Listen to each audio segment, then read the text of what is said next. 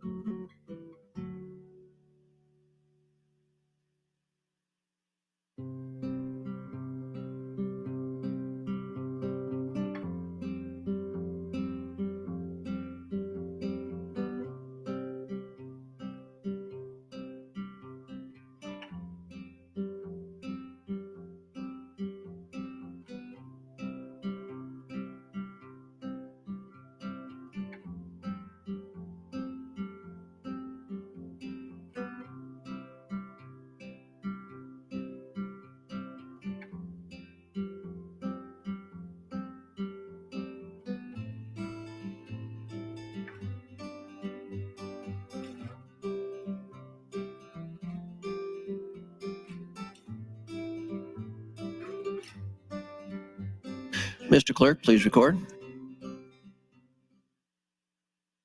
There is a quorum present, Mr. President. Thank you. Mr. Clerk, do you have any items for the record? I do, Mr. President. Amendment to be printed from Senator Ibach to 1368. New resolution LR 442 offered by Senator Ballard that will be referred to the exec board. Report on gubernatorial appointment by the Revenue Committee. And finally, an announcement that the Revenue Committee will hold an executive session in room 2022 at 2 o'clock this afternoon. That's all I have at this time. Thank you, Mr. Clerk. We'll return to the item on the agenda. Mr. Clerk. Mr. President, under consideration on final reading was Legislative Bill 1413. When the legislature recessed for lunch, there was a motion pending from Senator Michaela Cavanaugh to return the bill to select file for specific amendment, that being to strike the enacting clause. Seeing no one in the queue, Senator Cavanaugh, you're welcome to close on your motion. Thank you, Mr. President. Colleagues, there is an hour and 29 minutes left. I filed 4 more floor amendments so that nobody has to come back to take a vote. The Revenue Committee can go have their revenue session at 2 o'clock uninterrupted, and I will just be standing here talking about the budget and the floor amendments. So after this, I just have strike section 1 and then on and on and on. I'm pretty certain I filed enough to take through the hour and 29 minutes. So now is a great time to catch up on your correspondence, go for your afternoon post-lunch walk, see how the weather is outside, if the snow has melted, maybe report back on the weather, because I would be interested to know how cold out it is. If you're on the Revenue Committee, don't do those things because you're going to have an exec session in 15 minutes. Well, you have 15 minutes to do those things. But yes, please feel free to do whatever you like for the next hour and 27 minutes. And I will not, I am committed. I will not do a call of the House. I won't ask you all to vote. I will just move on to my next thing after I'm done with this thing. So the strike the enacting clause is sort of an oldie but a goodie because pretty much everything has an enacting clause. 2 things you can always file if you're looking to file something and you don't know yet what the bill is. Or what the final bill is, or whatever the next amendment is. Strike section 1, because every bill has section 1. It might not have more than section 1, but it always will have section 1. And then the enacting clause. Those are 2 floor amendments or amendments that you can always count on as having. Now this says, since an emergency exists, this act takes effect when passed and approved according to law. And that requires more votes. Is it 30 or 33 votes that are required for an E clause? 30? I think so. I think it's 30. It's 30 to override a veto, so it would make sense that it's 30 for an E clause. So just keep that in mind when this is passed. I wonder if the last one had an E clause. It probably did. I wasn't really... As much as I was paying attention, I wasn't paying attention. No. Oh, no, it does. Line 28, section 115 of the previous bill is the E clause. Interesting, only section 57 of this bill. 115 sections of the last bill and 57 on this bill. That's quite a difference. If you doubled that, it'd be 114. Okay, well, anywho, so I gotta do my math. We started at 144, I think. So 144, so 16 minus 16. I'm just doing math here, 13. So When we get to 2 o'clock, we should have an hour and 13 minutes. So this will go to about 3:13. Of course, Jenny will probably have the actual number and it'll be different because her math is better than my math, but my math is assuming around 3:13. So just friends, be sure to be back in the early 3 o'clock hour. 1 minute. Thank you, Mr. President. So just looking at the fiscal note, I actually haven't looked to see, there's probably an updated fiscal note on this bill. And I'm going to pull that up. I don't want to forget, so I have probably like 45 seconds left. So I am going to withdraw this motion so we can go to the next one. Without objection, so ordered. Mr. Clerk, next item.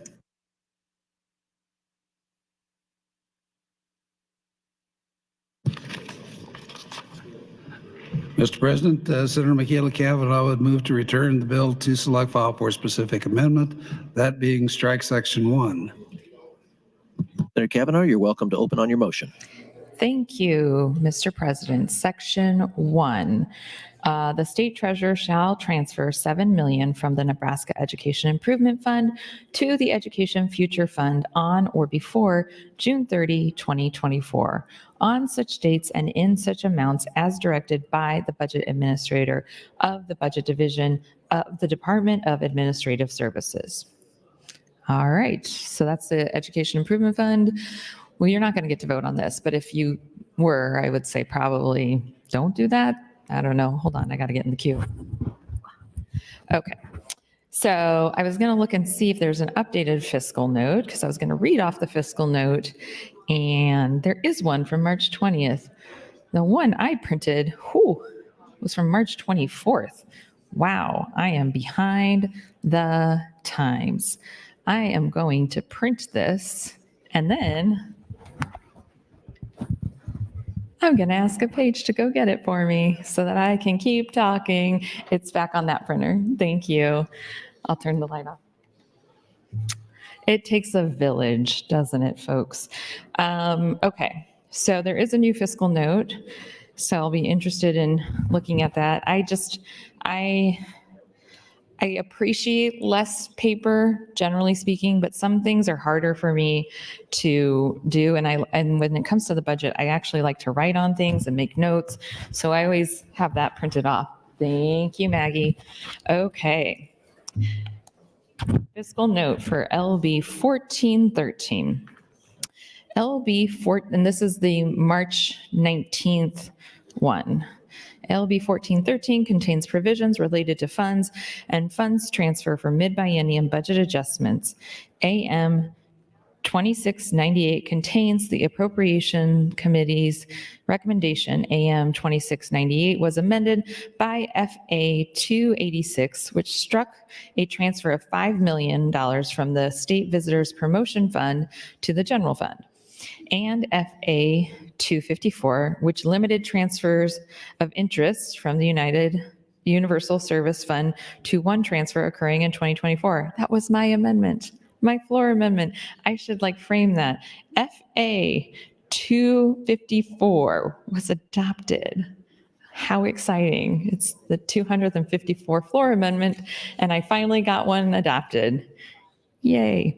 On select file, the bill was amended by AM 3071, AM 3069, AM 3115, which reduced the transfer from the State Unemployment Insurance Trust Fund to the General Fund to $30 million and transferred $40 million to the State Unemployment Insurance Trust Fund to the newly created Workforce Development Program.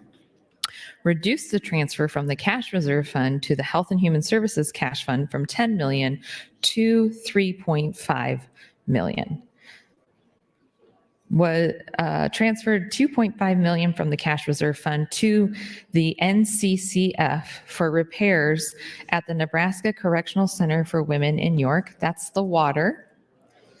Yay, water.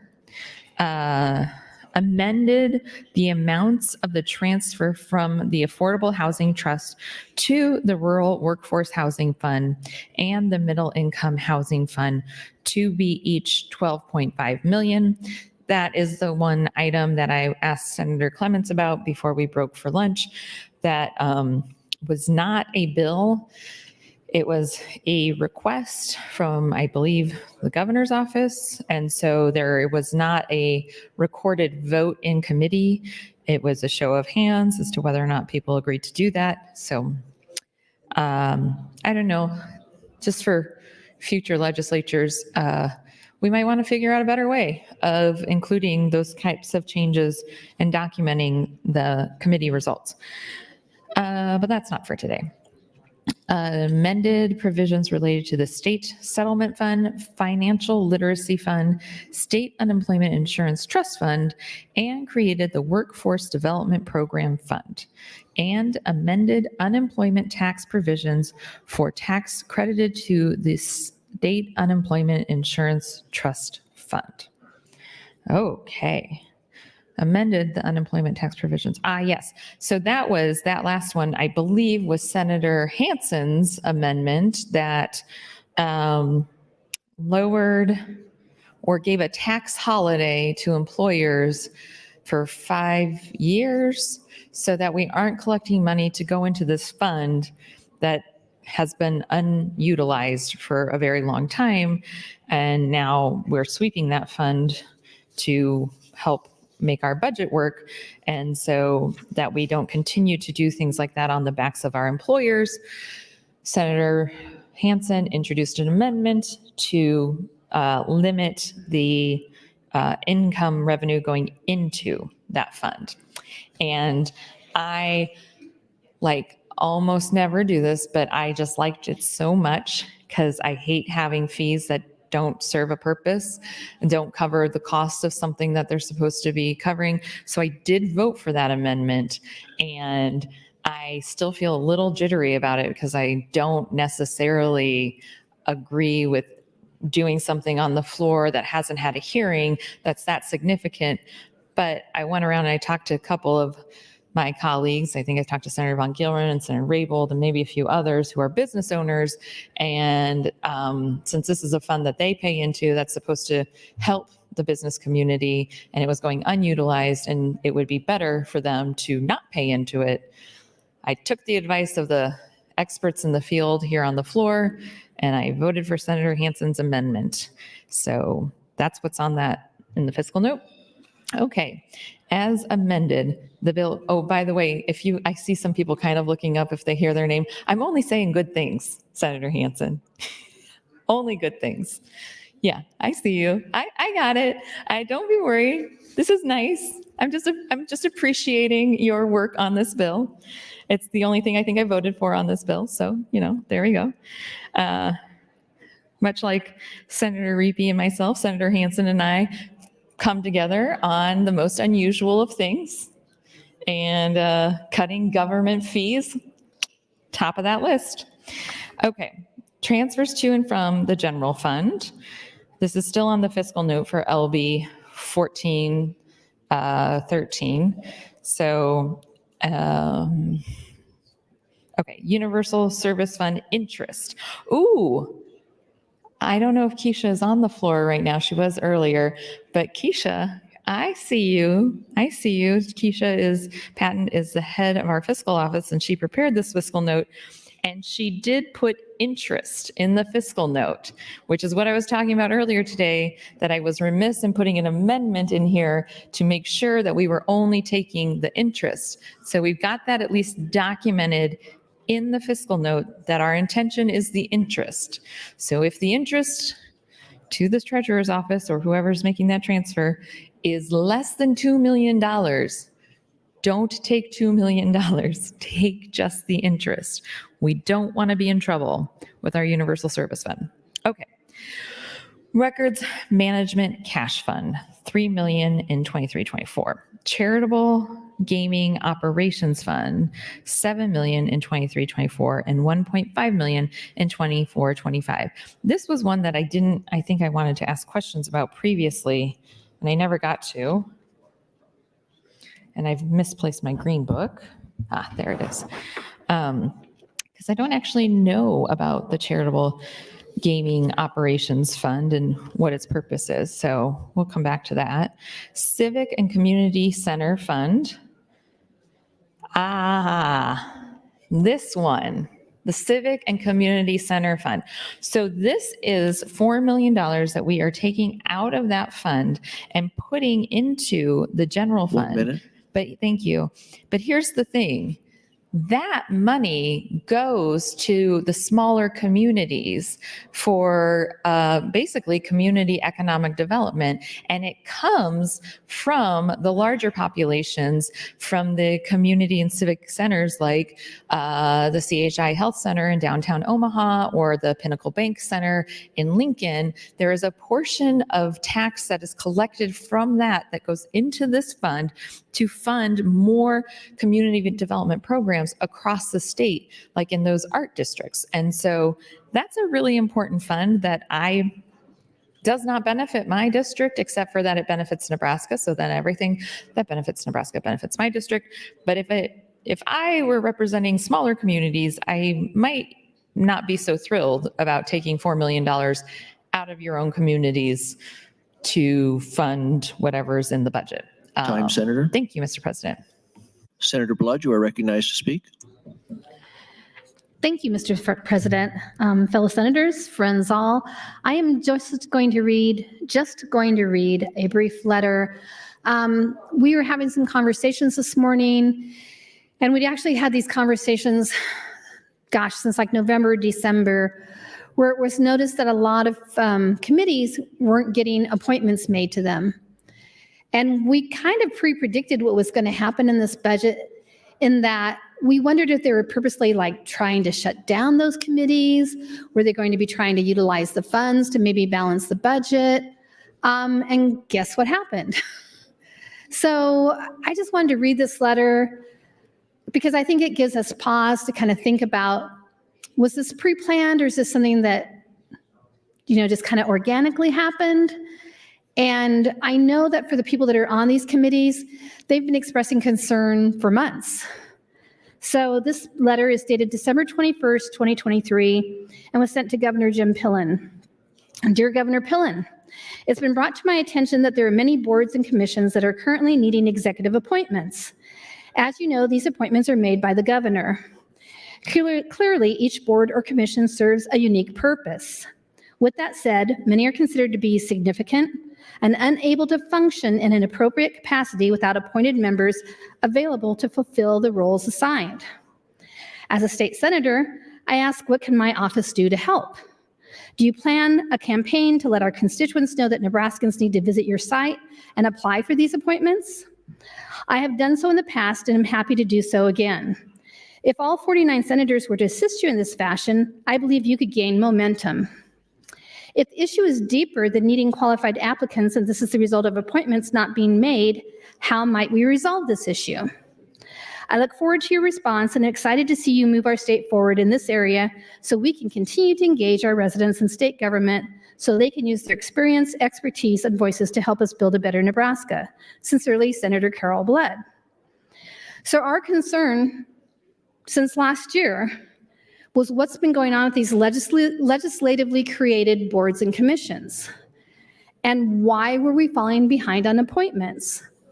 And then shortly after that, we started getting emails from members on these boards and commissions asking why their funds are being taken away. So my concern is, as Senator Michaela Cavanaugh talked about, is this a shell game? She was talking about the cups, but it's called a shell game. And have we been told the truth from the very beginning? And I am not saying that anybody at the executive branch has not been honest with us, so please don't get on the mics and try and pick a fight. What I'm saying is that this is very puzzling. It's like we saw it coming, and it's really unfortunate that we did see it coming, and it's too bad that we couldn't have done something to maybe better address it than to ignore what previous legislative bodies wanted to do with these committees and boards, these commissions and boards. and to take away their voices, because clearly, as we already talked about on the mic today, they were meant to serve a purpose. And did we water down that purpose by not appointing people to those boards and commissions, and now by taking away their funds? With that, I would yield any time I have left to Senator Michaela Cavanaugh.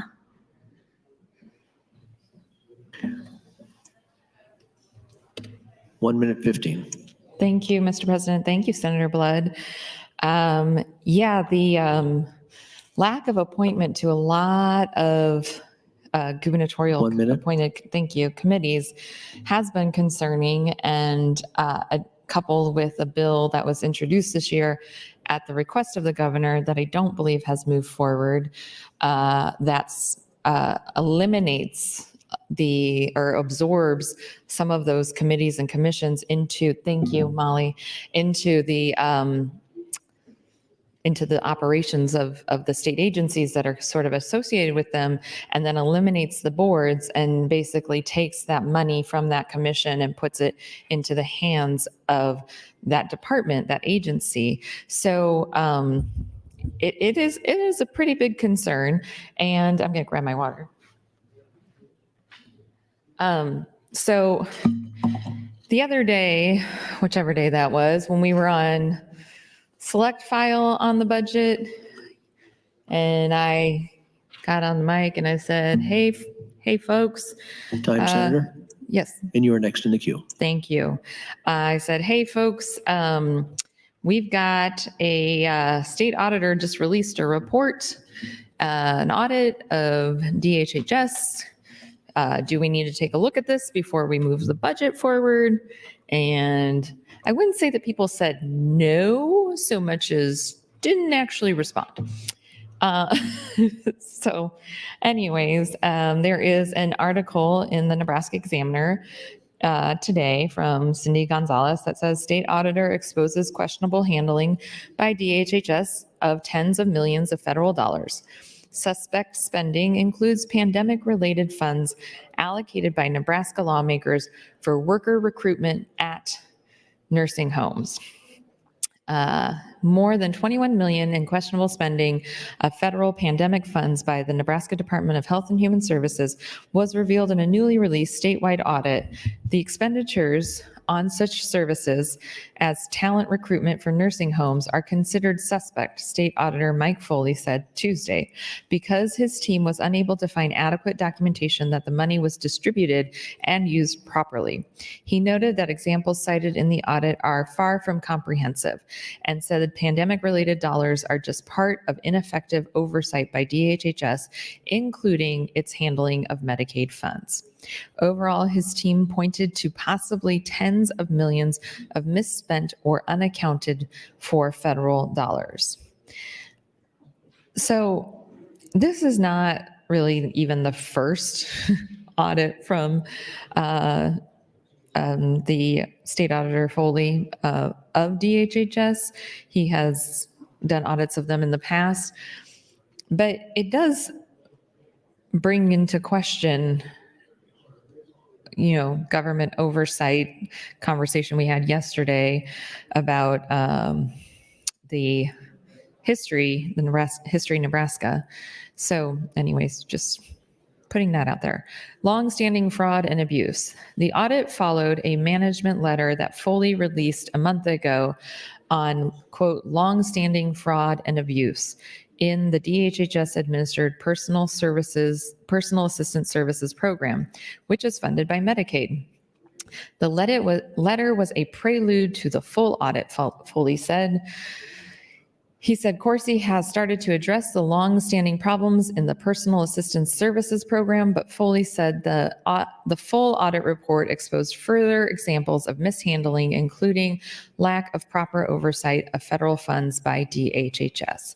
The auditing team noted as particularly disturbing the apparent inability of two DHHS investigatory programs to adequately safeguard Medicaid funds.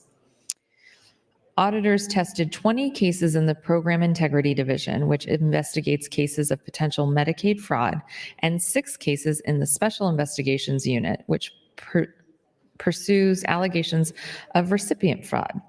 The testing found 5 cases of suspected wrongdoing that had not been brought to the satisfactory resolution.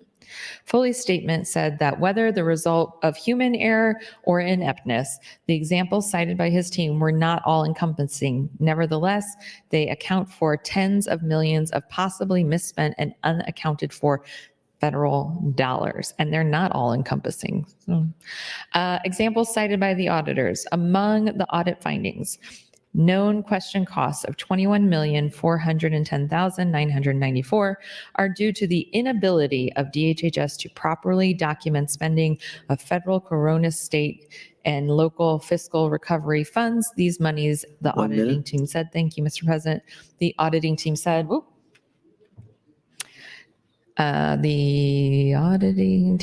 said, were allocated by the Nebraska Legislature for employee retention and recruitment by nursing and assisted living facilities and providers of developmental disability services. However, they were reportedly dispersed without subsequent verification that recipients used the funds as they were supposed to.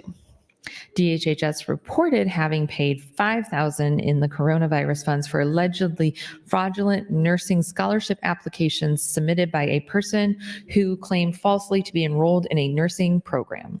Another $1.9 million in known questionable costs was noted because DHHS's ineffective control procedures when distributing federal child care and development block grants.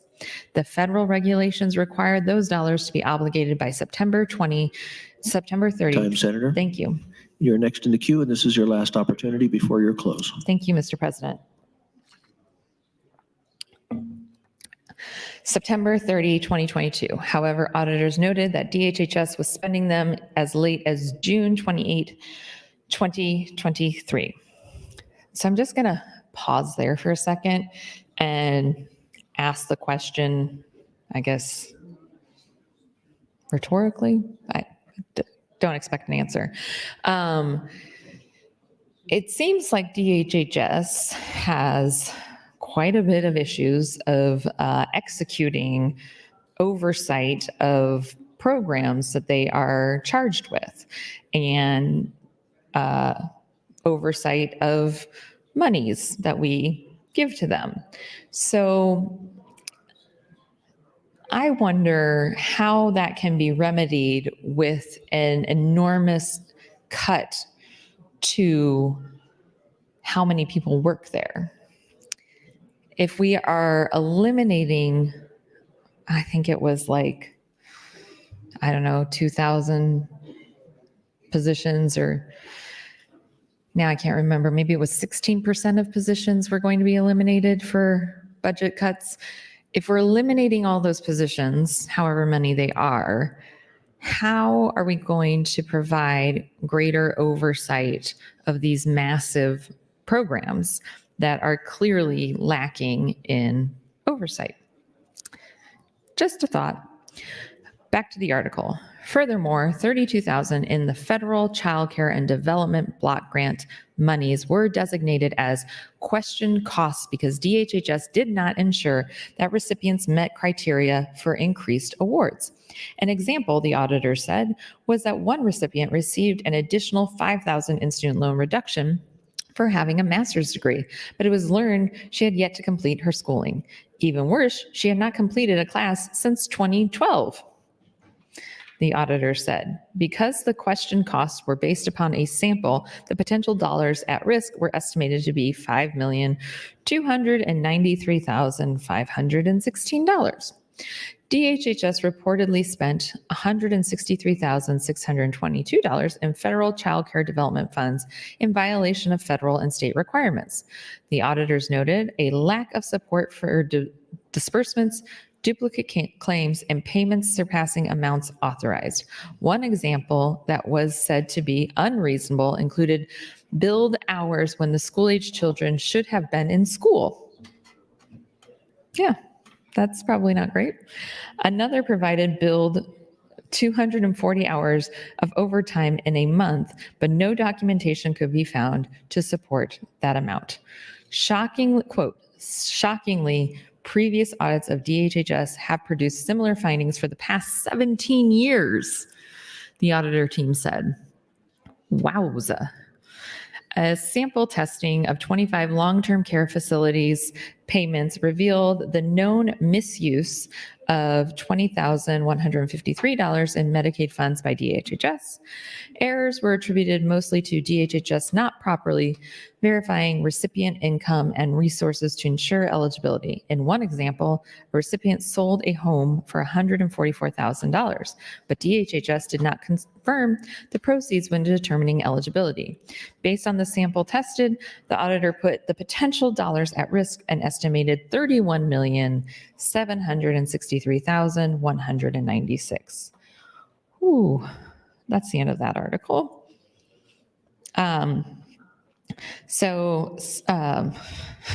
State Auditor Foley. 1 minute.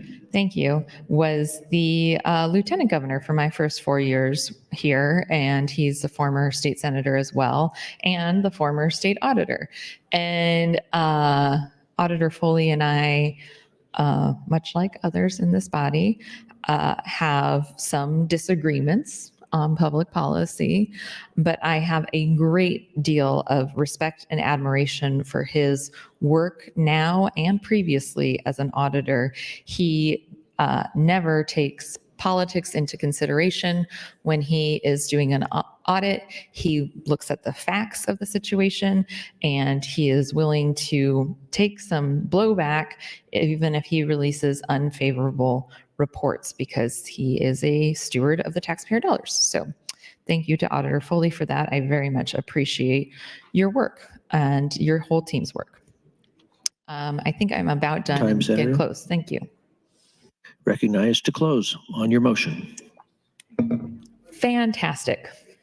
Okay, I think we have like 58 minutes left to go, if my calculations are right. But again, we have to go by Jenny's math is better than my math, always. Okay, so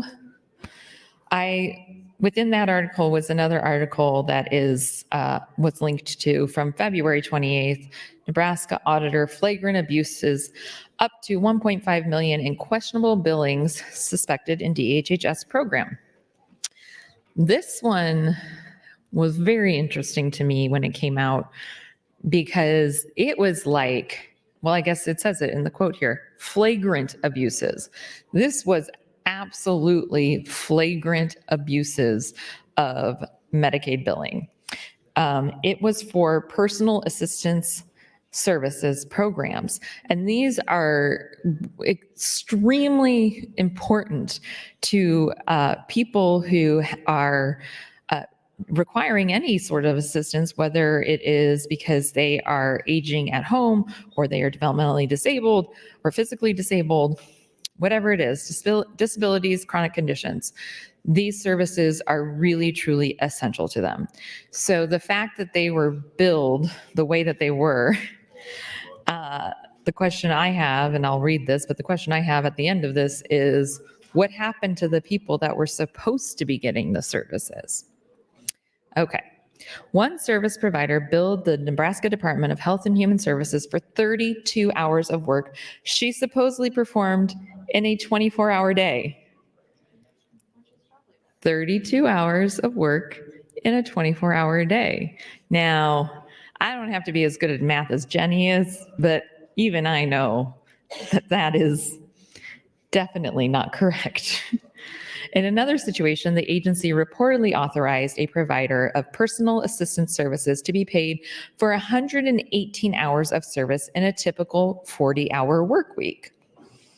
That also seems excessive. I think that's like 3 times as much as a 40-hour work week, but okay. Yet another provider billed DHHS for client care allegedly provided on 9 days when Facebook postings showed her to be traveling during that time to Indianapolis, Dallas, and Phoenix. Okay, so she was supposed to be providing care. She was billing for 9 days of care when she wasn't even in the state. What about the person who was supposed to be getting the care? What is happening to that person? That's very concerning.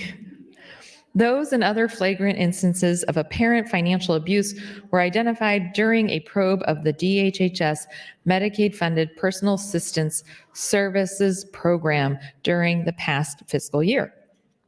State Auditor Mike Foley said Wednesday that his auditing team found tens of thousands of dollars of questionable billings, flagrant abuses, including suspected fraud committed by certain care providers fleecing the program to receive unearned payments. That just breaks my heart, really, because they're supposed to be helping actual people. And this kind of falls into that, what do we outsource for the government and what do we do in-house? And it makes sense to hire contractors to provide these services instead of increasing the number of people the state employs to provide these services. But if we can't trust that they are doing this, that it's basically a scam. 1 minute. Then what is the answer there? Do we have to bring this piece in-house? And I don't think that makes a whole lot of sense. Is this my close? Oh, okay. I have to remember then. Okay. Why don't I just gonna wait for a moment. I'm gonna pull FA 316 and go to the next. Without objection, so ordered.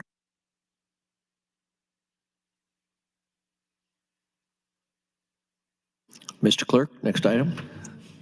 Mr. President, Senator Kavanaugh would move to strike Section 2, 1413. That would be a motion to return for specific amendment. Senator Kavanaugh, you're welcome to open on your motion.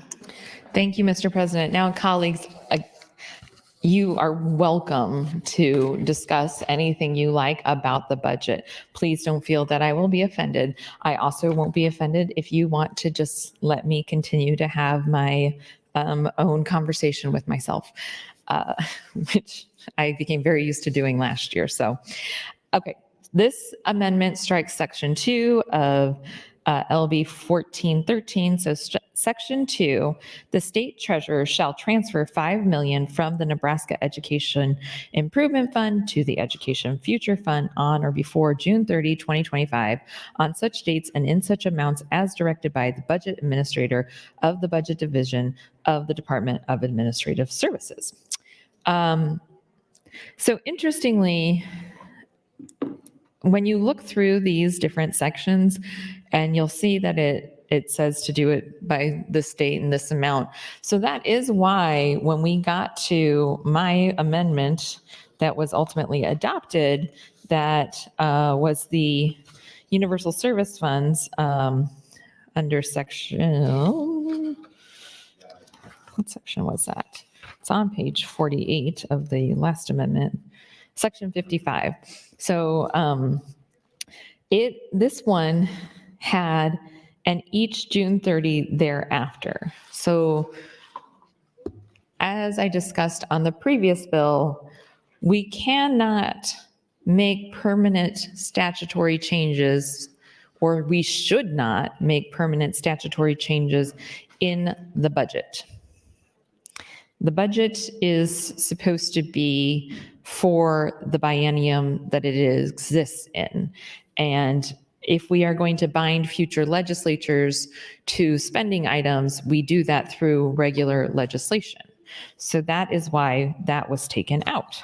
And if the legislature wants to take money from the Universal Service Fund's excess, next year it has to be brought up again and voted on. Or a bill can be introduced that would come to transportation, telecommunications, and we would have a hearing about permanently making that change. I don't believe that would go very far if it came to that committee.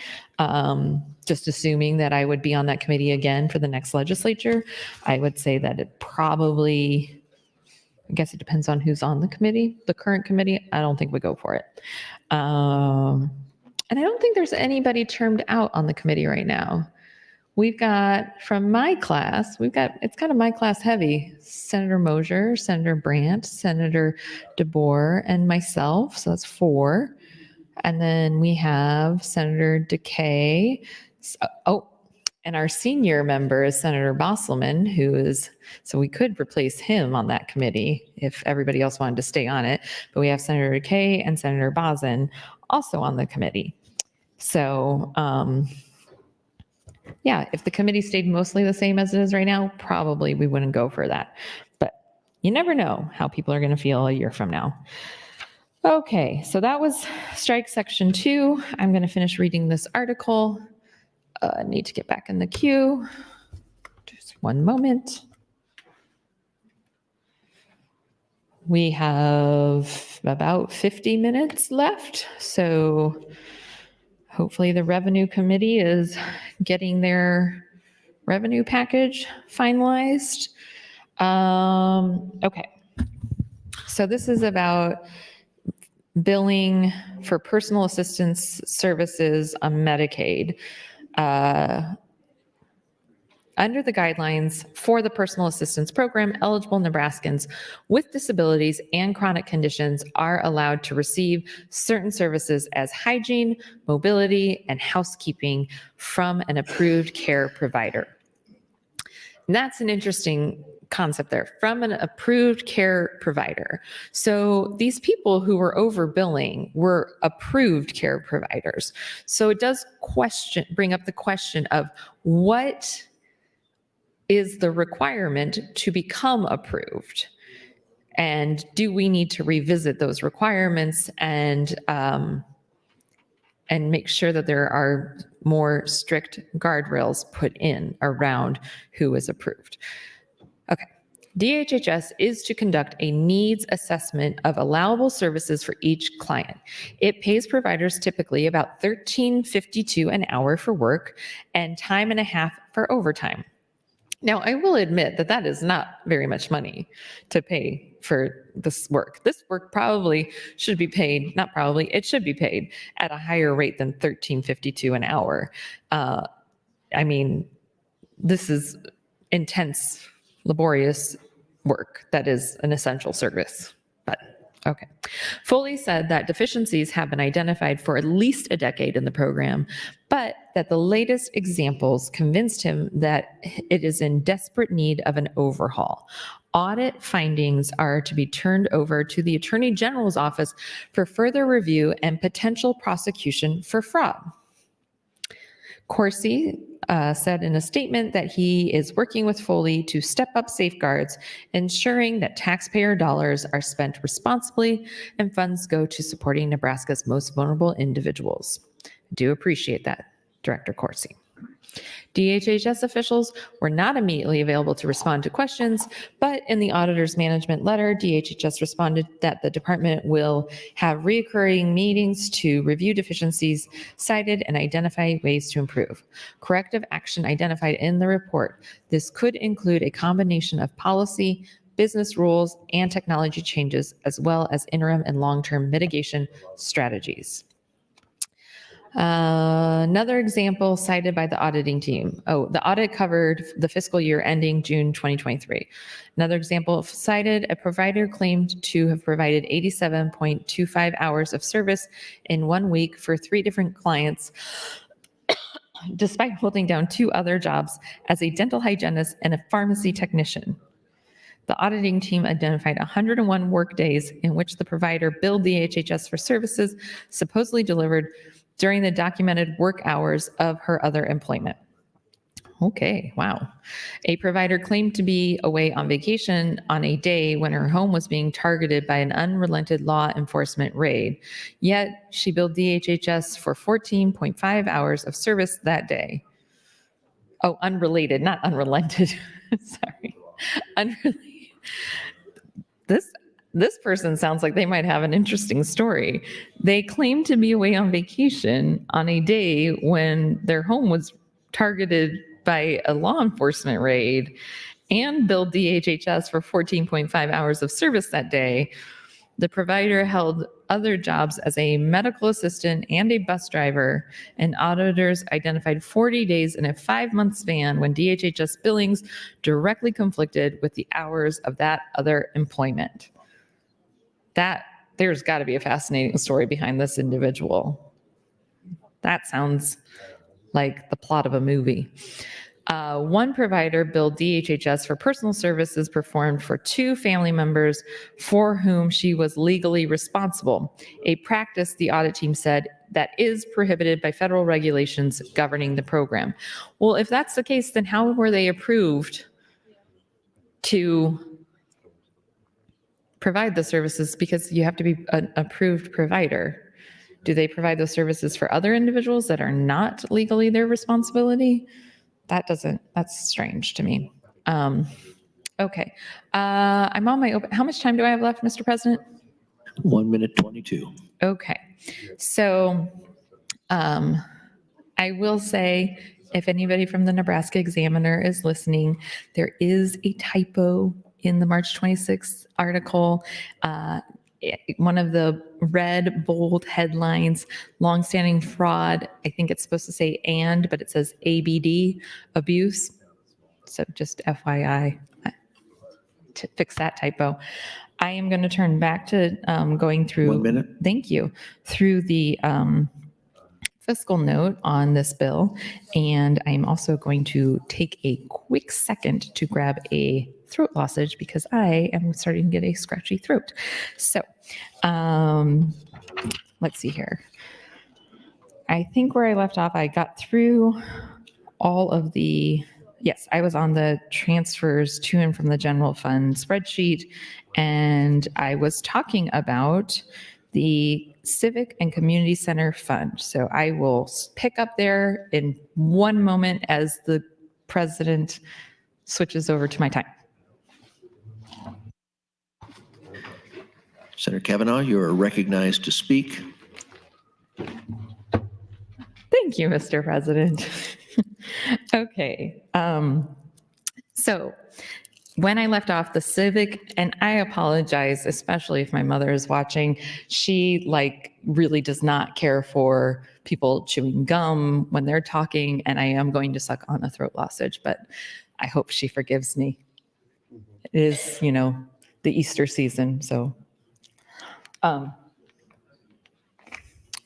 Which, sidebar,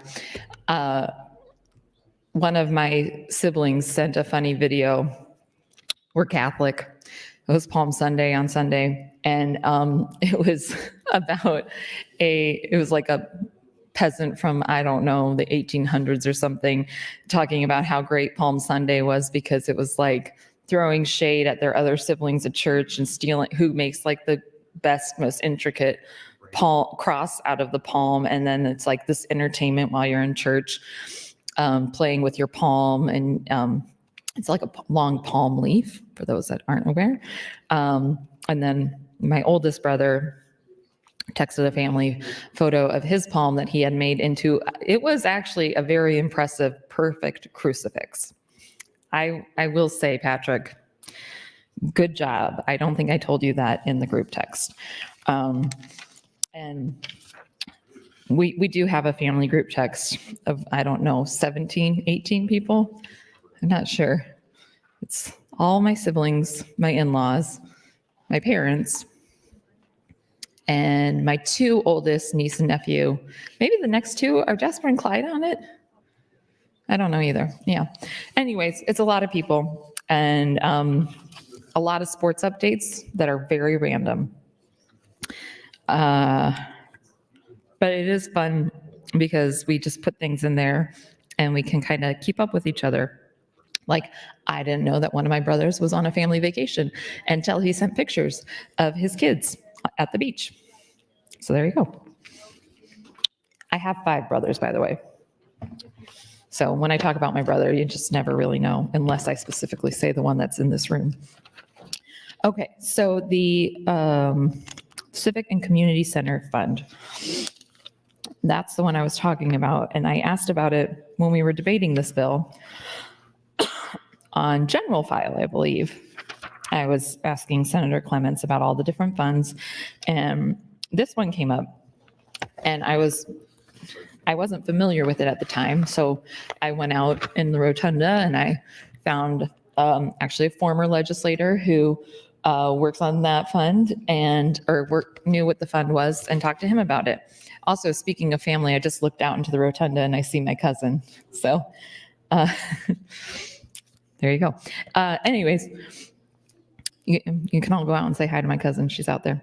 The Civic and Community Center Fund on page 20.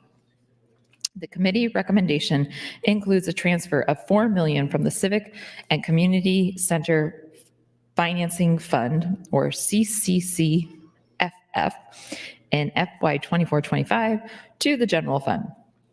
The CCCFF receives 30% of the revenue certified under the Convention Center Facility Financing Act, a sales tax turnback used for financing convention centers. So for those that don't know what that is, there's a sales tax that is specific to convention centers, as I mentioned earlier, in Omaha and I believe Lincoln, and maybe some others. Thank you, Mr. President. And a portion of that sales tax is turned back to this fund. That's the turn back. There you go. Okay, so it's used to award buildings to grants. It's used to award grants for the construction of new civic and recreation centers, renovation of existing centers, preservation of historic buildings or districts, upgrading public spaces, including demolition of substandard or abandoned buildings, technical studies related to upgrading the civic spaces, and in assisting creative arts districts. Projected balance at the end of FY24 will be approximately $1.6 million. So this is one that really impacts a lot of the much smaller communities. Time, Senator. Thank you. You're next in the queue, and this is your last opportunity before you close. Thank you, Mr. President. So this is the fund that goes to help the smaller communities. So pretty much anyone outside of Lancaster, Douglas, and Sarpy, maybe a few others, maybe Hall County is too big. This goes to your communities for economic development projects that are funded through a tax that is enacted in our communities. And I recall, I think it was Senator DeKay came up to talk to me about it off the mic when we were debating this before, asking about, well, don't you care that that you're paying a tax that goes to our communities? Well, I mean, obviously any tax is something that you care about, but if you're paying a tax, it's basically a tourism tax, and people from all across the state come to Omaha for tourism and from out of the state. So I can see how it makes sense to have a tourism tax at these places that goes into our creative districts for tourism. So this is an example of a cash transfer that really has this cash fund has a very specific intended purpose for your communities. And if it's going underutilized, that would be your responsibility as representatives of those communities to inform your communities that this fund exists and that they should be applying for these grants. So the fact that there was $5 million sitting in this fund, I think the bigger question is, what are we doing to promote this fund to your communities? Because in promoting this fund, ideally, we will create projects within your communities that will build up your communities, that will improve the economic health of your communities, that will improve the economic health of the state. So there you have it. But who knows how big that fund is going to be next year, because we just had the NCAA basketball tournament in Omaha, and I know at least 4 people from outside of Nebraska that came specifically to watch the games and spent money while they were here, not just at the arena itself, but also at restaurants. And they didn't spend money on their accommodations, though. They had a free Airbnb, and I heard rave reviews that the hostess made them breakfast every morning, which every time I've stayed at that Airbnb, I usually make the hostess breakfast. So I thought that was quite the perk. Anyways, okay, so that's the Civic and Community Center Fund. Then we have the State Visitors Promotion Fund, which we did make a change to, and that is in the fiscal note. Sorry, I'm trying not to crunch on this, but I am crunching a little bit. So we did, in the fiscal note from March 19th, you can see that there's, we decided not to do what the Appropriations Committee recommended in transferring the $5 million out of the visitor fund to the Department of Economic Development. Instead, we kept it there. And that's a perfect example of the budget is not final when it comes to the floor. It is essentially the recommendation of the committee as to what they think we should put forward. It is then incumbent upon, thank you, the entire body to have a conversation and work through the budget and make changes that we as a body see fit. So it is not disrespectful to debate the budget.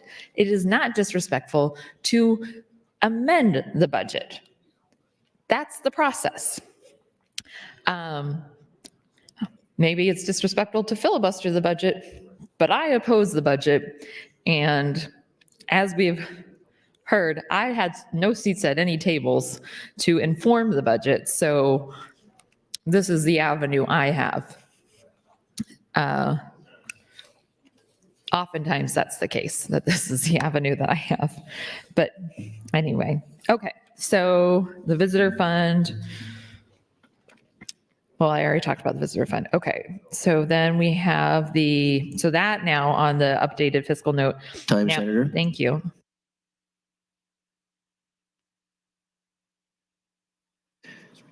You're recognized to close on the motion. Thank you.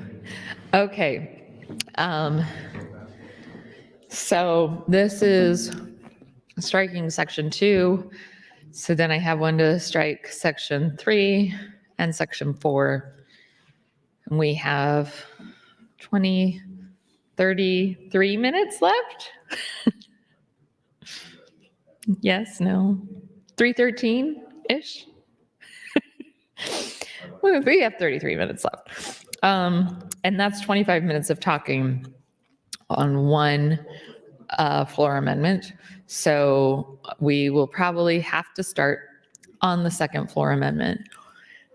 Although maybe not, because we do. Okay, anyways, neither here nor there. So the visitors fund now is a 0 line item on the fiscal note for 1413. Water Recreation Enhancement Fund is a 6.5 million transfer. And I don't remember what that fund is for. The Water Recreation Enhancement Fund. Oh, this is Star Wars, but okay. Star Wars and Jedi were names concocted by the former speaker, now Attorney General Mike Hilgers. And it doesn't have the full thing written out here. I can't remember the full name. Each letter spells Star Wars. I think he spent a great deal of time working on that. The job portion of it was Jedi. If anybody can remember what the full name of Star Wars was, please let me know. Or Attorney General Hilgers, you can text me and let me know. Okay. So Water Recreation and Enhancement Fund was funded by $100 million transfer from the general fund in FY 22-23. This fund is used to support statewide tourism and recreational water access and resource sustainability. Star Wars. Oh, there we go. Sorry. Statewide tourism and we are using the A in the acronym, and recreational water access and resources. We are not using the second and, not consistent. Access and resource sustainability. Star Wars. I have no idea why he wanted it to be Star Wars. It is very amusing, however, and maybe it was an homage to our colleague, Senator Bosselman, who I believe is an avid fan of Star Wars. You're wearing a Star Wars tie? Of course. Senator Bosselman is wearing a Star Wars tie. Okay, so the Legislative Committee, Lewis and Clark Recreation Area, Niobrara State Park, and Lake McConaughey State Recreation Area for the purposes of increasing access to water resources, outdoor recreational opportunities, and tourism. The $6.5 million transfer and corresponding reappropriation lapse of the same amount both narrow the scope of the project slightly by eliminating authorization for projects to increase access to the parks. The transfer requires amending the provisions of the fund to allow transfer to the general fund. Projected fund balance at the end of 24-25 will be approximately $88.3 million. So I don't disagree with this one. 1 minute. But that's because I didn't agree with the Star Wars project to begin with.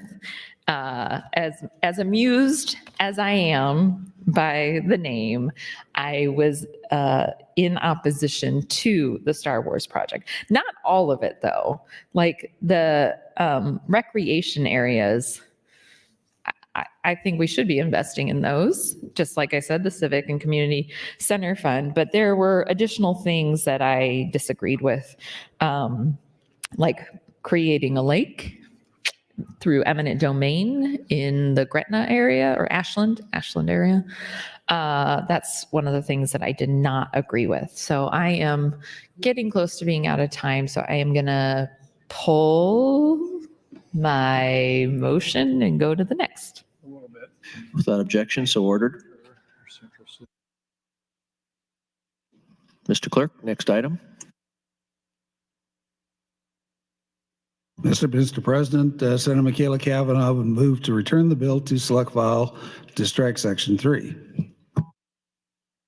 Senator Kavanaugh, you are welcome to open on your motion. Thank you, Mr. President. First, I must correct for the record. I don't know why he couldn't just get in the queue and say this, but Senator John Kavanaugh sent me a text. It was a cross, not a crucifix.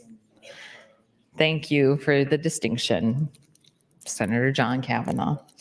Okay, so strike Section 3.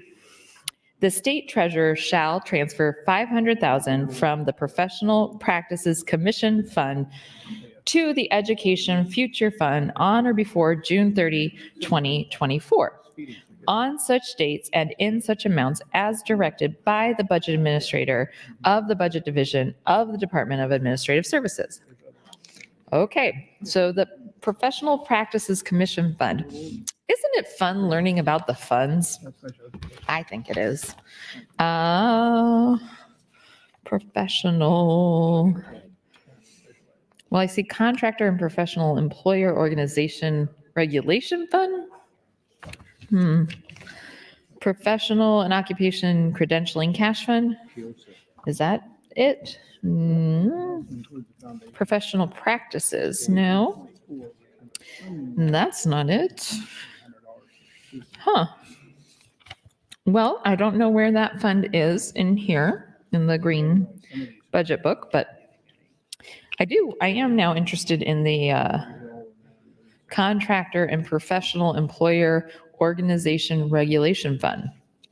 The committee recommendation includes a transfer of $1 million from the Contractor and Professional Employer Organization Registration Cash Fund in fiscal year 23-24 to the general fund. Funds in the Contractor and PEO fund originate from fees collected pursuant to farm labor contractors, the Contractor Registration Act, and the Professional Employer Organization Registration Act. Projected fund balance will be approximately $500,000. So I do wonder, we require people to pay a fee into this fund. What does the fund do? Because we're taking $1 million out of it. It's keeping a balance of 500,000. So again, presumably, we are overcharging fees for this fund, and these fees look like they're being charged to farm labor contractors, which I'm not sure what that is. Is a farm labor contractor somebody who works on a farm as like an independent contractor? So works as sort of a freelance, because it's not like a, anyways, okay. The next one that I will be talking on is the strike section 4. So I'm going to skip that and go to section 5, which I don't have a motion on, or amendment. The state treasurer shall transfer 2.5 million from the Employment Security Special Contingent Fund to the general fund. Okay, so the Employment Security Special Contingent Fund. The committee recommendation includes a transfer of 2.5 million each fiscal year from the Employment Security Special Contingent Fund to the general fund. Funds in the Employment Security Special Contingent Fund originate from interest on delinquent unemployment insurance contributions. The transfers require amending the provisions of the fund to allow transfer to the general fund. The projected balance at the end will be approximately 3.7 million. So again, we have a special contingency fund for delinquent payments in addition to the other unemployment fund that we charge money to. We really have been sort of fleecing the people of Nebraska with some of these funds. We probably could condense some of them, reassess the structure of them, the utilization, etc. Okay, well, section 6 is still the Employment Security Fund. Section 7 is the Housing Trust Fund, which sections 7 and 8 we did change in previous round of debate. So that's part of the change that you see in the fiscal note. And let's see here. FEMA reimbursement, COVID-19 cash fund FEMA reimbursement, 13 million. I'm curious about that. We have to give money back to FEMA in the amount of 13 million. I'm just going to give him a heads up that Senator Clements, I will ask you a question about the FEMA reimbursement when I have my next time on the mic, but not right now. So I'm just curious if we have to give them money back or what that is about.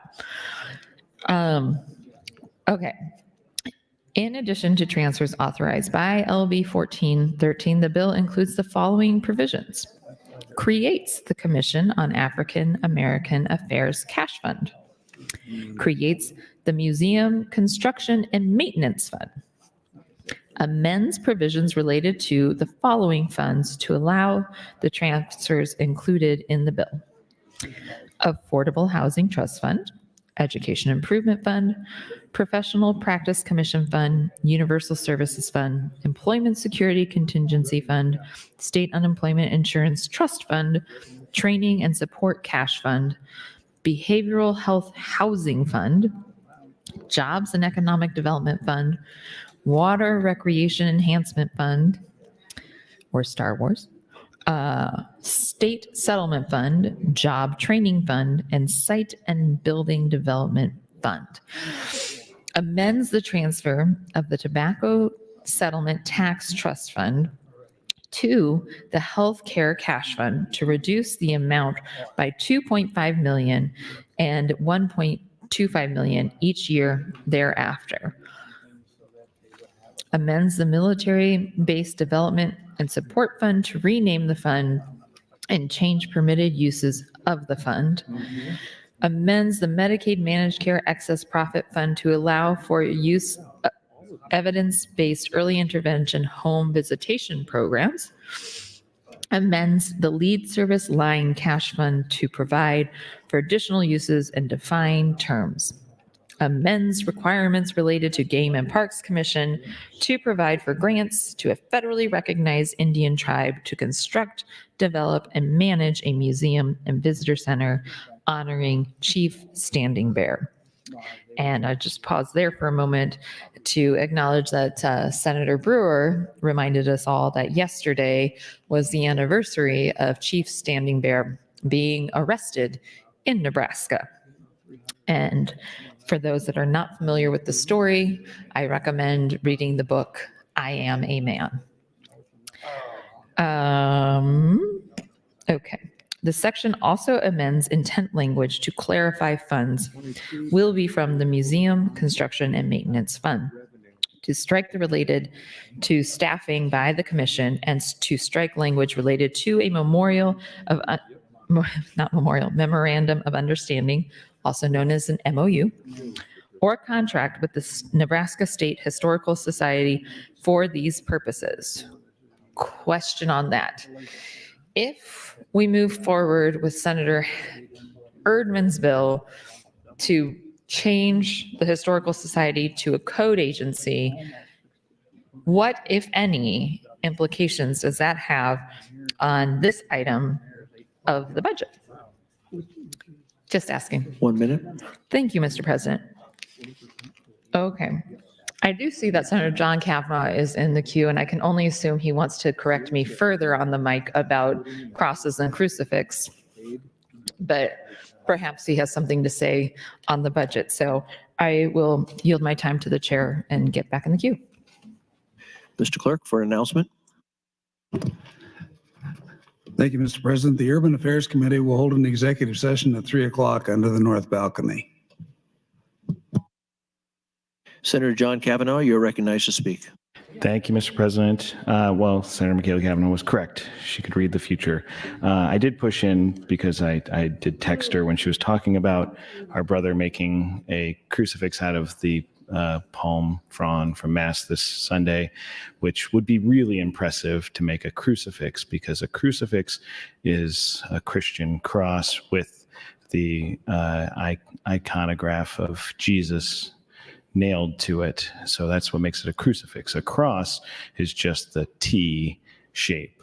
And so to make the palm frond into a T shape, while impressive, is not as impressive as it would be to turn it into a crucifix. So I think that's why I wanted to make sure the record was clear that our brother did not somehow turn the palm frond into having a shape of Jesus himself on the front of it, but more just into the shape of the cross itself.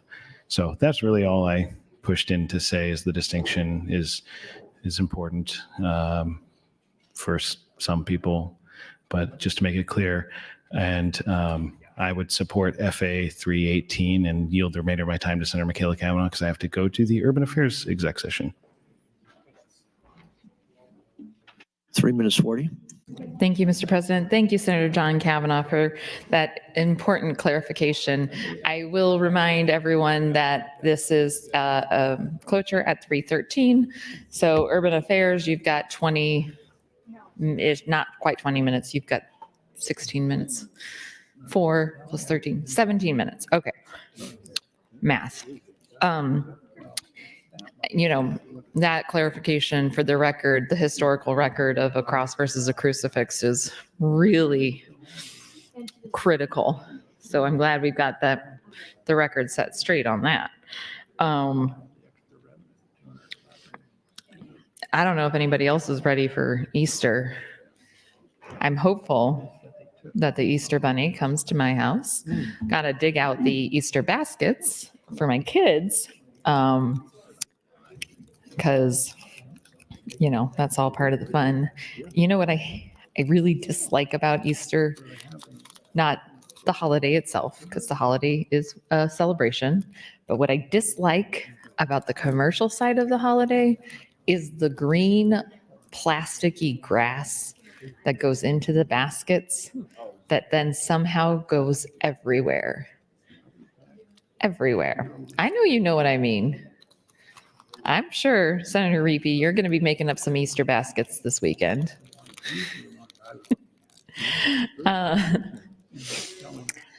Yeah.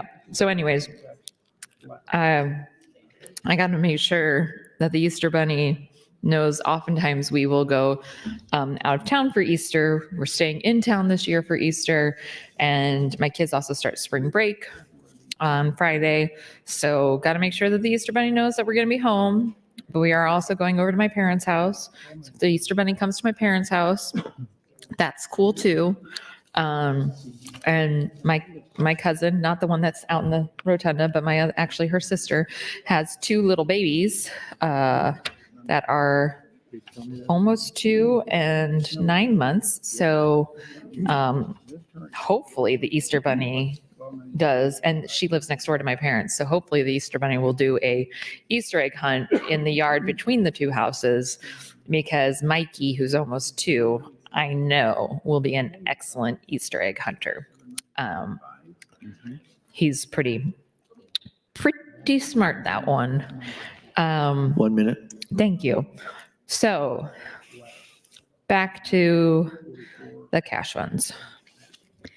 When you talk for over an hour straight, you digress from time to time. Okay, so I think we got through that.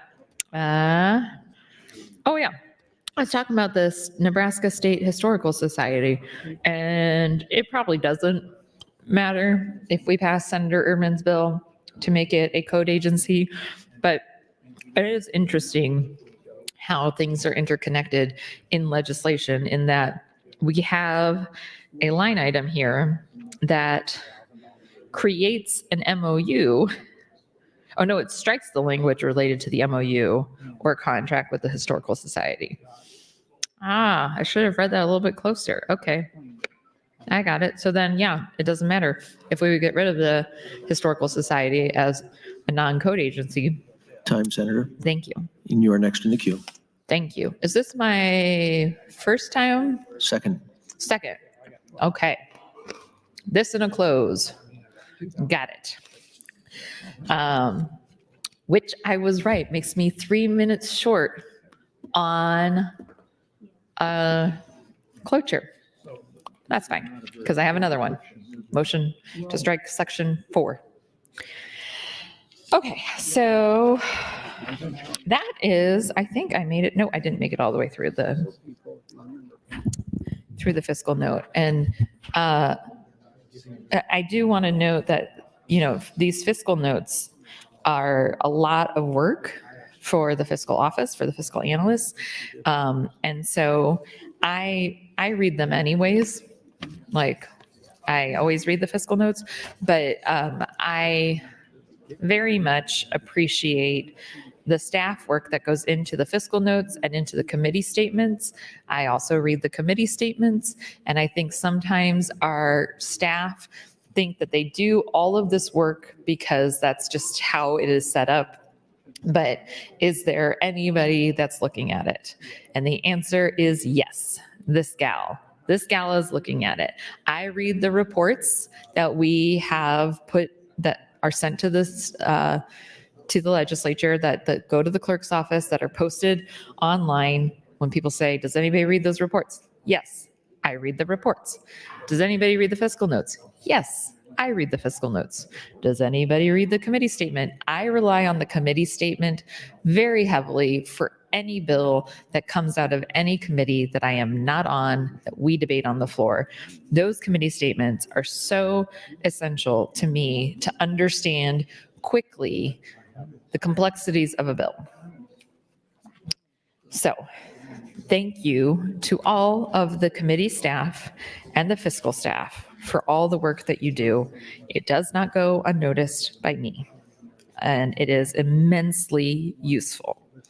Okay, amends language related to categories of site and building development fund grants to clarify that certain category of grant is to a city of the first class located in the 3rd congressional district.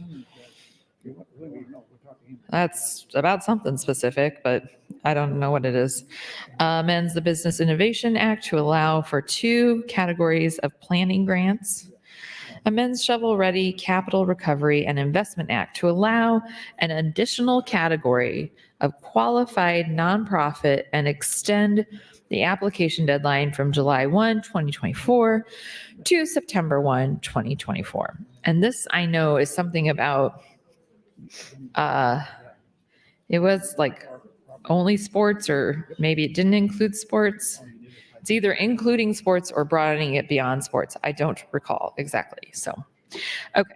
Amends the Economic Recovery Contingency Fund to allow the Museum Construction and Maintenance Fund to transfer $750,000 in FY 24-25 and $15 million in FY 25-26 to the Economic Recovery Contingency Fund to the Museum Construction and Maintenance Fund. I'm going to pause because I was going to ask Senator Clements. Oh, he's in conversation about, would Senator Clements yield to a question? Senator Clements, will you yield? Yes. Thank you, Senator Clements. I apologize. I was trying not to ask you any more questions, but the FEMA transfer, it says, well, now What page is that? I'm looking at the fiscal note 1 minute. for this bill, and it was on And the dollar amount? It was on the second page of the latest fiscal note, and it says COVID-19 cash fund, FEMA reimbursement, $13,841,000. Yes, the governor was given a large amount of money during COVID. Oh, In okay. case we had things he needed to spend money on. Right, yeah. He spent some of it, but he's returning $13.8 million unused. The FEMA part of that is what threw me off, because I was genuinely wondering if it had something to do with the floods we had in Fremont No, pre-COVID. It's 'cause COVID dollars. we've had a lot of things coming here. So thank you. I appreciate that. I swear I won't ask you any more questions Thank you. in the next 7 Thought you'd minutes. never ask. So thank you, Senator Clements. How much time do I have left? 2 seconds. Okay, thank you. Senator Slama, you're recognized. Thank you, Mr. President. Senator Kavanaugh mentioned she was about 3 minutes short, so I figured I'd hop in and talk for maybe a minute and then kick her my time, and then she doesn't have to make the clerk do more work than he needs to. I have voted red on LB 1413 every round so far. I will vote red on it again. It's not any complaint on the Appropriations Committee's work. I do find it problematic in the long haul that we are raiding all the cash funds when our state is doing quite well. Those funds have historically been used when we end up being short, because Nebraska is one of the few states that does have a balanced budget requirement. I think we're shooting ourselves in the foot for years to come. So I will be voting red on 1413, even though I would really like to thank Senator Clements and all the work that the Appropriations Committee has done on putting together what I think is a really, really good budget. And with that, I would like to yield the remainder of my time to Senator Michaela Kavanaugh. 3 minutes 55. Thank you, Mr. President. Thank you, Senator Slama. And not to freak people out too much, but Senator Slama and I agree on a policy issue. What? It's upside down day. It took 6 years, but we got there. I also disagree with sweeping the cash funds when we are economically thriving. And I think that it's not really the most appropriate way to be good stewards of the taxpayer dollars. But I too appreciate the work of Senator Clements and the entire Appropriations Committee. And Senator Clements has been gone above and beyond gracious in answering my questions about the budget. So thank you, Senator Clements, for that, because I certainly have had no shortage of questions over the 3 rounds of debate. And I seem to keep finding questions as I go through it. I will say, again, colleagues, I know it's a lot of work to read the budget, but it is important because there are things that sometimes pop up that happen in any bill that need to be tweaked. And that's the same thing with the budget. And even though it is perhaps to some a dry subject matter, it still deserves our full attention. And reading the budget and reading the budget book are the ways to give it that attention. We're doing one or the other is also a way to do it. I personally would say that reading the actual budget is not as overwhelming as it might initially seem. You can skim through it and just see when things are struck or underlined, and those are the changes. So there's like whole pages in here that have nothing on them, nothing changed. And so you don't have to read I don't have to read page 28. It doesn't have change. 29. 30 has some changes. You don't have to read the whole thing. You don't have to read every single line to read the budget. You just need to read the changes, things that are added and things that are taken out. So there's the Cliff Notes way of reading the budget. I see that Senator Clements is in the queue. And we have exactly 5 minutes left, so I'm going to let him have the last word if he wants to use that full 5 minutes. I yield the remainder of my time to the chair. Senator Clements, you are recognized. Thank you, Mr. President. Would Senator Michaela Cavanaugh yield to a question? Senator Kavanaugh, will you yield? Yes, I'm an expert. I Just kind of kidding. missed one of the explanations. Would you tell me what Star Wars stands for? You need to go talk to the Attorney General. Statewide. Okay, here we go. It is statewide tourism and recreational water access and resource sustainability, but only one of the ands is used in the acronym. What, was that on a page in the Green Book? Oh, yes, it's page 20. I was looking for that. It carries over to page 21. Very good. Right. I was on that committee, and I never could remember the name of the committee except for Star Wars. Thank you, Senator. Yes. I, did get in the queue because this is a final reading for the final budget bill, LB 1413, which is the cash transfers. This Star Wars fund was a cash fund that was set up. And one of the important parts of that is flood control. It was after the 2019 flooding event. And also regarding COVID, we were looking for ways to promote tourism as well.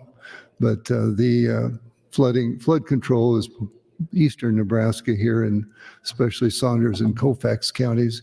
So we did keep $20 million available for that purpose.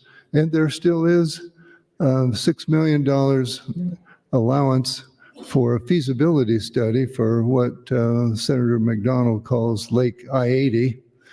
And so far, there is a picture on a map, on a drawing somewhere for Lake I-80, but I haven't seen that it's going forward yet, but there are funds that are going to be looking into feasibility of that project.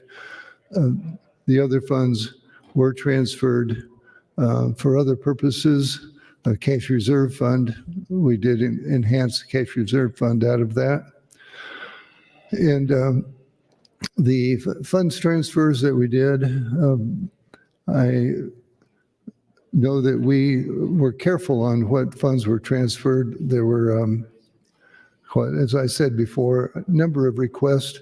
The governor recommended quite a few more than we approved in the committee. We tried to make sure it was a fund that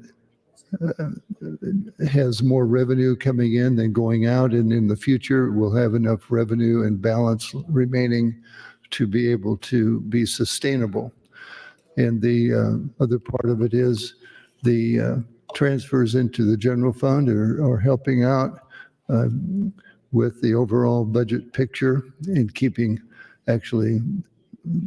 money to the floor is part of what those fund transfers are doing. Without those fund transfers, there would be no funds to the floor because it's around $200 million, the total amount. I, again, do want to thank the members of the Appropriations Committee. We are the 5-day committee that meets every session day when we're having hearings. And we had, again, many requests and did have to prioritize and did the best we can to try to 1 do minute. what's best for, thank you, what's best for the state of Nebraska. Overall, we try to balance east and west. So all different congressional district areas do receive funding. And because the committee is made up of 3 people from each congressional district, we get input from the different areas of the state. And so I do thank the committee and especially the Appropriations Committee, the fiscal analysts. Each one of them contributes to us. Each one of them has several agencies that they specialize in, and their expertise is very helpful in knowing what agencies' needs are and what their priorities are. So I do. Time, Senator. Thank you.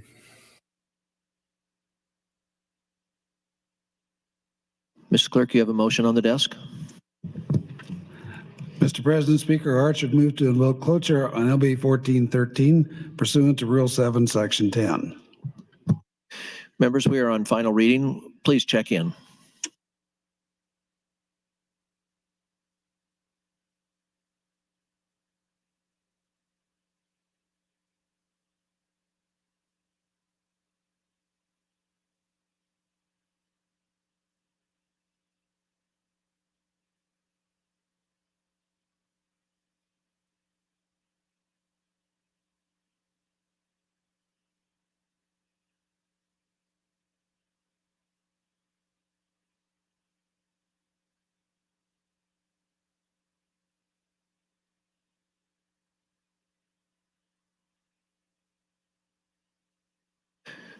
Members, please return to the chamber. We are on final reading.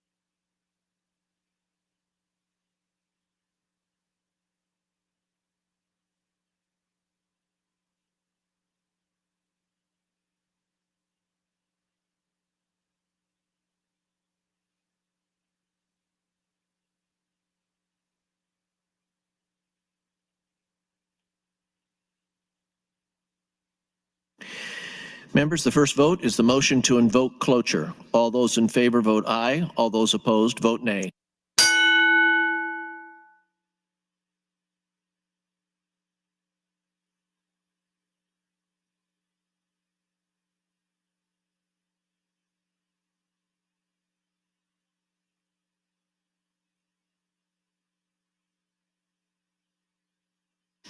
Have you all voted? Mr. Clerk, please record. 35 ayes, 7 nays to invoke cloture, Mr. President. The motion to invoke cloture was adopted. The next vote is the motion to return to select files for a specific amendment. All those in favor vote aye. All those opposed vote nay.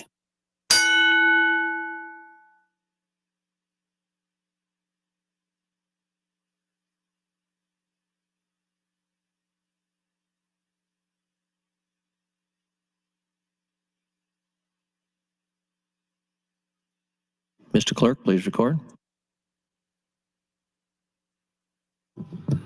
1 aye, 40 nays on the motion to return the bill, Mr. President. The motion fails. Mr. Clerk, the next vote is to dispense with the at-large reading. All those in favor vote aye. All those opposed vote nay.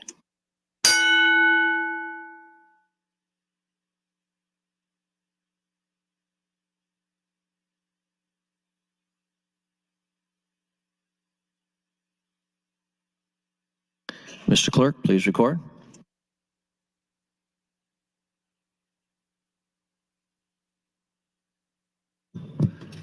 Thirty-seven ayes, 6 nays to dispense with the at-large reading. The at-large reading is dispensed with. Mr. Clerk, please read the title. Ingress Legislative Bill 1413, introduced by Speaker Arts at the request of the Governor. Bill for an act relating to funds, amend Section 21507, 45930, 48621, 4862201, 58703, 581600804, ratio by statute Nebraska Section 55901, 61405, 996, 71812, 79810, 811201, 21, 2146, 811257, revised up, QSUP 2022. Section 371804, 48, 62202, 7168 for the other, 717611, 72819, 791054, 8112 8112 8112 8112 84612, 86324, revised stat supplement 2023, to define and redefine terms, to provide for change and eliminate fund transfers, to create, rename, and change the use of certain funds, provide powers for the auditor of public accounts, to change provisions for the Shovel-Ready Capital Recovery and Investment Act and Business Innovation Act relating to requests for grants, change provision relating to Museum and Visitor Center, honoring Chief Standing Bearer, to require prioritization of certain grant applications under the Water Sustainability Fund, eliminate obsolete provisions, harmonize provisions, repeal original sections, and declare an emergency. All provisions of law relative to procedure having been complied with, the question is, shall LB 1413 pass with the emergency clause attached? All those in favor vote aye. All those opposed vote nay.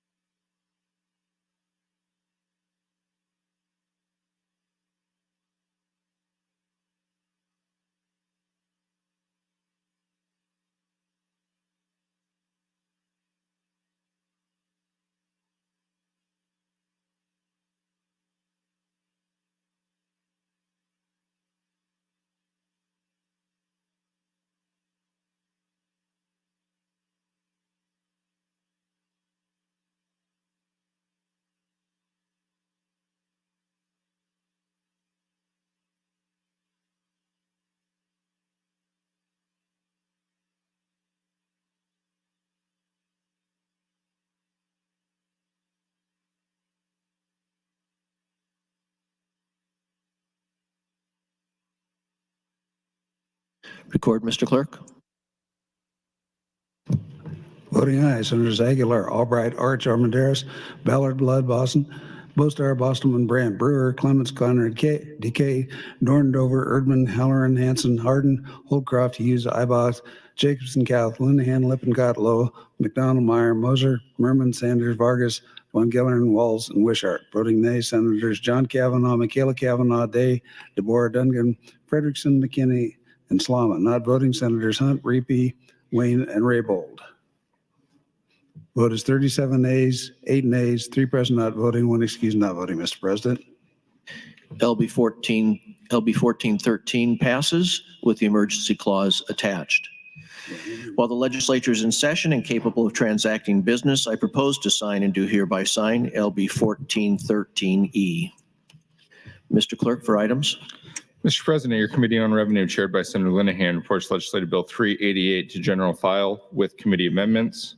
Additionally, your Committee on Enrollment Review reports Legislative Bill 840 to select file with ENR amendments. And your Committee on Business and Labor, chaired by Senator Reapy, reports Legislative Bill 1408 to general file with committee amendments. New A bill, Legislative Bill 1317A, introduced by Senator Linehan, bill for enacting appropriations, appropriate funds to aid in the care of the provision, Legislative Bill 1317. Legislative Bill 388A, introduced by Senator Linehan, bill for enacting appropriations, appropriate funds to aid in the care of the provision, Legislative Bill 388. New A bill, Legislative Bill 1363A, introduced by Senator McDonald's bill for enacting appropriations, appropriate funds to aid in the care of the provision, Legislative Bill 1363. Notice of committee hearing from the Natural Resources Committee and amendment to be printed from Senator Holcroft to LB 876. Mr. President, turning to the agenda, select file Legislative Bill 1188. First of all, Senator, I have E&R amendments. Senator Ballard for a motion. Mr. President, I move the E&R amendments to LB 1188 be adopted. All those in favor say aye. Opposed, say aye. E&R amendments are adopted. Senator, I have nothing further on the bill. Speaker Arch for announcement. Senator Ballard for a motion. Mr. President, I move that LB 1188 be advanced to E&R for engrossing. All those in favor say aye. Opposed, same sign. It is advanced. Speaker Arch for an announcement. This is a motion. I move to expedite LB 1188. Without objection, so ordered. Next item, Mr. Clark. Mr. President, next item on the agenda, General File Legislative Bill 20A, introduced by Senator Wayne. It's a bill for enacting appropriations, appropriates fund to aid in the care of the provision, Legislative Bill 20. Those read for the first time on February 29th of this year and placed directly on General File. Senator Wayne to open. Thank you, Mr. President. This is a small fee to update our computer systems when it relates to those voting. Thank you, Mr. President.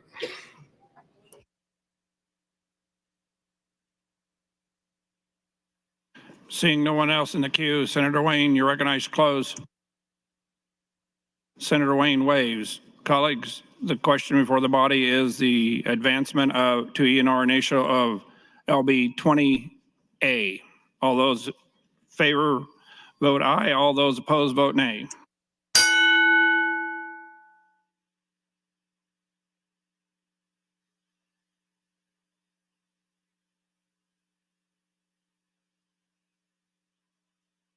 Mr. Clerk, record. 37 ayes, 1 nay, Mr. President, on advancement of the bill. LB 20A is advanced. Next item, Mr. Clerk. Mr. President, General File Legislative Bill 126A, introduced by Senator Day. It's a bill for enacting appropriations, appropriates funds aid in the care of the provision, Legislative Bill 126. Bills read for the first time on March 25th of this year and placed directly on General File. Senator Day, you're recognized to open. Thank you, Mr. President. This is just the A bill to go along with the bill that we discussed last week. The underlying LB 126 is my portion of the bill, which is the bill to expand homestead exemptions to partially disabled veterans. And then along with the committee amendment that includes other portions of other senators' bills to clean up the homestead exemption program and work on eliminating any abuse or fraud within the homestead exemption program. Currently, we do not have the fiscal note back yet, but we need to move this to select file so that we have it along with the main bill. I would appreciate a green vote. Thank you. Senator Erdman, you're recognized to speak. Thank you, Mr. President. So I was wondering if Senator Day yield to a question or two. Senator Jacobson, will you yield a question? Senator Day, excuse me. Yes. Senator Day, I noticed this morning, I looked up 126A. Have you seen what is on the internet about that? Have you seen the fiscal note? It's $1 currently, yes, because we don't have the fiscal note back yet. So this is just a placeholder for when we do get the fiscal note back. Okay, so you say there are several bills. Is there about 9 or 10 bills in this bill? Is that correct? No, I believe there's, I think, 4. Okay. And your bill is the one that readjusts and writes, is a whole rewrite of the homestead exemption? No, mine is to, currently we have homestead exemption for 100% disabled veterans. My portion of the bill would expand that to 50% and above partially disabled veterans. Okay. All right. Thank you. Yep. I was looking to see what the fiscal note was, and I seen that $1 from the general fund. I thought that was very peculiar. I've never seen a fiscal note that looked like that. Just for the sake of conversation here today, when we get ready to advance or move 126 with the homestead exemption rewrite or revision, I have issues with that. And going forward, I may put a bracket motion on that bill. That is a bill on that homestead exemption rewrite that needs to have an interim study to see what the effect is going to be on those who are now involved in that program, as well as those that are going to be included later. And so I don't believe that we can make that kind of change in homestead exemption without having a study to figure out exactly what the ramifications of that is. And I see on the green sheet that the fiscal note for 126A is about $19 million according to the green sheet. And so we're adding to the money that we're going to spend on the floor with all of these A bills. So I just bring that to your attention. But when we move forward with this one, especially the homestead exemption, I have a very serious concern about that. And I believe that bill needs to be on hold until we figure out how it's going to work. Thank you. Thank you, Senator Erdman. Senator Jacobson, you're recognized to speak. Thank you, Mr. President. Well, first of all, I'm going to kind of follow up on Senator Erdman's remarks because I do have concerns with the committee amendments. I'm fully on board with Senator Day's bill. Senator Day's bill is fairly simple. It's really allowing veterans with right now, if you're a veteran who's disabled, you must be 100% disabled to get a full homestead exemption. And what her bill does is says that if you're 50% disabled, you get a 50% exemption, and then it would be prorated from there from 50 to 100 all the way up to 100% exemption.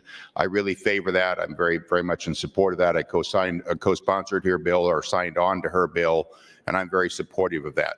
As it relates to committee amendments, there's parts of the committee amendments that are good, and then there's parts of the committee amendment, I think Senator Erdman is correct, that I would like to see more study done. I'd like to be able to see more analysis run before we approve the committee amendments. And so I'm going to support the A bill at this point on general file, and I'm hoping that we can bring some amendments to the LB 126 when the bill itself is heard, to be able to correct some problems. I think putting a cap on asset values, I don't have a problem with. My primary concerns with the bill are that we've got a two-tiered system where some people would be grandfathered in and some people would not. I think we're creating a nightmare for the county assessors when we do that.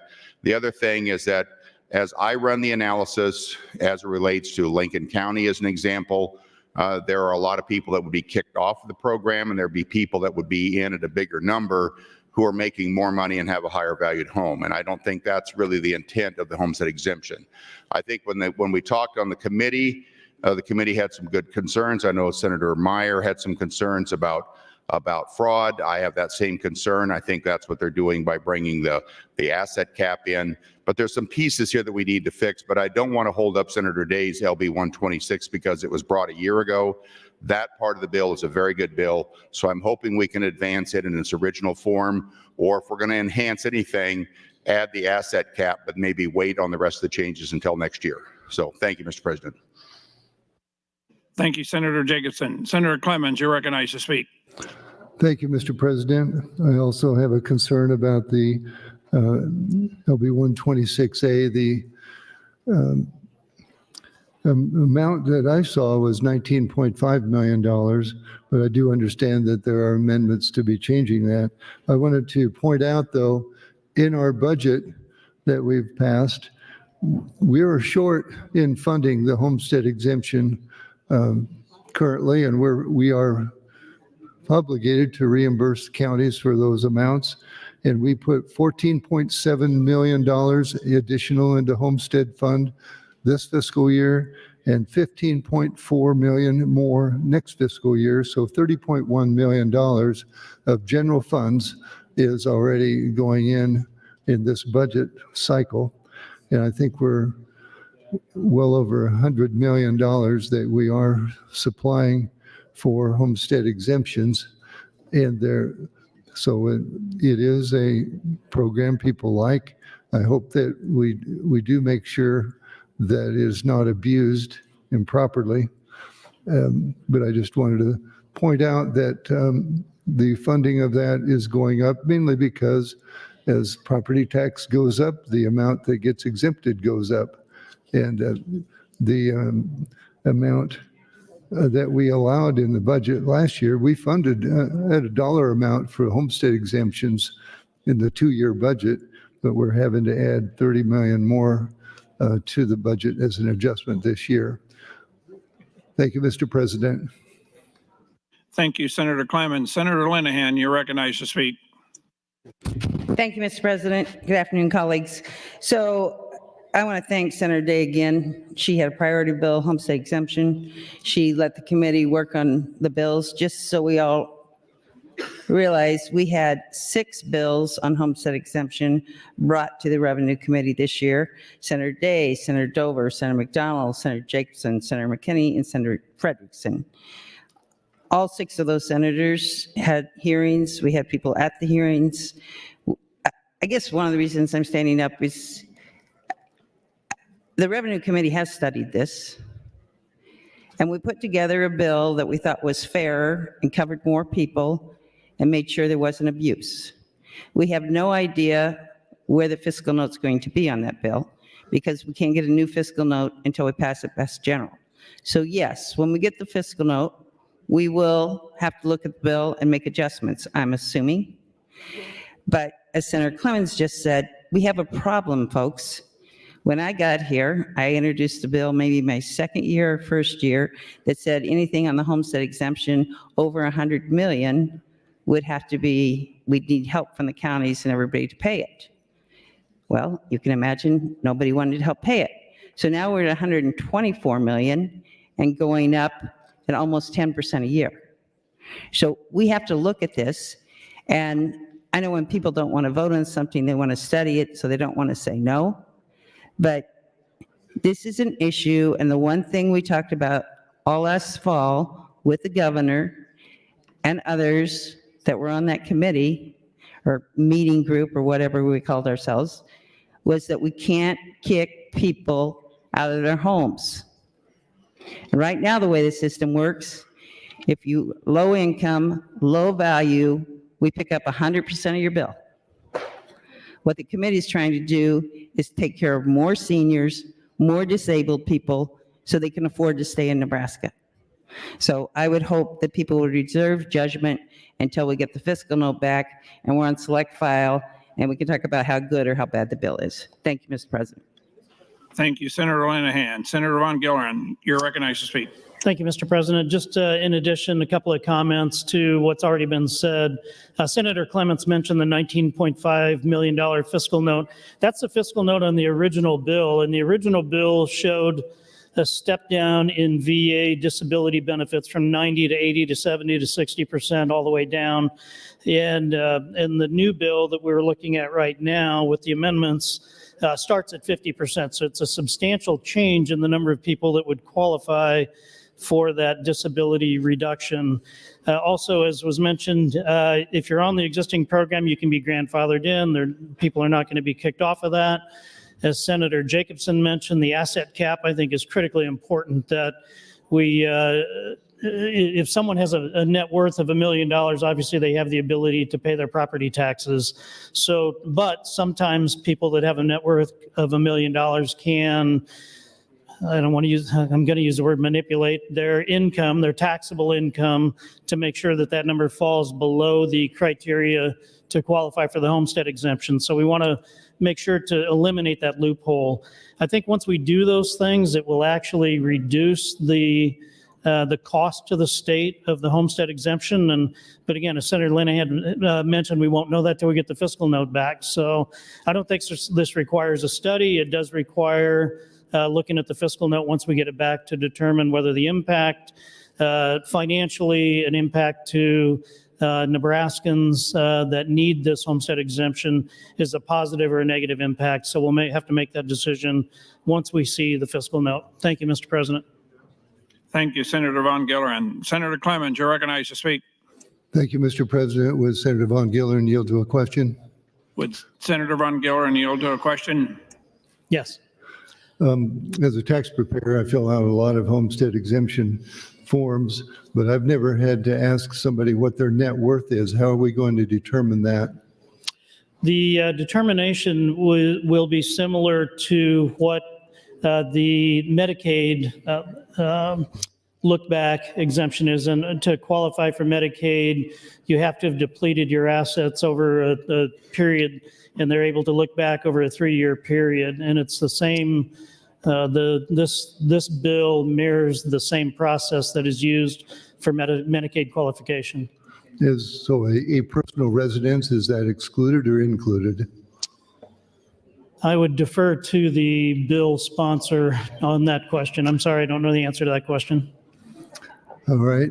Well, am I going to have to be asking my clients how much their assets are worth? Is that the idea? If they want to apply for the homestead exemption, then yes. So they'll have to do a certification, a form to fill out that states the dollar amount? Well, again, that process is already built in, the process is already established for individuals that qualify for Medicaid. And I presume you possibly do tax returns for individuals that qualify for Medicaid also. So it would mirror that process. Well, some do, but a lot of them don't qualify for Medicaid because they have assets. That being the point. That counts. So, as a tax preparer, I'm not looking forward to asking people how much money they have, but I guess we'll just follow this as it goes. Thank you, Senator. Thank you. Thank you, Mr. President. Thank you, Senator Von Gillern, Senator Clemens. Senator Linehan, you're recognized to speak. Thank you, Mr. President. So I'm going to respond to a couple of questions Senator Clemens has. Yes, the value of your house will be included in the $1 million cap.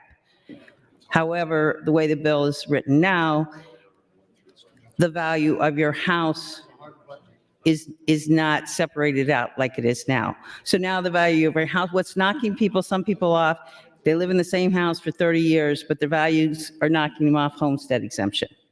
Then we have other people who have over $1 million in assets, but let's say it's all in Berkshire, they don't pay any dividends, so they don't have any income. So even though they could have $2 or $3 or $4 million in assets, if they don't have any income, they can still not pay property taxes. I don't like this kind of debating, and it is on the A bill, so I get this legitimate. But as far as people, what assets they have, I mean, I think a tax preparer probably has a pretty good idea of what people's assets are. Since they know what your mortgage is and what you're paying in property taxes and what interest you earned and what your dividends were and all your income. And first of all, here's what I think.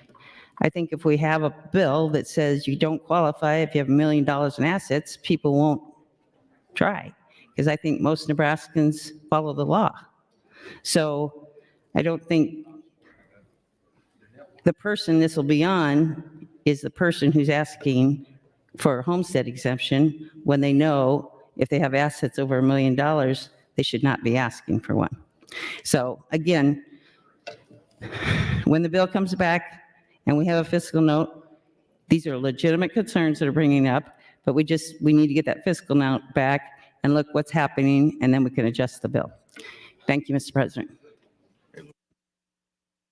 Thank you, Senator Linehan. Senator Bosselman, you're recognized to speak. Thank you, Mr. President. I guess I'll go down that path a little bit further. My question would be, and we can talk about this on the bill as well, but as I had an email, a person who's 66 years old on Social Security, has owned their home their whole life, does a part-time job, maybe they have some land, farm ground that they have, and it puts them over the threshold right now for homestead exemption. A house sold within the community that they're at for a well above market price, and now pushes their value, the assessed value of their house way above market price, so then the taxes go way above. what it should, and the person can no longer afford it because they don't have enough income to pay the taxes. So I think that's the challenge we have. We can talk about that more, but if you say $1 million, does not mean that you have the cash to pay the tax. Your net worth may be X amount of dollars. That doesn't mean you have the cash on hand to do it, to pay the taxes, to have cash available to pay those taxes. So I think that needs to be considered. Thank you, Mr. President. Thank you, Senator Bosselman. Seeing no one else in the queue, Senator Day, you're recognized to close.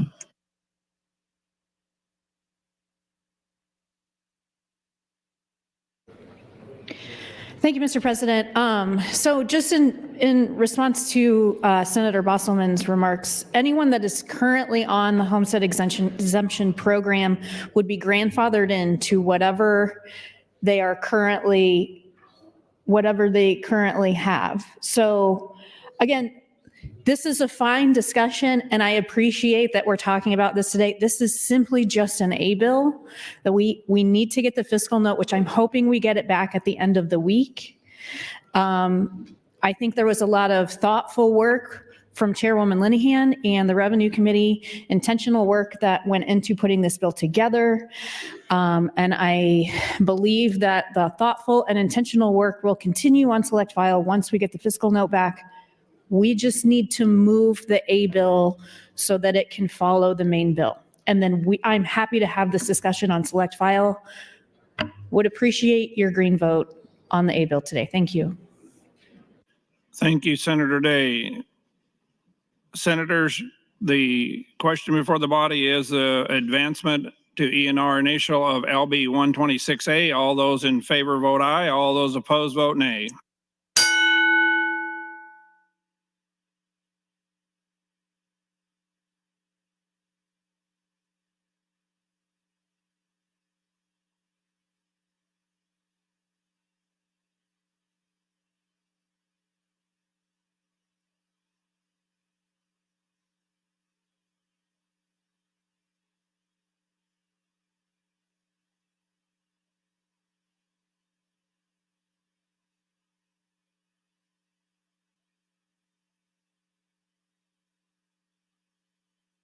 Mr. Clerk, record.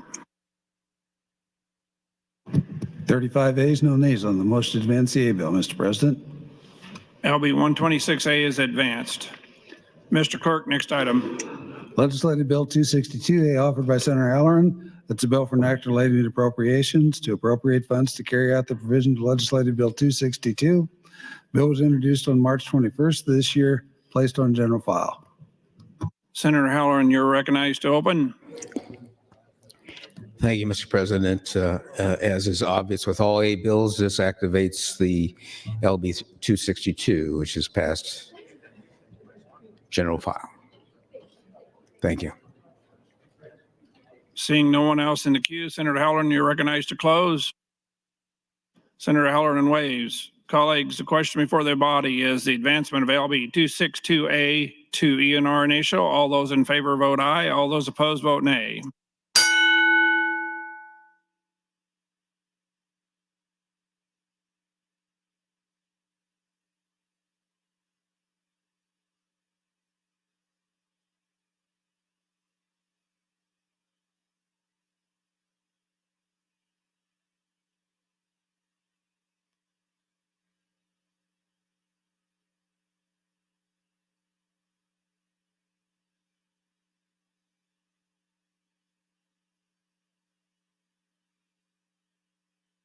Mr. Clerk, record. 37 ayes, no nays on the motion to advance the A bill. LB 262A is advanced to ENR initial. Mr. Clerk, next item. Legislative Bill 484A offered by Senator Moser. It's a bill for an act relating to appropriations to appropriate funds to carry out the provision of Legislative Bill 484. Bill was introduced on March 25th of this year and placed directly on general file. Senator Moser, you're recognized to open. Thank you, Mr. President. 484 is the bill that was brought by the car dealers who wanted requirements of continuing education to be a licensed car dealer, just to eliminate potential problems with customers over what their expectations are, and problems with the state based on what the laws are about selling cars and what you can say about them and what hoops you have to jump through. And so there are no general funds in this A bill, so there's really no A bill, except that there's $8,000 from the vehicle industry licensing fund for some startup costs and kind of working through the beginnings of this. But it should be no, I don't believe, any ongoing expense from that point forward. So thank you, Mr. President. Seeing no one else in the queue, Senator Moser, you're recognized to close. I'd waive my close. Senator Moser waives. Colleagues, the question before the body is the advancement of 484A to ENR initial. All those in favor vote aye. All those opposed vote nay.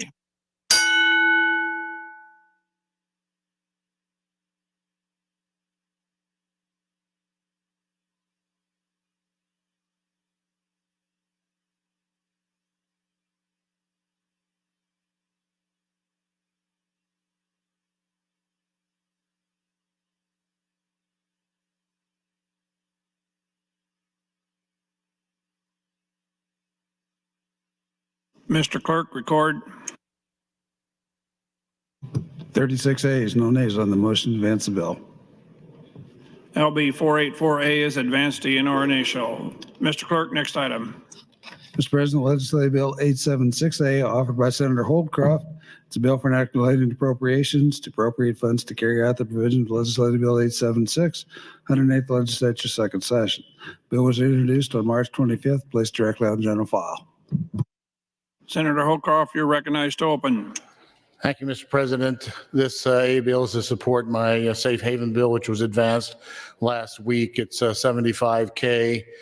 It will be reduced since we are removing the safe haven boxes by about $15K. So that remains about $60,000 that will be used for the program's training for first responders and for some website and information. So I appreciate your yes vote on LB 876A. Seeing no one else in the queue, Senator Holdcroft, you're recognized to close. Senator Holdcroft waives. Colleagues, the question before the body is the advancement of 876A to ENR initial. All those in favor vote aye. All those opposed vote nay.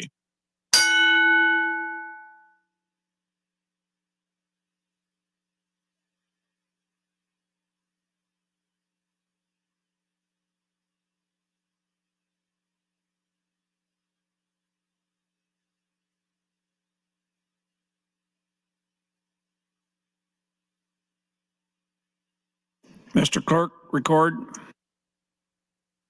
36 ayes, no nays on the motion to advance the bill, Mr. President. LB 876A is advanced. Mr. Clerk, next item. Legislative Bill 1023A, offered by Senator Von Gillern. It's a bill for an act relating to appropriations to appropriate funds to carry out the provisions of Legislative Bill 1023. Bill was introduced on March 25th, placed directly on general file.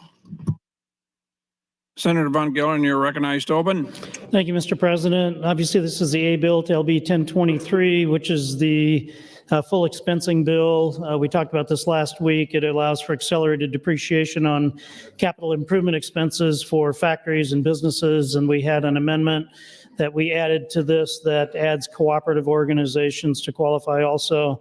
The bill decouples this from the federal code, which had this exemption in it, or this accelerated depreciation element in it up till 2 years ago, and then they removed it from the federal code. So it allows Nebraska to continue utilizing that tool to attract businesses from other states and to keep some of our most significant manufacturing in similar businesses here in the state of Nebraska. There are a couple other bills that are also part of 1023 that refer to non-resident income and allowing for folks to come in from out of state to make sure that they don't have to, if they're here for less than a small amount of time, they don't have to file a state tax return. There's a small benefit regarding telecommunication services. There is an inclusion to allow the capture of carbon dioxide equipment to qualify for the Nebraska Imagine Act. And then there's a relocation incentive act to encourage folks from out of state to move into the state of Nebraska. I would appreciate your green vote on 1023A so that we can move this important bill forward. It went to E&R, where it was advanced off the general file on the 21st with a vote of 35-0. So I would anticipate your green vote today. Thank you. Seeing no one else in the queue, Senator Von Gillen, you're recognized to close. Senator Von Gillen waives. Colleagues, the question before the body is the advancement of LB 1023A to E&R initial. All those in favor vote aye. All those opposed vote nay.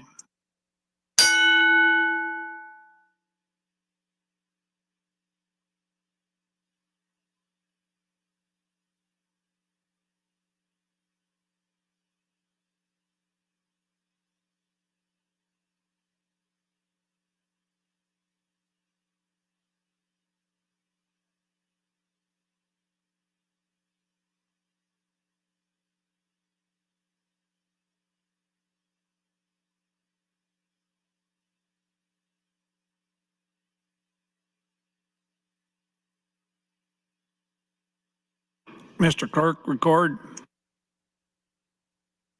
36 ayes, no nays on the motion to advance the bill. LB 1023A advances to the E&R initial. Mr. Clerk, next item. Mr. President, Legislative Bill 1027A, offered by Senator Clements. It's a bill for an act relating to appropriations to appropriate funds to carry out the provisions of Legislative Bill 1027. Bill was introduced on March 25th, placed directly on general file. Senator Clemens, you're recognized to open. Thank you, Mr. President. LB 1027 is a bill regarding homeschools and adjusting how parents apply for exemptions on homeschools. It's like $8,000 for some administrative expenses, all is involved here. So I ask for your green vote. Thank you, Mr. President. Seeing no one else in the queue, Senator Clemens, you're recognized to close. Senator Clemens waives. Colleagues, the question before the body is the advancement of LB 1027A to E&R initial. All those in favor vote aye. All those opposed vote nay.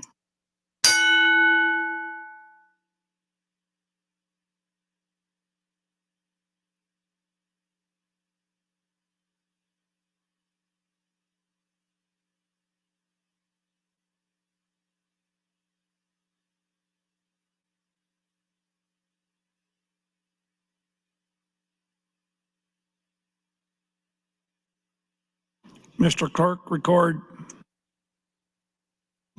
33 ayes, no nays on the motion to advance the bill. LB 1027A advances. Mr. Clerk, next item. Legislative Bill 1031A, offered by Senator Bostelman. It's a bill for an act relating to appropriations, appropriate funds to carry out the provisions of Legislative Bill 1031, 108th Legislature second session, and declare an emergency. Bill was introduced on March 21st, placed directly on general file. Senator Bostelman, you're recognized to open. Thank you, Mr. President. Good afternoon, colleagues. LB 1031A is the A bill for one of the Transportation Committee and Telecommunication Committee's priority bills. This A bill contains a cash fund transfer of $525,000 in FY 24-25 and another transfer in 25-26 from the Nebraska Telecommunications Relay System Fund to the Public Service Commission. There is no general fund impact from this A bill. The purpose of the transfer is to assist in the implementation of Senator Wishart's portion of the bill, which increases the number of eligible persons residing in a home to receive specialized telecommunications equipment assistance from 1 to 2 people. Further, program participants may reapply for equipment assistance every 3 years rather than every 5 years. I ask your green vote on LB 1031A and its advancement select file. Thank you. Thank you, Senator Bostelman. Seeing no one else in the queue, Senator Bostelman, you're recognized to close. Senator Bostelman waives closing.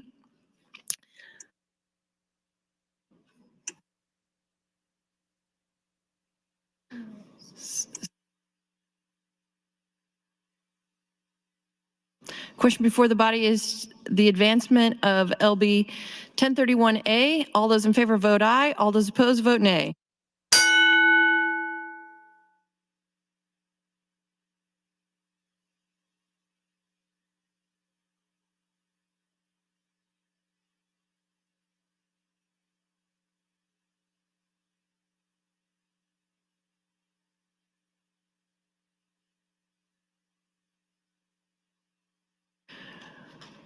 Record, Mr. Clerk. 36 ayes, no nays on the motion to advance the bill. The bill is advanced. Next item, Mr. Clerk. Legislative Bill 1074A, offered by Senator Salama. It's a bill for enacting relating to appropriations to appropriate funds to carry out the provision of Legislative Bill 1074 and declare an emergency. The bill was introduced on March 25th, placed on general file. Senator Slama waives opening. Seeing no one in the queue, Senator Slama, you're recognized to close. Senator Slama waives closing. The question before the body is the advancement of LB 1074A. All those in favor vote aye. All those opposed vote nay.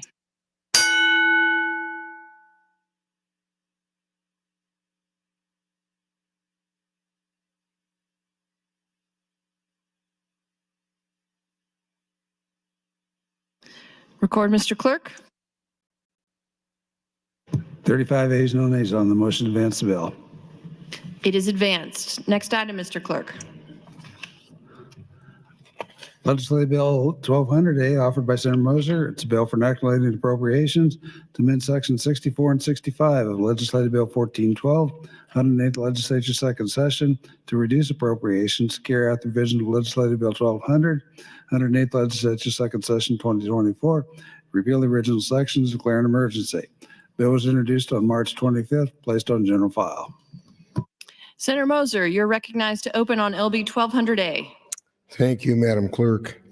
1200 is the TNT committee priority bill. It includes LB 1200, LB 226, LB 891, LB 900, 929, and 966.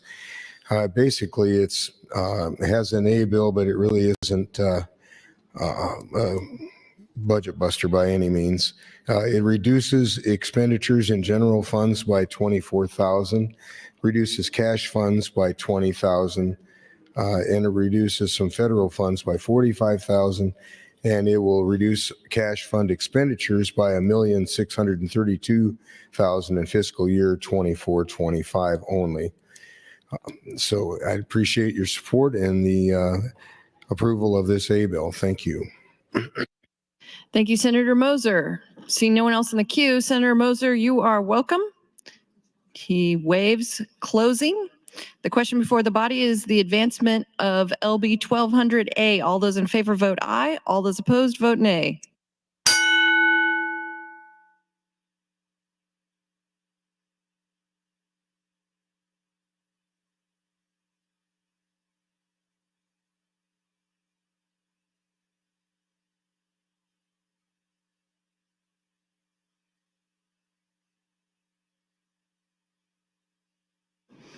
Record, Mr. Clerk. 37 ayes, no nays on the motion to advance the bill. It is advanced. Next item, Mr. Clerk. Legislative Bill 1284A, offered by Senator Walls. It's a bill for enacting relating to appropriations, transfer and appropriate funds to carry out the provision of Legislative Bill 1284, 108th Legislature Second Session. Bill was read for the first time on March 25th, placed on general file. Senator Walls, you are recognized to open on LB 1284A. Thank you, Madam President. This is the A bill to LB 1284, which is my priority bill that moved to select file last week. As a reminder, 1284 has multiple provisions, including funding for professional development in computer science and technology, literacy education and dyslexia, and a pilot project for high poverty schools to provide menstrual products to students. The A bill in front of us is for the $2 million for the computer science funding included in LB 1284. Under the computer science provision, $1.5 million is appropriated this year, and if there are $500,000 of private donations, the state will match that dollar amount. I am working with Senator Linehan on the funding components of LB 1284, so the A bill is a placeholder until we have a new amendment. I would like to ask for your yes vote on LB 1284A so it can be amended onto select file. Thank you, Madam President. Thank you, Senator Walls. Seeing no one else in the queue, Senator Walls waives closing. The question before the body is the advancement of 1284A to ENR initial. All those in favor vote aye. All those opposed vote nay.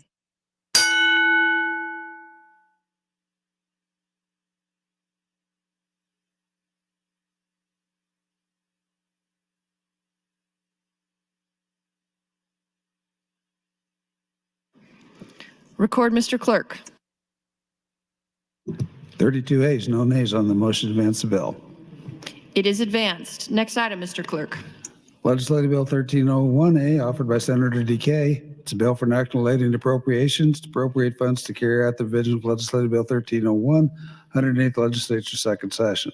Bill was introduced March 25th, placed on general file. Senator DeKay, you are recognized to open on LB 1301A. Thank you, Madam President, and good afternoon, colleagues. LB 1301A is the companion A bill to LB 1301. This A bill would appropriate $82,703 from general fund for the fiscal year 2024 and 25, and for $126,275 from the general fund for the fiscal year of 2025-26 to the Department of Agriculture. The Department of Agriculture believes the complexity of real estate transaction and level of expertise required to investigate such transactions would require an attorney 3. In other words, this bill will pay for the salary of a lawyer to carry out the requirements of LB 1301 and help enforce its provisions. I would ask for your green vote for LB 1301A. Thank you, Madam President. Thank you, Senator DeKay. The question before the body, see no one else in the queue, the question before the body, Senator DeKay, you're welcome to close. He waives closing. Now the question before the body is the advancement of LB 1301A. All those in favor vote aye. All those opposed vote nay.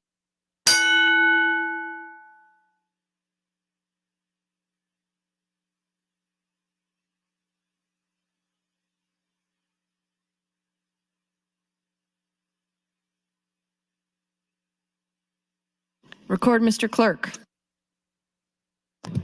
32 ayes, no nays on the motion to advance the bill.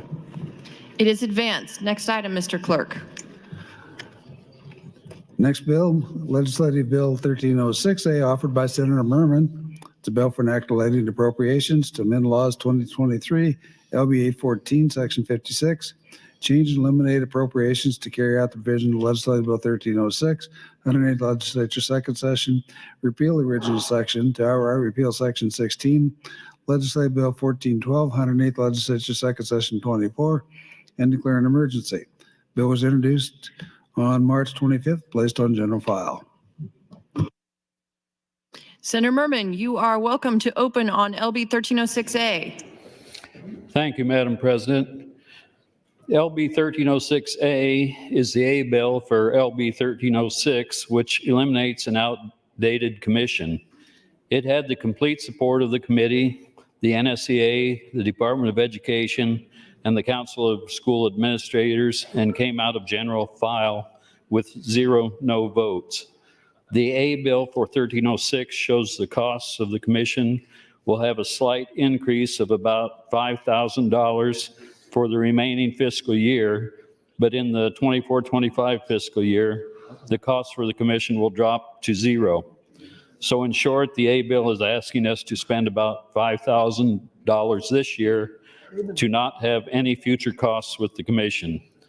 Thank you, and I yield any remaining time.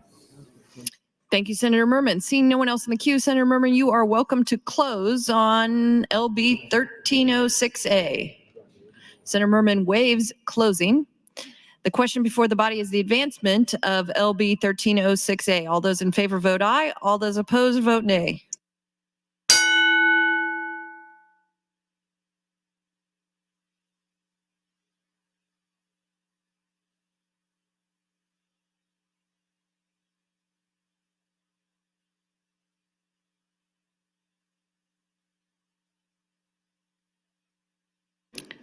Record, Mr. Clerk.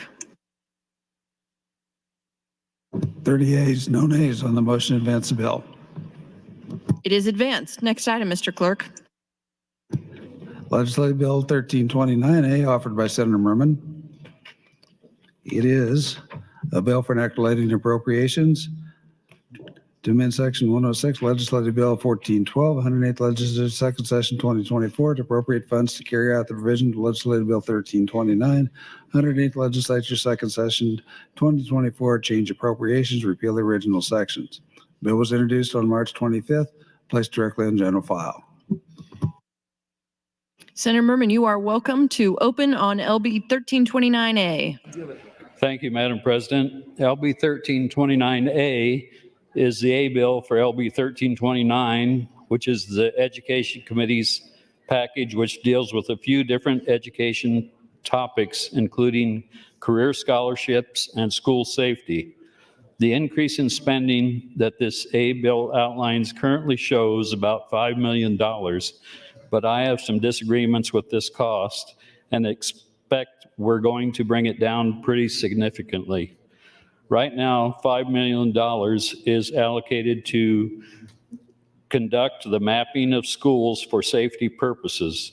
However, that 5 million number is currently working under the assumption that every single school chooses to have their building mapped next year. In reality, many schools are not even planning on mapping their buildings at all. OPS and LPS, our two biggest school districts by far, are likely not planning on mapping their buildings at all. So that alone is going to bring the cost down dramatically. There are also other pre-existing funds that can be used for the mapping, including the QCPUF Building Fund and existing ARPA funds. In reality, we are going to see a far smaller number than what we're looking at now. So I'm going to commit to work on this number, and I'm going to ask for your green vote on this A bill today. Thank you. Thank you, Senator Merman. Seeing no one else in the queue, Senator Merman, you are recognized to close on LB 1329A. Senator Merman waives closing. The question before the body is the advancement of LB 1329A to ENR initial. All those in favor vote aye. All those opposed vote nay.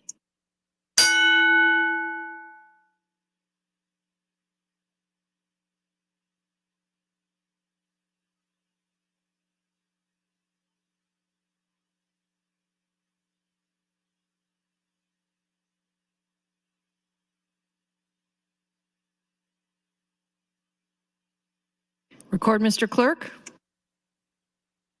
28 ayes, no nays on the motion to advance the bill. It is advanced. Next item, Mr. Clerk. Legislative Bill 1368A, offered by Senator Ibaugh. It's a bill for an act relating to appropriations to appropriate funds to carry out the provision of Legislative Bill 1368. The bill was introduced on March 20th of this year, placed directly on general file. Senator Ibaugh, you are recognized to open on 1368A.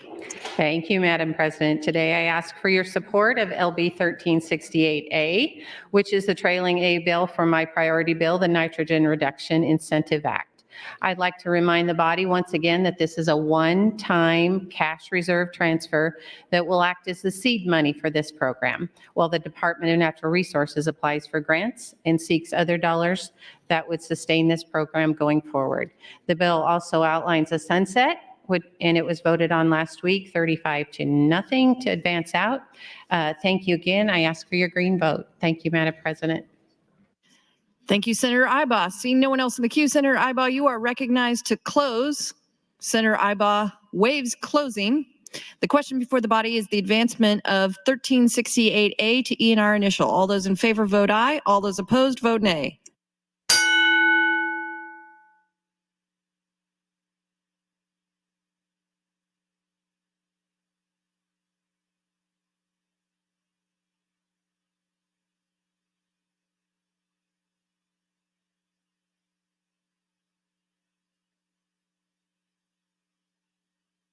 Record, Mr. Clerk. 29 ayes, no nays on the motion to advance the bill. It is advanced. Next item. Items for the record, Mr. Clerk. Thank you, Madam President. The bills read this morning, LB 1412 and 1413, both were presented to the governor at 3:40 p.m. New resolutions, LR 443 and 444, offered by Senator Wishart. Those will be referred to the executive board. That's all I have at this time. Thank you, Mr. Clerk. Let's proceed to the next item. Madam President, moving to select file. First bill, Legislative Bill 130A. I have no ENR amendments. Mr. Ballard, Senator Ballard, for a motion. Madam President, I move that LB 130A be advanced to ENR for engrossing. Colleagues, you've heard the motion. All those in favor say aye. All those opposed say nay. It is advanced. Next item.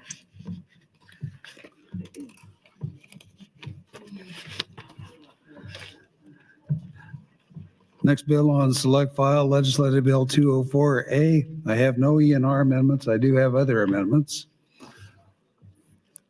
First, Senator Reapy, I have AM 2844 with a note you wish to withdraw that one. It's withdrawn.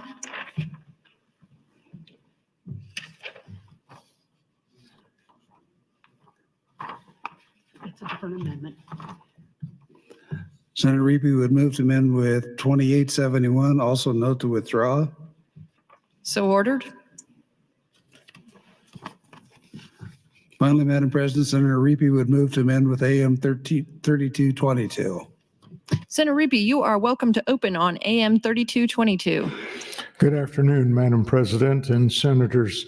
AM 3222 is an amendment to LB 204A that reflects the emergency clause as adopted in LB 204 and moves the funding from LB 204 to the Medical Assistance Program earmarked in the budget, Program 348. The fiscal impact of LB 204 remains the same. As a quick summary, LB 204A is the funding mechanism for LB 204, my bill that increases the Medicaid dispensing fee for pharmacies located with 6 or fewer locations. LB 204 directs DHHS to establish an enhanced fee-for-service pharmacy dispensing fee reimbursement of $10.38 per prescription for independent pharmacies in the medical assistance program. LB 204 also directs DHHS to conduct a study of dispensing surveys fees every 2 years. The emergency clause was proposed and adopted to reflect the fact that funds are being appropriated for the 2024-2025 fiscal year, but the funding would not begin until the bill is effective. As such, it was wiser to avoid conflicts that might occur with implementation. Regardless, per LB 204, the funding will only be distributed beginning with fiscal year 2024-2025. LB 204A advanced from general file with a 4-0 vote with 5 excused absences. With that, I ask for your green light on AM 3222 to LB 204A. Thank you, Madam President. Thank you, Senator Reapy. Seeing no one else in the queue, Senator Reapy, you are welcome to close on AM 3222. Senator Reapy waives closing. The question before the body is the adoption of AM 3222. All those in favor vote aye. All those opposed vote nay.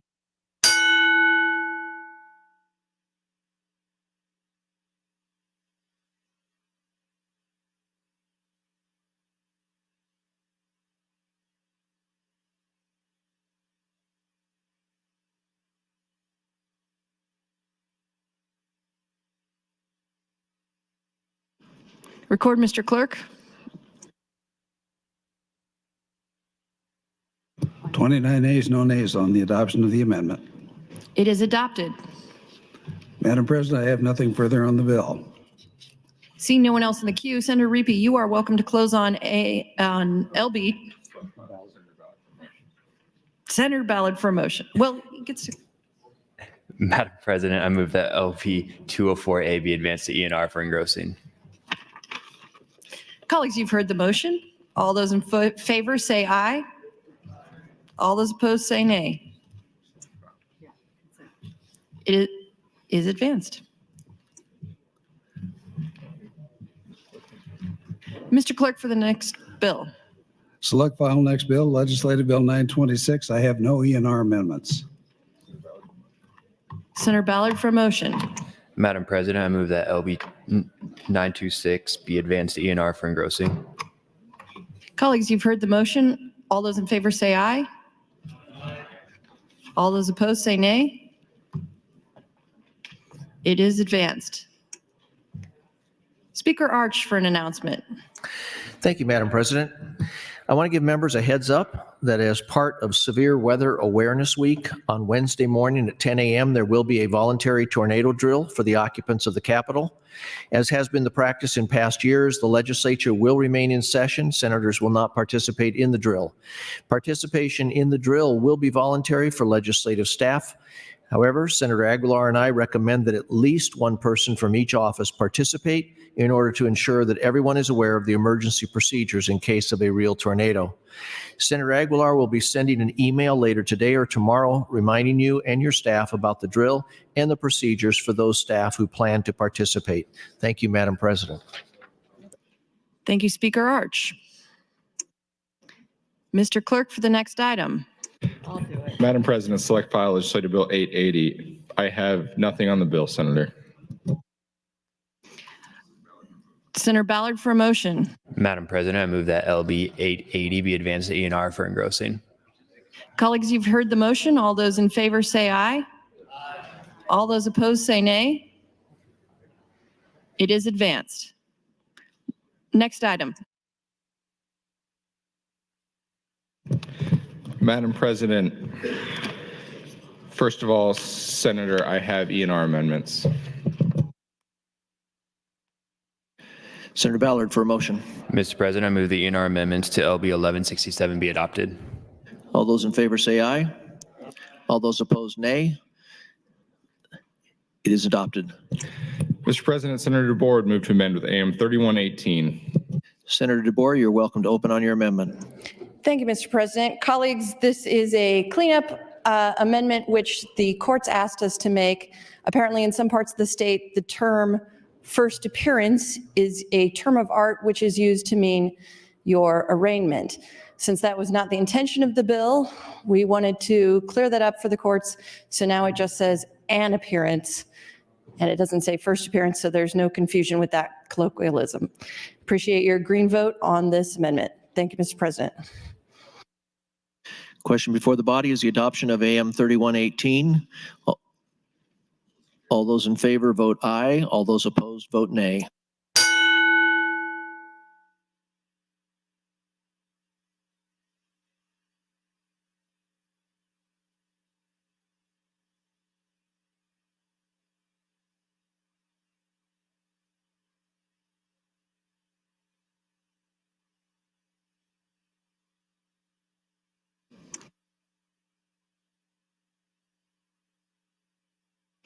Mr. Clerk, please record.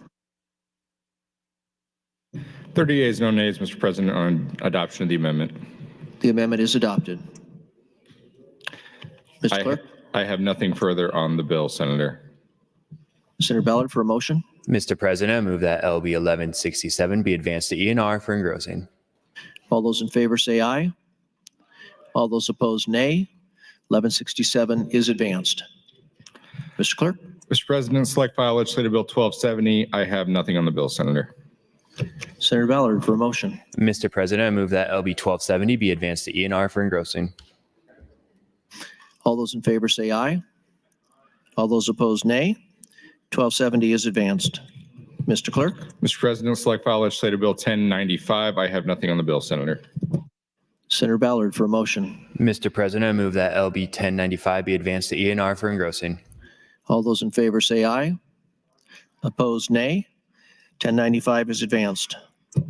Mr. Clerk. Mr. President, select file Legislative Bill 484. First of all, Senator, I have ENR amendments. Senator Ballard for a motion. Mr. President, I move the ENR amendments to LB 484 be adopted. All those in favor say aye. Opposed, nay. They are adopted. Mr. Clerk. I have nothing further on the bill, Senator. Senator Ballard for a motion. Mr. President, I move that LB 484 be advanced to ENR for engrossing. All those in favor say aye. All those opposed, nay. 484 is advanced. Mr. Clerk. Mr. President, Legislative Bill 932. First of all, Senator, there are E&R amendments. Senator Ballard for a motion. Mr. President, I move the E&R amendments to LB 932 be adopted. All those in favor say aye. All those opposed, nay. They are adopted. Mr. President, Senator Blood would move to amend with AM 3149. Senator Blood, you are recognized to open on your amendment.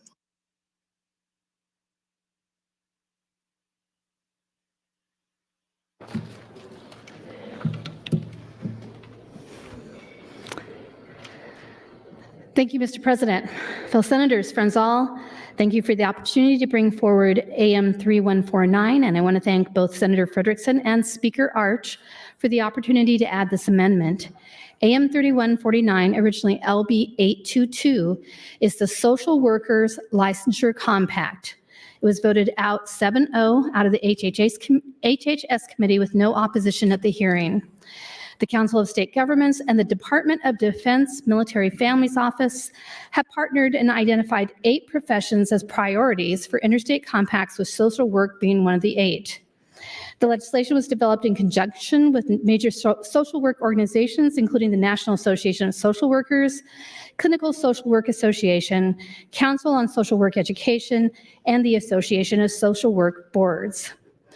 The Social Workers Licensure Compact is designed to ease the licensure barriers for licensed and qualified social workers moving into Nebraska. The Social Workers Compact will allow professional social workers with a bachelor's, master's, and clinical licenses to be able to serve clients in every state that joins the compact through legislation.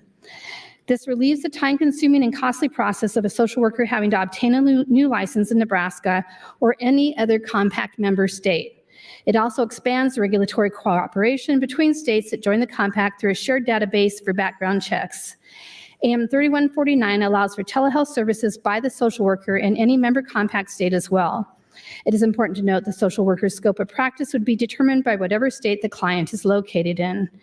Any multi-state licensure or compact renewal for social workers would also be determined by the laws, regulations of that social worker's home license. This compact goes into effect once 7 states pass it into law, and those states establish the baseline requirements for licensure. So does Nebraska's benefit to be in the forefront of this legislation. Currently, 4 states have passed the legislation: Washington, South Dakota, Missouri, and Utah, and it is pending in 23 other states, and the bills all appear to be moving forward. As with the other compact legislation I am introducing this session, the Social Workers Compact addresses the healthcare workforce shortage in Nebraska. Nebraska desperately needs more social workers to deal with the mounting mental and substance abuse crisis. 88 of Nebraska's 93 counties are deemed to have a shortage of behavioral health professionals, with 29 of those counties not having a licensed social worker at all. According to UNMC, 1 in 5 Nebraskans had a mental health or substance abuse disorder in the pre-pandemic period. The demand and shortage of workers is worsened by the expected high number of social workers and behavioral experts that will be retiring in the near future. Most importantly, AM 3149 would remove licensure barriers for our military spouses in this industry moving to Nebraska and allow them to hit the ground running. The compact allows them to better assimilate into their new communities. I want to thank you for the opportunity to introduce the Social Workers Licensure Compact. Proponents included the National Association of Social Workers, the Child Savings Institute, the Department of Defense Military Community and Family Policy Office, the Platt Institute, and the Nebraska Board of Mental Health Practice. I encourage you to vote your green vote on AM 3149. Seeing no one in the queue, you are welcome to close. Senator Blood waives close. Question before the body is the adoption of AM 3149. All those in favor vote aye. All those opposed vote nay.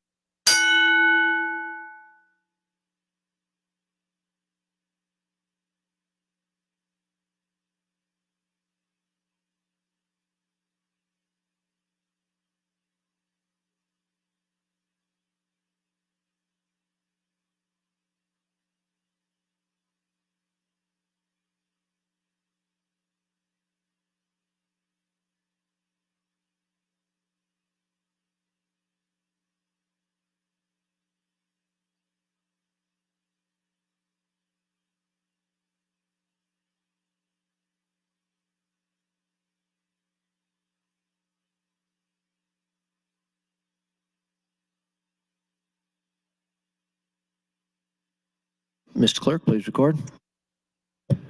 30 yeas, no nays, Mr. President, on adoption of the amendment. AM 3149 is adopted. I have nothing further on the bill, Senator. Senator Ballard for a motion. Mr. President, I move that LB 932 be advanced to ENR for engrossing. All those in favor say aye.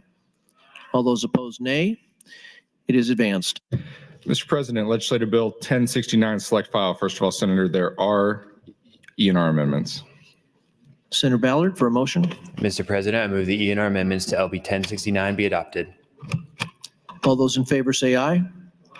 Opposed, nay. They are adopted. I have nothing further on the bill, Senator. Senator Ballard for a motion. Mr. President, I move that LB 1069 be advanced to ENR for engrossing. All those in favor say aye. Opposed, nay. It is advanced. Mr. President, select file Legislative Bill 1344. There are no ENR amendments. Senator Wayne would move to amend with AM 3191. Senator Wayne, you're welcome to open on 3191.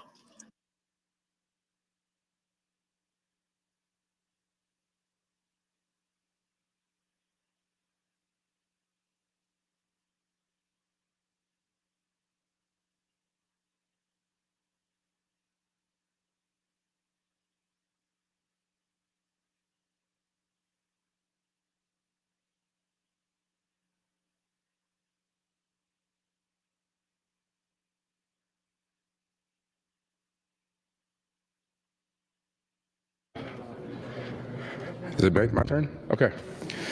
Sorry, I was up in bill drafting. I am going to ask my colleagues to I need somebody to talk for at least 30 minutes because I am removing all opposition to this amendment with another amendment that I was literally ran down from bill drafting while I'm out of breath. There actually is stairs over here on the right side by the clerk's office. Takes you right up to bill drafting. But okay, I'll tell you what this amendment does. Somebody hops in and talks for a little bit, I can get all oppositions removed because I got to get this amendment done. Thank you.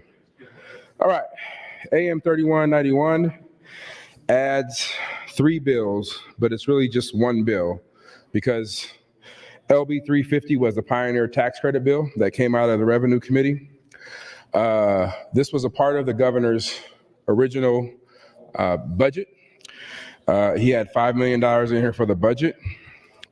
After long conversations with the governor's office and PRO, rather than create a new program, we felt it was easier to implement and enhance a current program. So that was 1356 this year that I introduced, and it was the Community Development Assistance Act. That's sections 1 through 11, and then 1 through 12, and then section 15.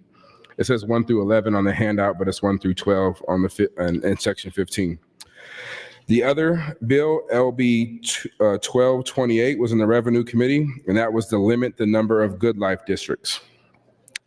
LB 1356 came out of the Revenue Committee with LB 1228 to limit the number of good life districts. So I'm going to walk through part of this here on both of them. You may have gotten an email from the Nebraska. Jacobson will get on the mic and tell me what it was, but we've removed the opposition once I get this amendment put on. And I literally just figured this out about a half hour ago. So that's what happens sometimes, but I'll still walk you through it. So the first thing we do is we change the name from Community Development Assistance Act to Creating High Impact Economic Futures Act. Section 2 adds some definitions and harmonizes some changes in the definitions. One is around the Community Betterment Organization itself. The Community Betterment Organization is some outdated language. So we added in there that the community development area is not just this economically depressed area, but also economic redevelopment areas, enterprise zones, qualified census tracts. And then the key here is any county that has less than 10,000 inhabitants. And then we're trying to, again, focus on some things in rural Nebraska. And the last piece is we added the inland port. What this can be done or can be used for, this tax credit, is for employment training, human services, medical services, educational services, home improvement services. These are all things that are currently in the statute. What we added to the statute was operations of an inland port. We added the word mental in front of health, so it's mental health and regular health. We also added iHub section, and this is part of what the Pioneer Tax Credit was about, was creating some funding streams for iHub and iHub investment. That was the original intent of the Pioneer Tax Credit. So we added that language. We changed the location from just a community development area to what I listed before as economic redevelopment areas, community development areas. So we broaden it in Western Nebraska to make sure that it can reach more small and rural areas. We also changed the tax credit from a 40% tax credit to a 1-to-1 or 100% tax credit for those. And again, this is just harmonizing the language that is used in other tax credits as far as how it is done. The biggest difference is right now there is a $50,000 cap on projects, which is why this program has been difficult to run. If you think about it, $50,000 in some of these projects are not a whole lot of money to make a difference.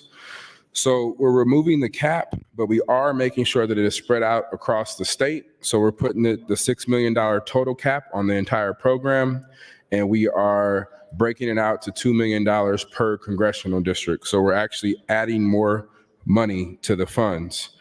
And that's kind of how that'll work. Lastly, what we are going to do is, and as far as the good life, I'm going to talk about LB 1228. And I apologize, there should have been a handout that went around. So there's a couple things from a state's perspective.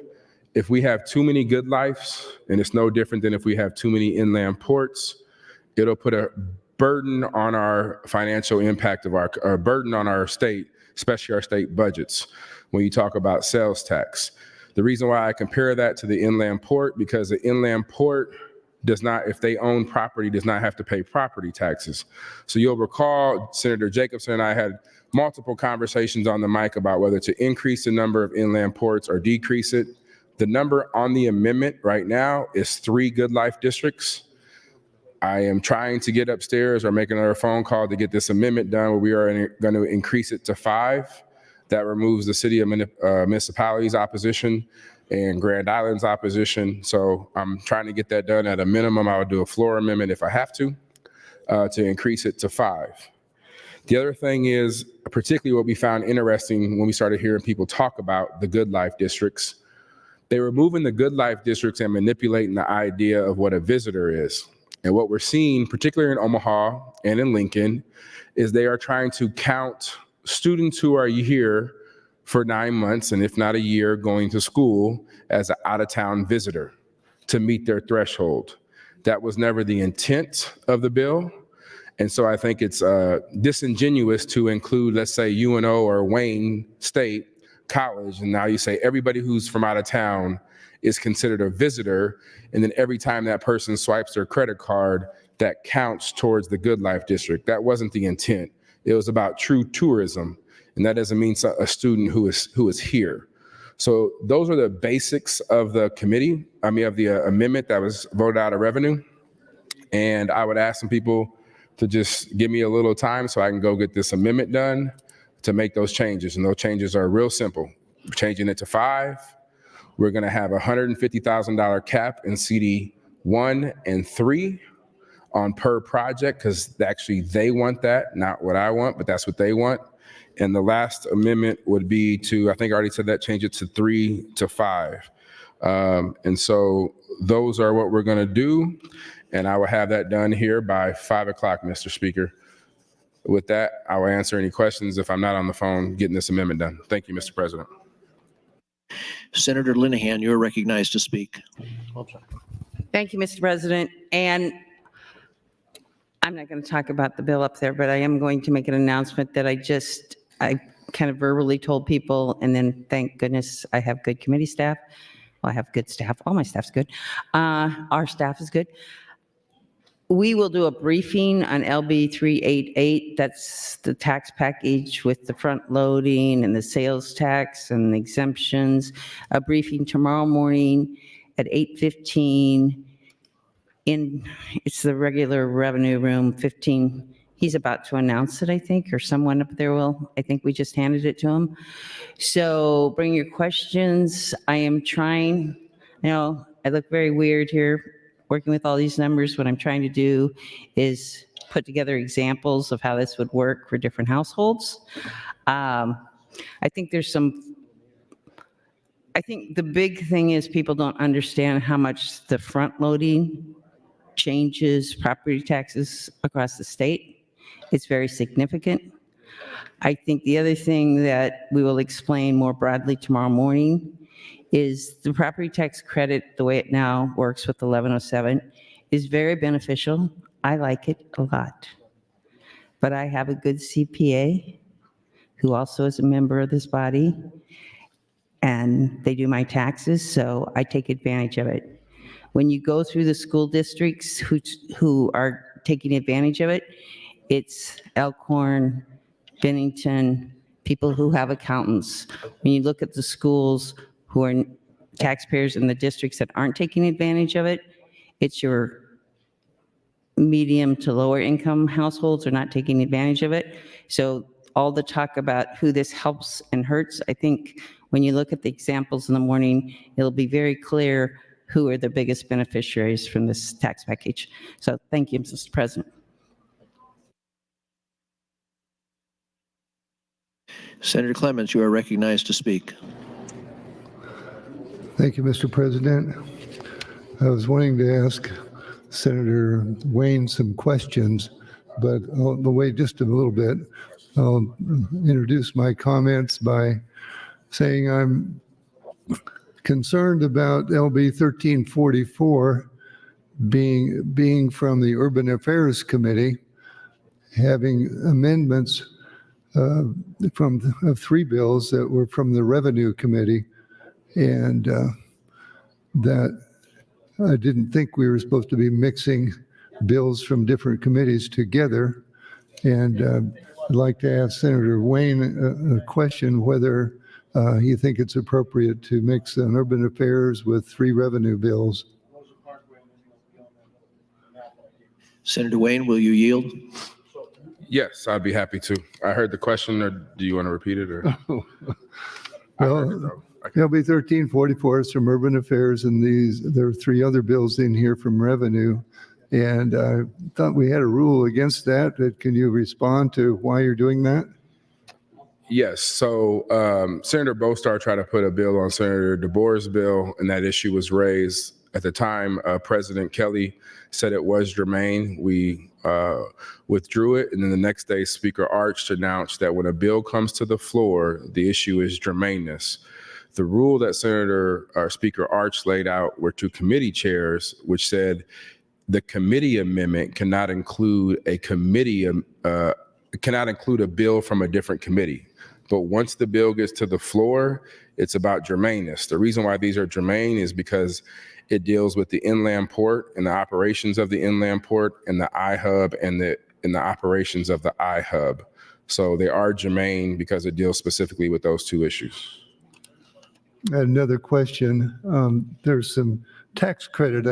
I see some tax credits. I haven't read it in thorough, but I see a 100% tax credit for contributing property, even contributing your time and services. Is that going to remain in there? If the services time is the issue, I can take that out. What I currently did was took the current law and just kept it the same. So this is actually the current standard, but it's a 40% tax credit. So all I changed was it to 100%. But the language in there regarding service and tax credits, current law. But I'm willing to take that out. Is there an annual cap on the amount of the credits? Yes, there is an annual cap of a total $6 million across the state, $2 million per congressional district. It is a non-refundable tax credit. So it's non-refundable. Okay. Thank you, Senator Wayne. Thank you, Mr. President. Senator Michaela Cavanaugh, you are recognized to speak.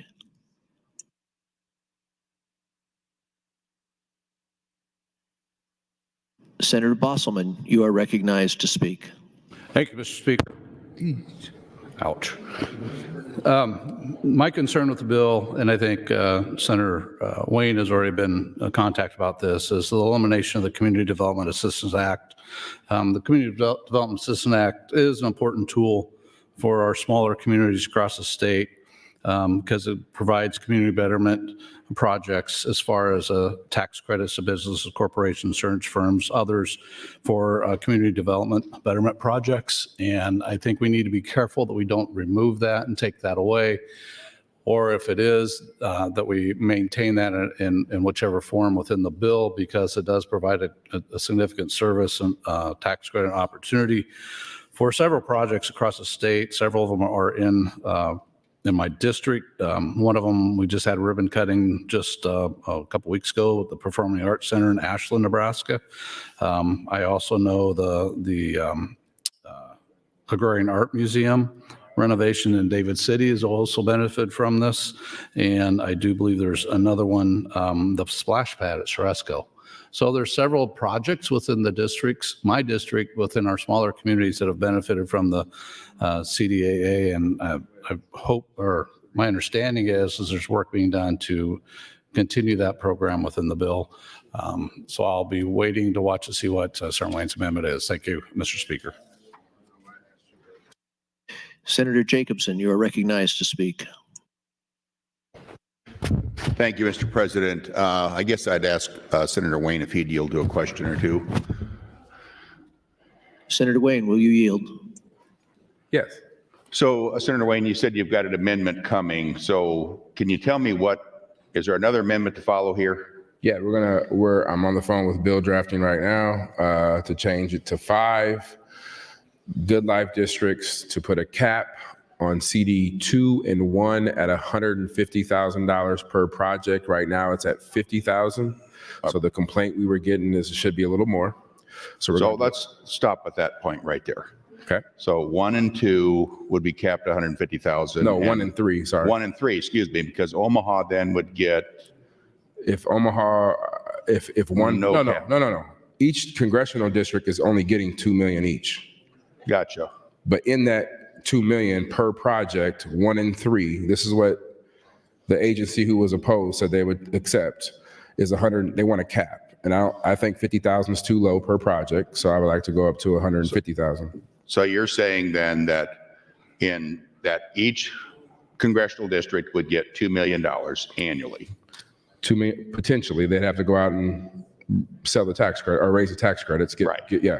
$2 million annually, but it'd be capped per project at 150. At 150, but Omaha could use all 2 million on one project. Correct. Okay, and there's no other limitations. I guess my concern is that I assume you're talking about using it in inland port, correct? Potentially, yes. Potentially, yes. And since North Platte has an inland port, 150 seems a little low as well. Well, I understand that, but also you got to remember North Platte, it gets access to some funding every year that we're not going to have access to for the first 3 to 4 years. I agree with that, but that's matching funding as well. So if you don't want a cap, I'm fine with that. That's a fight between the rurals, not on me. Gotcha. I can go with no cap. I'm telling you what the I'm not necessarily disagreeing on the cap. I'm just a little concerned about the cap at 150. Or why we're not making it consistent everywhere. So I get your concern on a bigger project at inland port. I've got the same issue, and so the big question would be how we dice up that. I'm willing to get together with you off the mic to kind of talk through what we might be able to do there with that amendment. Thank you. Senator Dungan, you are recognized to speak.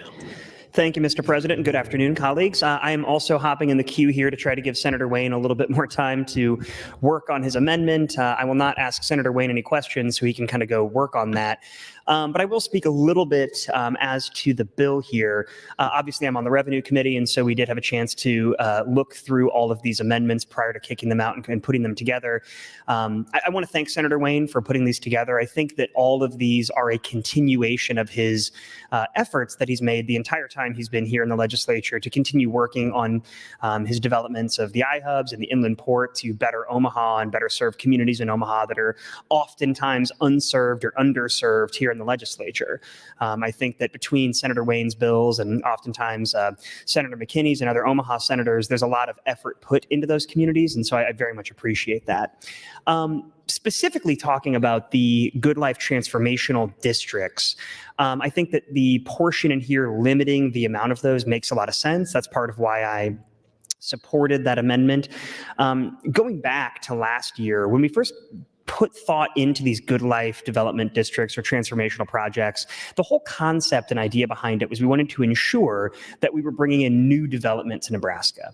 Obviously, there's a lot of conversation surrounding certain projects that are already in place, but the whole idea was we wanted to ensure that regardless of where you are in the state, whether it be eastern, central, or western Nebraska, that you have access to these kind of projects, which are really intended to create growth, create new development, and then also bring people in from other states to increase the amount of tourism and sales that we're seeing in Nebraska. So I very much appreciated those efforts. What I think the concern immediately became, though, however, was that we were going to ultimately see these Good Life districts pop up everywhere in a way that would ultimately diminish sales tax revenues without actually bringing in the amount of development and bringing in the amount of people that was originally intended. And so when Senator Wayne came and presented this bill, he had the conversation, I think, about limiting it to 5, not in any way, shape, or form trying to pick winners and losers, but trying to ensure that the amount of projects that crop up throughout the state are done so in a thoughtful way, and that we're not just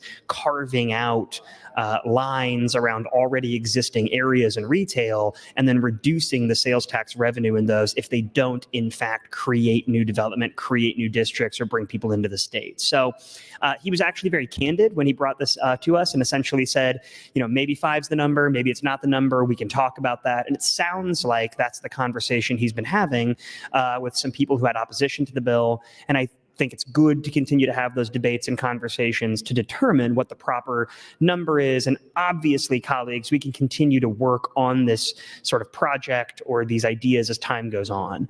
My hope is that we can always continue developing Nebraska. We always need to be cognizant of doing it the right way, but I am excited about the direction that Nebraska is going development-wise.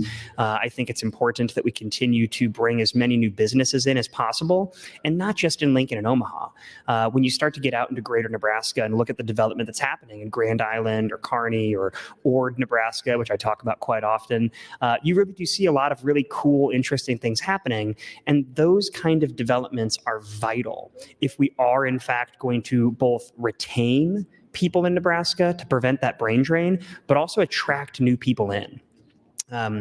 Some of you may know that I went to law school in DC and I moved back to Nebraska because I missed home afterwards. But a number of my friends gave me a hard time about Nebraska who had never been here. They asked me oftentimes things like, oh, does Lincoln have paved roads?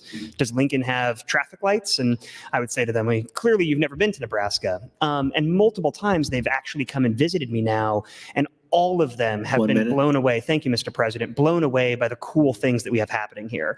So if people can actually come to Nebraska, if they can come to Lincoln and see what we're doing in Lincoln, I know that they're going to have that chance to, really get to enjoy that, but also the rest of Nebraska too. So we should be doing everything we can to do as much development in those areas, attract more people in, but do so in a way that is thoughtful and cognizant of ensuring that we're not diminishing the returns on those, and we're doing so in a way that actually benefits the state as a whole. So again, I laud Senator Wayne for his hard work on this. I know this is a conglomerate of a couple of different ideas, but I think they all obviously are related to the same subject with regards to bettering Nebraska and development both in Omaha and central and western Nebraska as well. So I would encourage my colleagues to vote green on the underlying LB 1344 and ultimately vote green on the forthcoming amendment. Thank you, Mr. President. Senator Michaela Cavanaugh, you're recognized to speak. Thank you, Mr. President. I didn't really have anything to say on this bill, but since Senator Wayne asked for some time to get an amendment drafted, I thought I would help him out because, he asked. So I could keep talking about the budget. That's something I clearly can talk about forever. Or I can talk about something else. And I see Senator McKinney sent out a handout to everyone. This is on LB 164. Is that further down the agenda? LB 164, did we already get to it? It's coming up. Okay. Oh, yeah, there it is. Well, I hope Senator McKinney doesn't mind if I just start talking about it. There's clearly an amendment here. It updates building and energy codes. Sounds really interesting. I think that's actually more controversial than one might think. And the bill we're on changes provisions to the Nebraska Innovation Hub. And I was not listening to the debate. I'm going to just be honest there. I was actually out in the rotunda. I missed my last time talking because I was out in the rotunda. I had not been out there at all today, and I went out because several people sent notes into me to talk to me about a slew of bills. And it is always interesting when I go out there, somebody will say, we want to talk to you about LB blank, blank, blank. And I will look at them with a blank face and say, what is that bill? And I love when the answer is, it's your bill. I'm like, oh, of course it is. Obviously, I knew my own bill number.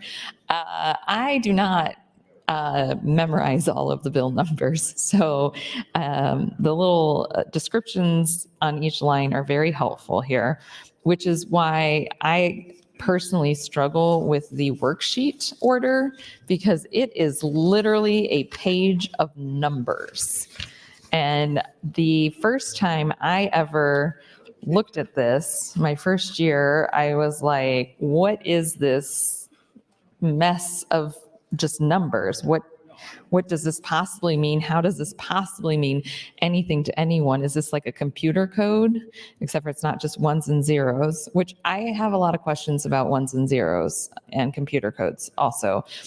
How do ones and zeros translate into the multitude of things that we have in computers? But I'll wait for that question for later. So basically, I'm just having a stream of consciousness right now. You're all welcome. So the worksheet, however, I will tell you all about the worksheet. The worksheet, which is now very full because we are on day 50 of the second session of the biennium.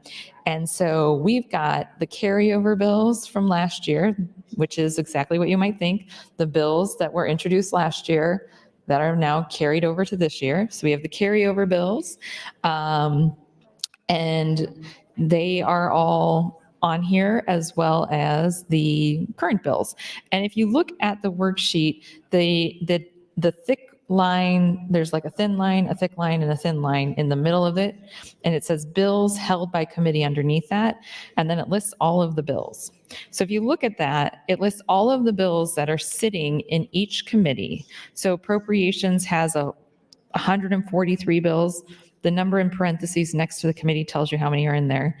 Banking has 60, ag has 11, business and labor has 27, education has 100, exec board has 18, general affairs has 27, government has 68, HHS has 86, judiciary has 152, coming in with the most, but close behind it is appropriations with 143 and revenue with 139.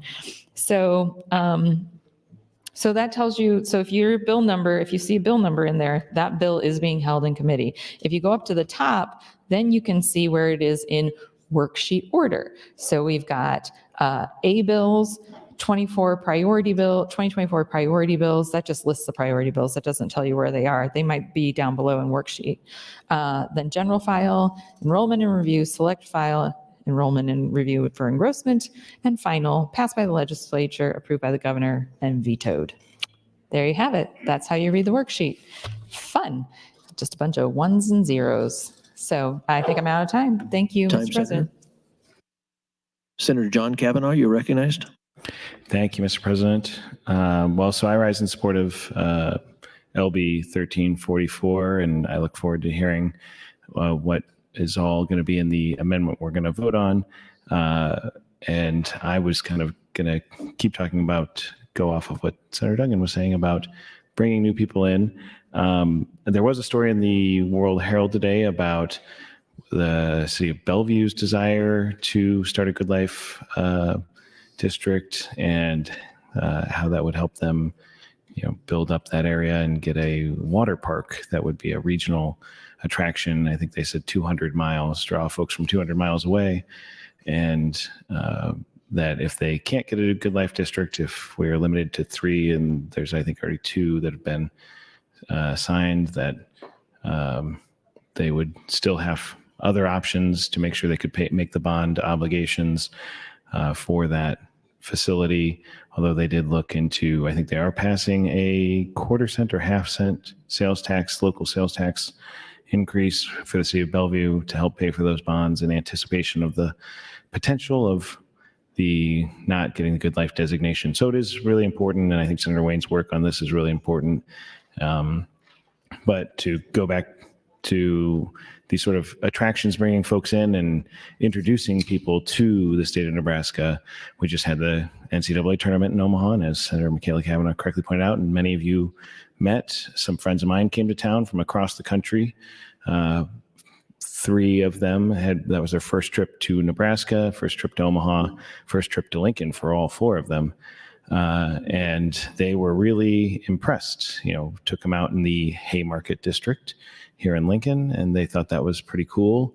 They really did appreciate the Capitol, although I don't know if that's necessarily a economic driver. I guess some people come here for that purpose, but they thought it was beautiful, and they really appreciated getting to come on the floor and meet all of you. So that was nice. But then we went out to many parts of the city of Omaha, including the wonderful Blackstone district, which is in Midtown in District 9. But I did take them to Senator Hunt's district and show them some fine dining. Senator Hunt would say the best district, but we all know that District 9 is the best district. But Senator Hunt does have, I would say, District 8 does have some game as it pertains to hospitality, food, and beverage. And then they did go and visit District 49, Senator Day's district, and visited one of the, I believe it's Cut Spike Distillery in the La Vista area. So they got to see all the fine parts, and they, of course, got to see Senator Frederickson's district, District 20. They stayed with my parents, who are constituents of Senator Frederickson. But the point is, they got brought into town specifically because we had this event, the NCAA tournament, and we have the College World Series every year in Omaha, and it brings in people who are not otherwise likely to come here. And then those folks, my friends in particular in this instance, this microcosm, did spend money at restaurants and some bars and a couple of shops, some museums in the city, and got to take in the fine sights of Omaha. And they are certainly impressed and are interested in coming back, and of course will, I hope, spread the word to their friends in those far-flung places about how great Omaha and Nebraska are as tourist destinations. And as Senator Dungan pointed out, folks in other places often think of 1 minute. Thank you, Mr. President. Omaha and Lincoln as not as developed as they are, which of course is relevant if that's something you're interested in, is seeing a city. And so we have the opportunity for the development of these Good Life districts, like the one that's proposed as a kind of hub or anchor attraction that will bring people in for a specific reason. And then while they're here, they might go and see other spots. And so this project in Bellevue, I think, is an exciting one with this water park and whatever else they're planning to build there. And the project that I guess would you call it in Gretna, which is the original one, has certainly a lot of excitement surrounding it. Although I don't think we're actually going to get an NHL team, despite what the newspaper was reporting about that. But, fortune favors the bold. You swing for the fences. You're not going to get an NHL team if you don't try and ask for one. So I appreciate the folks working to try and get some big ideas out there. And Senator. Thank you, Mr. President. Senator McKinney, you're recognized to speak. Thank you, Mr. President. I rise in support of AM 3191 and the underlining bill, actually, mainly because, Innovation Hubs was a priority bill of mine a couple years ago. And I brought that bill mainly because it was before my first session in the legislature, and I was trying to think of a bill to deal with economic development because I represent the poorest district in the state, and we at that time hadn't had any type of economic investment from any entity at any level, state or local level. And I was just trying to think of a creative way to try to spur some type of economic activity in North Omaha. And I was on the internet and, going through Google searches and just trying to think of every way possible. Like, okay, what could we do creatively to try to address economics? And I remember my time working as a community organizer and speaking to people in the community and having those conversations, and many small business owners saying that although many people say there are opportunities for small business owners and there's all type of programs and grants out there for them to access, the reality on the ground is accessing those opportunities is not it's not the easiest, and it's not really centralized, although there are a lot of great programs out there. But for individuals in my community, for example, it's hard to access those programs or get to those opportunities. So I found a program in California actually called the Innovation Hub program. I think at the time they had, 13 innovation hubs across the state of California, and I just thought it was a good idea. And I remember everybody at the hearing, this is the interesting part about innovation hubs. I remember the hearing, it was me and my LA at the time, and I go sit in front of the Business and Labor Committee, and I might have spoke for maybe 5 minutes. Nobody showed up in opposition, but nobody showed up in support either. It was just me and my LA, and it was like an open and close, and I was like, okay, am I crazy or what am I doing here? But I was like, whatever. I actually wanted to prioritize in my first year, but it was some language I needed to work on. So over the interim, I worked on the language and came back the next year and prioritized it and got it passed. And since then, there's been a lot of activity around innovation hubs across the state and also across the country, and billions of dollars of investments into innovation hubs across the country, because it's been shown that innovation hubs have been the catalyst to change in communities like North Omaha to help with innovation and economic development, to help small business owners build sustainability and help them get off the ground. And that was my intent and my vision behind innovation hubs, is to try to do whatever I could to help small businesses in my community get a leg up and some type of support. So no matter if you were having a fresh idea or you've been in business for 10, 20 years, you could go to an innovation hub, which would be in the community, and you could get that type of help because it's needed and it's what's been missing.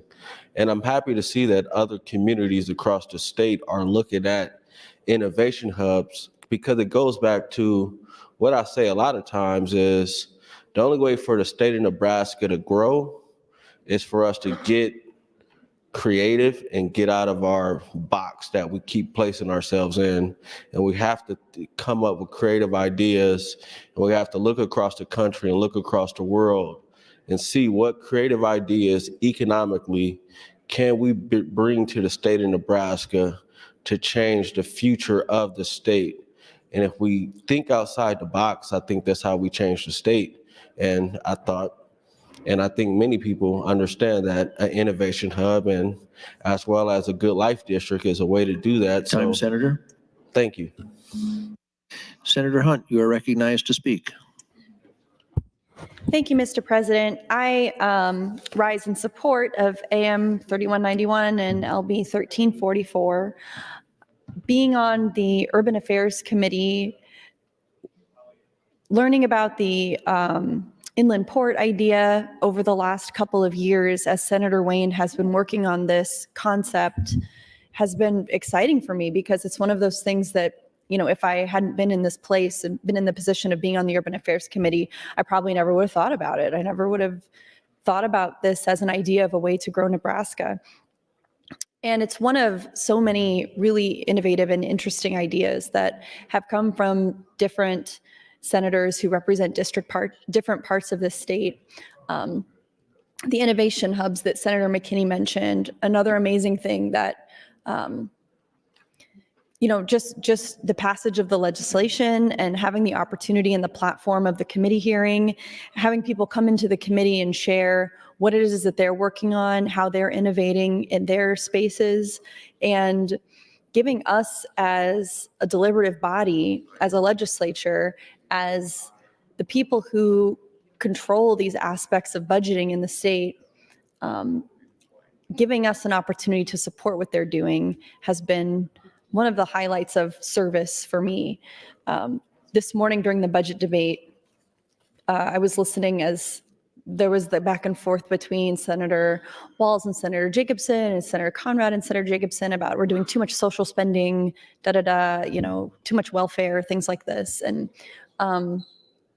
it's nice to work on projects like inland ports, like innovation hubs, like creative arts districts, which was my bill, that grow the state, that make it more attractive to people in a way that is not necessarily controversial, or doesn't have to be something that becomes a left versus right thing, or a progressive versus conservative, or urban versus rural thing. So these are the kinds of things that make me most excited in my service here. The creative arts districts, that was one of the most exciting things that I started working on, I think, in my very first year here in 2019. It was, many people don't know this, but I was meeting in my office with former Senator Heath Mello after I got elected, and he gave me the idea. I was talking to him, I remember exactly where we were sitting and what I said. I said, I really want to try to think of a bill that would be specifically good to my district, like something that, you know, can kind of show the gratitude I have for this community that I've been a part of for so long. I've been, you know, I've had stores in my district for about 20 years. My kid goes to school there. I walk to the coffee shop every day. Like, if I wasn't a state senator, I would be just as proud and just as entrenched in my community. And I'm so grateful to them for giving me the trust and gift of this opportunity for representation. So I was trying to think of something that would be specifically good for them, but also obviously for everybody else. And it was actually Senator Mello who gave me that idea to pursue some way to recognize the creative communities that we have in our state. And after doing more research about it, I learned something shocking, which was that only Montana and Nebraska at the time in 2019 didn't have designations for creative arts districts. And, you know, without, you know, being ignorant about it, you might ask yourself, well, can't they just call it a creative district? Why does it need to be an official thing, et cetera? And I thought the same thing. But the reason it has to be recognized by the state through legislation, hi, Senator Frederickson, is because there are federal funds that are available for officially recognized districts. 1 minute. So thank you, Mr. President. So by not having creative arts districts designated at the state level, we were actually missing out on, you know, tens of, maybe hundreds of thousands of dollars over the years potentially in federal funds that we can use to enrich our communities, again, in a way that is totally nonpartisan, not left versus right, totally non-controversial. Since the passage of that bill, we have several creative arts districts designated in Omaha. A new one just happened, I think Joslyn Castle. I don't think I'm getting that wrong, but I think that's right. And of course, there's ones in Norfolk, in Kearney, in communities all across the state, Lincoln. And these are things that I think creative communities all over the state where you live, if you don't have one yet, you should do some research and figure out how you can get with the Nebraska Arts Council and make that happen for your neighborhood too. Thank you, Madam Chair. Thank you, Senator Hunt. Senator Duncan, you're recognized. Thank you, Madam President. I appreciate that. background from Senator Hunt on the creative districts, it's something that's very near and dear to my heart. We actually, in my district, in LD 26 here in Northeast Lincoln, have the only creative district that has been approved here in Lincoln. So I'd like to take just a couple seconds to talk about that because I think it's really cool, and I spend quite a bit of time there. So there's a neighborhood right down the street from me, or I'm in that neighborhood technically, but a little downtown kind of area called University Place, Uni Place. And Uni Place is the home of a number of local shops, a couple of really great little restaurants. There's a Honduran place right there on the corner on 48th Street. There's also a coffee shop slash place to get drinks and food called Mojava that I spend quite a bit of time on the weekends. But there's also a couple of anchors in that area that have really helped lead the way to make LD 26 the home of Lincoln's only creative district. One of those that I want to give a special shout out to is the Lux Center for the Arts. For those who aren't familiar, the Lux is an art center. I don't want to say an art gallery because it's more than that. It's not just an art studio. It's not an art museum. It truly is a center for the arts. And what makes it really special is, yes, they have a collection that they're able to show on a regular basis, but they also have rotating shows where they bring in artists not just from Lincoln, but from all over the world to bring art in there and be able to show that to people in Lincoln free of charge oftentimes. In addition to that, one of the coolest things the Lux does is they're actually the biggest provider in terms of amount of people served of art classes in the state. Talking with the executive director from there, they actually give art classes to more people per year than UNL does. And I think that's really, really incredible. They offer painting classes, they offer sculpting classes. They actually have an entirely separate building where you can go and take multi-week classes on pottery and have an opportunity to learn that entire process. So it's really, really cool. Beyond that, they're also a real member of the community in LD 26 in a way that I think really gives back and enhances the cultural vibrancy of University Place. On a regular basis, the Lux Center for the Arts is putting on street performances or street shows where they have festivals where they bring in food trucks and musical acts. They have art that you can come partake in, again, all free of charge. And so it really does provide an incredible avenue for the people in my neighborhood to come and experience University Place in a way that you might not otherwise get. They also had a project in the last couple of years where they brought in mural artists to put murals up all around the University Place district. The first year they did this, I can't remember exactly how many there were, I think maybe 9 or 10. If the Lux is watching, correct me if I'm wrong. But they brought in, I think, 9 or 10 muralists to come in and paint these. And it was really, really cool because, again, they weren't just Lincoln artists. They had artists from all over the world come to my neighborhood and paint these murals that represent incredible displays of diversity. They represent incredible displays of community support and bringing us all together. And after they did that, they had a festival where they celebrated the opening of these, but now they do tours where you can show up at the Lux and you can go on a walking tour of the University Place neighborhood along with somebody who can actually walk you around and explain to you what each of the murals are, where they came from, and along the way you get to experience a lot of the sights and sounds of the University Place neighborhood. So I just wanted to kind of highlight that because it really is an anchor, not just in my community, but in Lincoln overall. And they were integral in getting University Place or Uni Place approved as a creative district. And since then, I've already had an opportunity to learn about all of the other things they're going to be doing. So very, very excited for that. Wanted to give the Lux a shout out. I would also be remiss if I didn't also shout out the Blixt Arts Lab, which is a new up and coming theater space in LD 26. So it's actually a little storefront theater that thank you, Madam President, that either does their own shows or they allow others to come in and use that space, like the Angels Theater Company and other companies here in Lincoln. I went to a show at the Blixt Arts Lab, I think maybe a couple weeks ago. It was a one-person play that was just absolutely incredible. And to be able to literally walk there from my house here in Lincoln, Nebraska, to go to a storefront theater, to be next to a world-class art center, and then have restaurants and coffee shops right down the street is pretty impressive. So a huge shout out to Senator Hunt for all of her incredible work on the creative districts. It really has made an impact in Lincoln and also all across the state. Thank you, Madam President. Thank you, Senator Duncan. Senator Blood, you're recognized. Thank you, Madam President. Fellow Senators, friends all, once the bill is newly amended, I will support the underlying bill. And I want to thank Senator Wayne from Bellevue to changing the 3 to the 5 for us because it really is needed right now for our development. So thank you for that.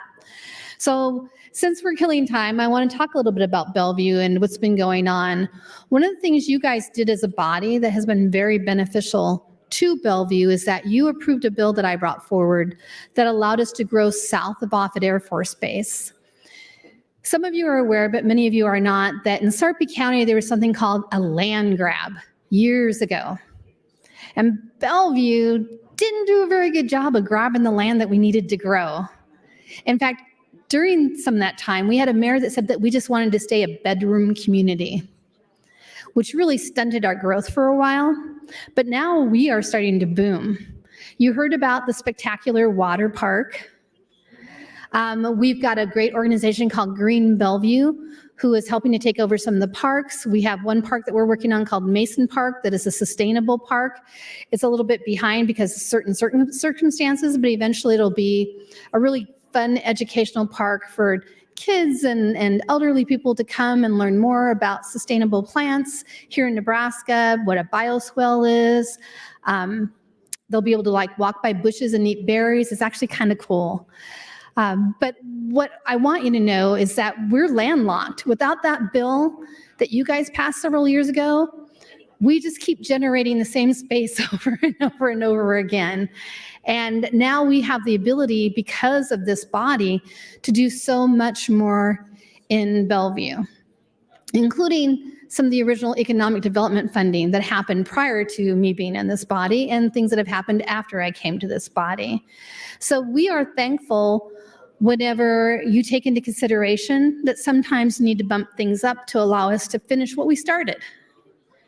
And so I really do want to thank again Senator Wayne publicly for hearing our concerns, because gosh, we're in a momentum forward to do better and to change things in Bellevue and to bring more technology to our community and to bring more homes to our community and to bring higher paying jobs, which is something actually that Bellevue kind of lacks.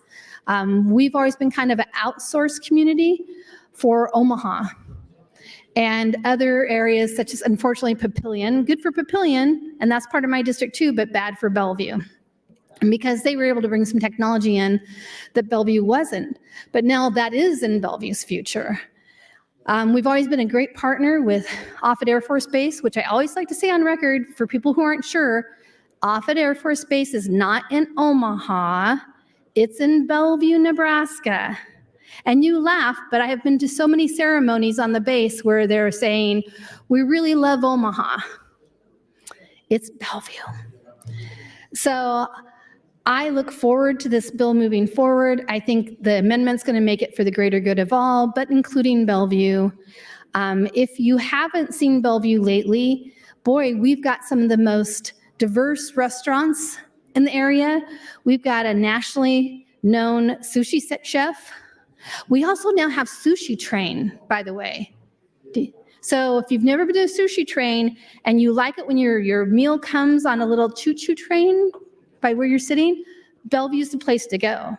And right next door is a great drive-through boba tea place. So we got it going on. And if you go during the day, just 2 doors down is one of the best known chocolate places in the Omaha metro area. So we are popping. We got great stuff going on in Bellevue. If you don't want to wait in line for a restaurant, you want to be seated and treated like you deserve to be treated, come on down to Sarpy County, come on down to Bellevue, come and have some food, and soon you'll be able to visit our water park as well. Thank you, Madam President. Thank you, Senator Blood. Senator John Kavanaugh, you're recognized. Thank you, Madam President. Would Senator Blood yield for a question? Senator Blood, will you yield? Yes. I swear it's not a gotcha question, though I didn't ask you ahead of time. What is boba tea? You live in Omaha, Nebraska, and you don't know what boba tea is? Have you ever had it's usually like a fruited tea, and they have like tapioca beads on the bottom, and they give you a big fat straw because the beads won't go up a normal straw? Okay, I've seen pictures of this. I mean, you have, I think in Omaha, you also have a thirst tea like Bellevue does, but it's not as nice as ours. And you also have like Kung Fu tea on Pacific. Oh. And then there's another one on Pacific by Evans breakfast place there. There's probably, I know there's some, at least one in Papillion.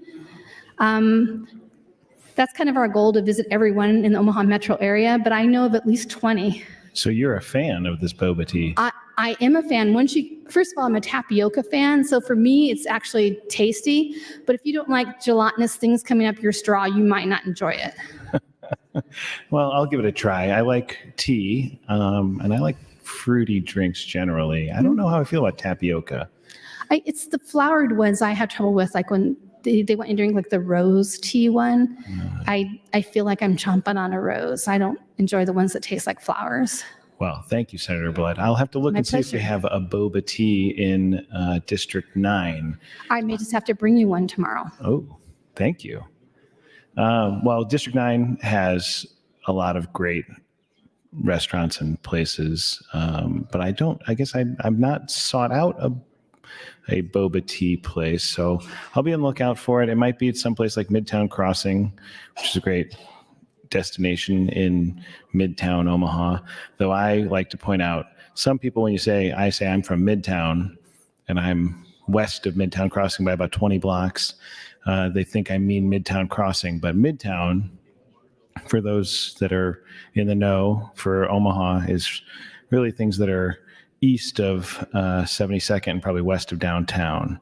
And so that's where I live. I grew up in what at the point when I grew up was West Omaha, 90th Street area, which is now by numerical definition would be East Omaha, because Omaha goes past 180th Street. To some places 240th Street, I think. But nonetheless, still Midtown. Senator Hunt and I both represent the heart of Midtown, all of the best parts of Omaha. We can all agree that District 8 and District 9 have all of the best parts of Omaha, and therefore all of the best parts of Nebraska. If you are looking for art, we have it. We have just a great article in the World Herald either today or yesterday about the Arts and Entertainment District that was formed by the Joslyn Castle and Cathedral, the Cathedral Joslyn Arts and Entertainment District, where they have used the Arts and Entertainment District bill that was, I think, maybe brought by Senator Hunt. So thank you, Senator Hunt. And they have used that to create activities and community. And I think the article, I wish I could remember off the top of my head what the line was, but it said, you create activities, and that allows you to create, friends and neighbors and get to know those folks. And that's how you build a community.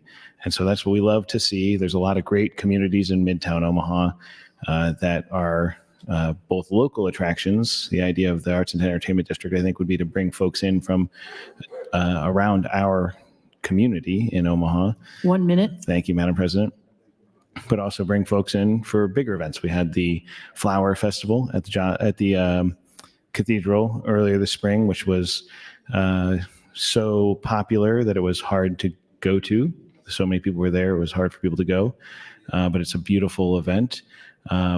But there's a lot of great events, and we can continue to promote those. The Arts and Entertainment District is a great example of state of Nebraska through the Arts Council promoting our attractions that bring in people and build community and bring in economic development through this. So we have that excitement building there, but that's part of what this bill does. LB 1344 will help us to increase investment in our communities and give us more tools to build these exciting, interesting spots to attract people to come visit. So I, again, support LB 1344, and I will be on the lookout for some boba tea. Thank you, Madam President. Thank you, Senator John Kavanaugh. Senator Conrad, you're recognized.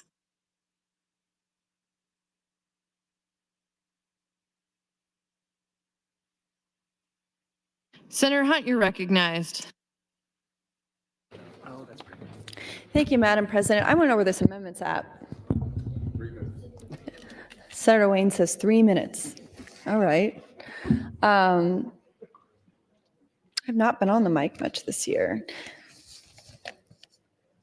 One thing I've been kind of looking into, this is a tone change, probably for the worse, but one thing I've been kind of looking into with my staff in the last couple days, not that anything will come of it other than maybe some sunlight, is Governor Pillen's plan to send Nebraska National Guard and state troopers to the southern border.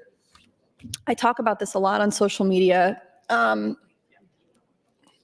Could talk 5 more minutes about social media, but I talk a lot on social media about how I really hate Nebraska using our state resources to, go play Call of Duty basically at the southern border. That's what it is to me.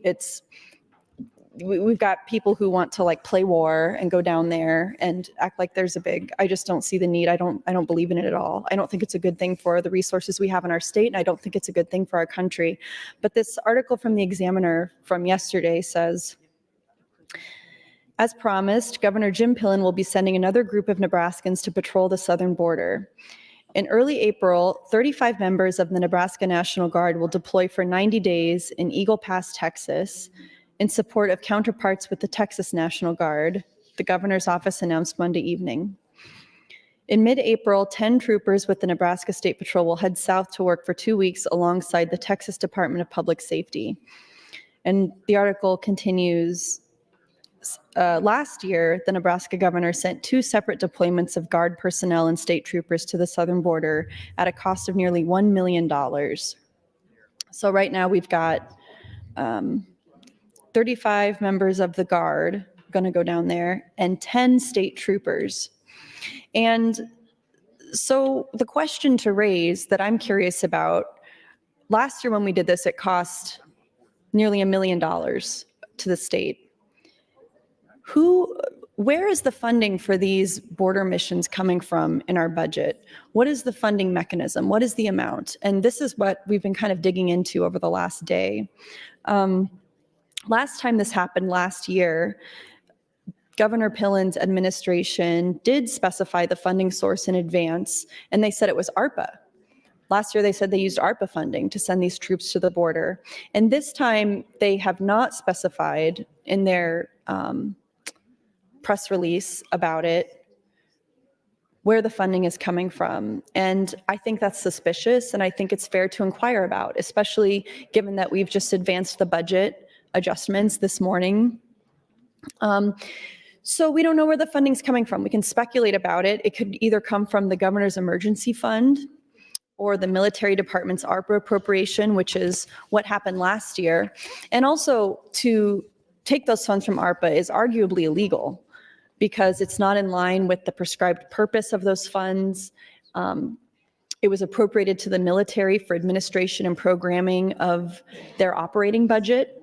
So it's debatable whether it's an appropriate use of those ARPA funds to send, our troops down to the southern border.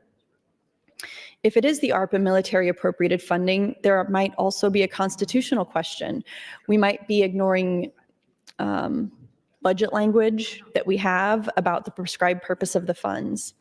So these are just questions that I have that I've been looking into for the last few days. And another question related to the budget, if we have all this extra money in the military department 1 minute budget, thank you, Madam Chair, to use on this kind of thing, then why are we raiding all of these other funds as we've done throughout this budget process? If we have so much extra money that the governor can send 45 of Nebraska's personnel, of Nebraska's guardians of public safety, to Texas for 90 days without any input from the legislative budget process, then maybe we need to look at the appropriation that the governor's getting and shrink that down a little bit.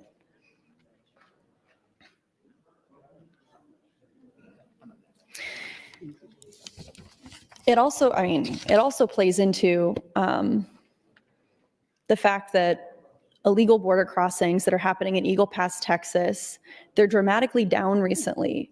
And this is what makes me think it's really just kind of theater. It's political theater. It's helping Republicans in Texas as it's helping Republican leadership here. Thank you, Madam Chair.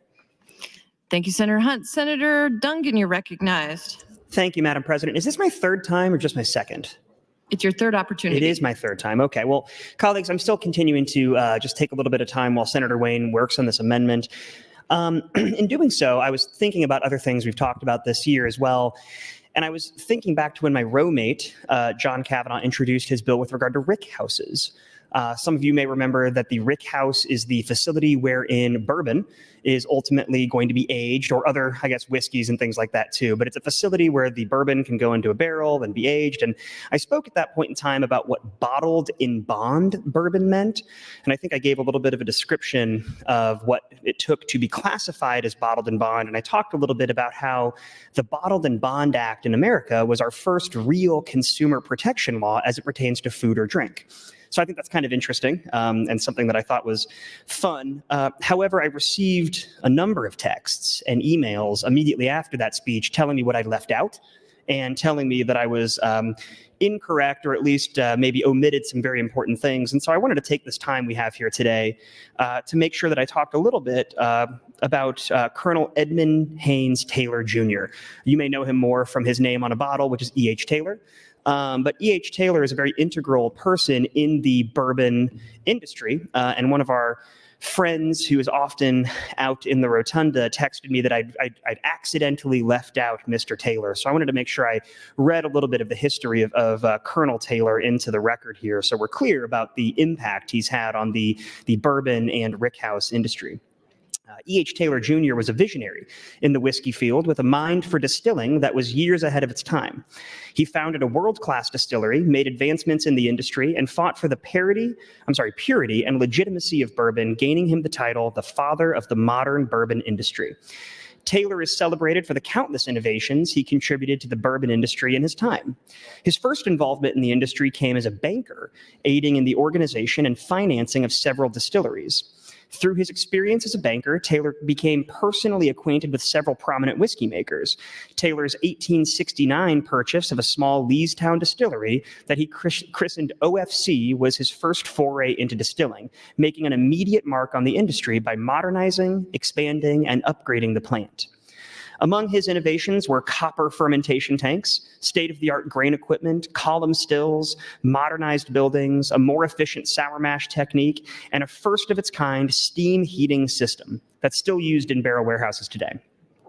A skilled politician, Taylor was instrumental in fighting for higher standards in the bourbon industry, pushing for the passage of the Bottled in Bond Act of 1897.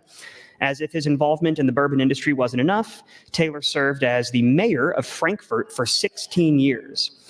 The OFC distillery was purchased ultimately by George T. Stagg in 1879 and remains an integral part of Buffalo Trace, the distillery's history.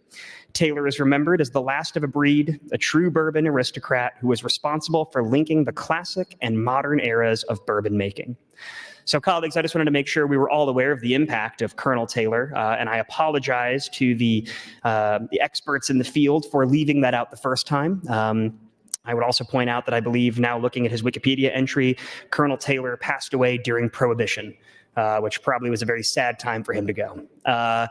With that, I will continue to listen to the debate and the conversation that we've been having here on LB 1344.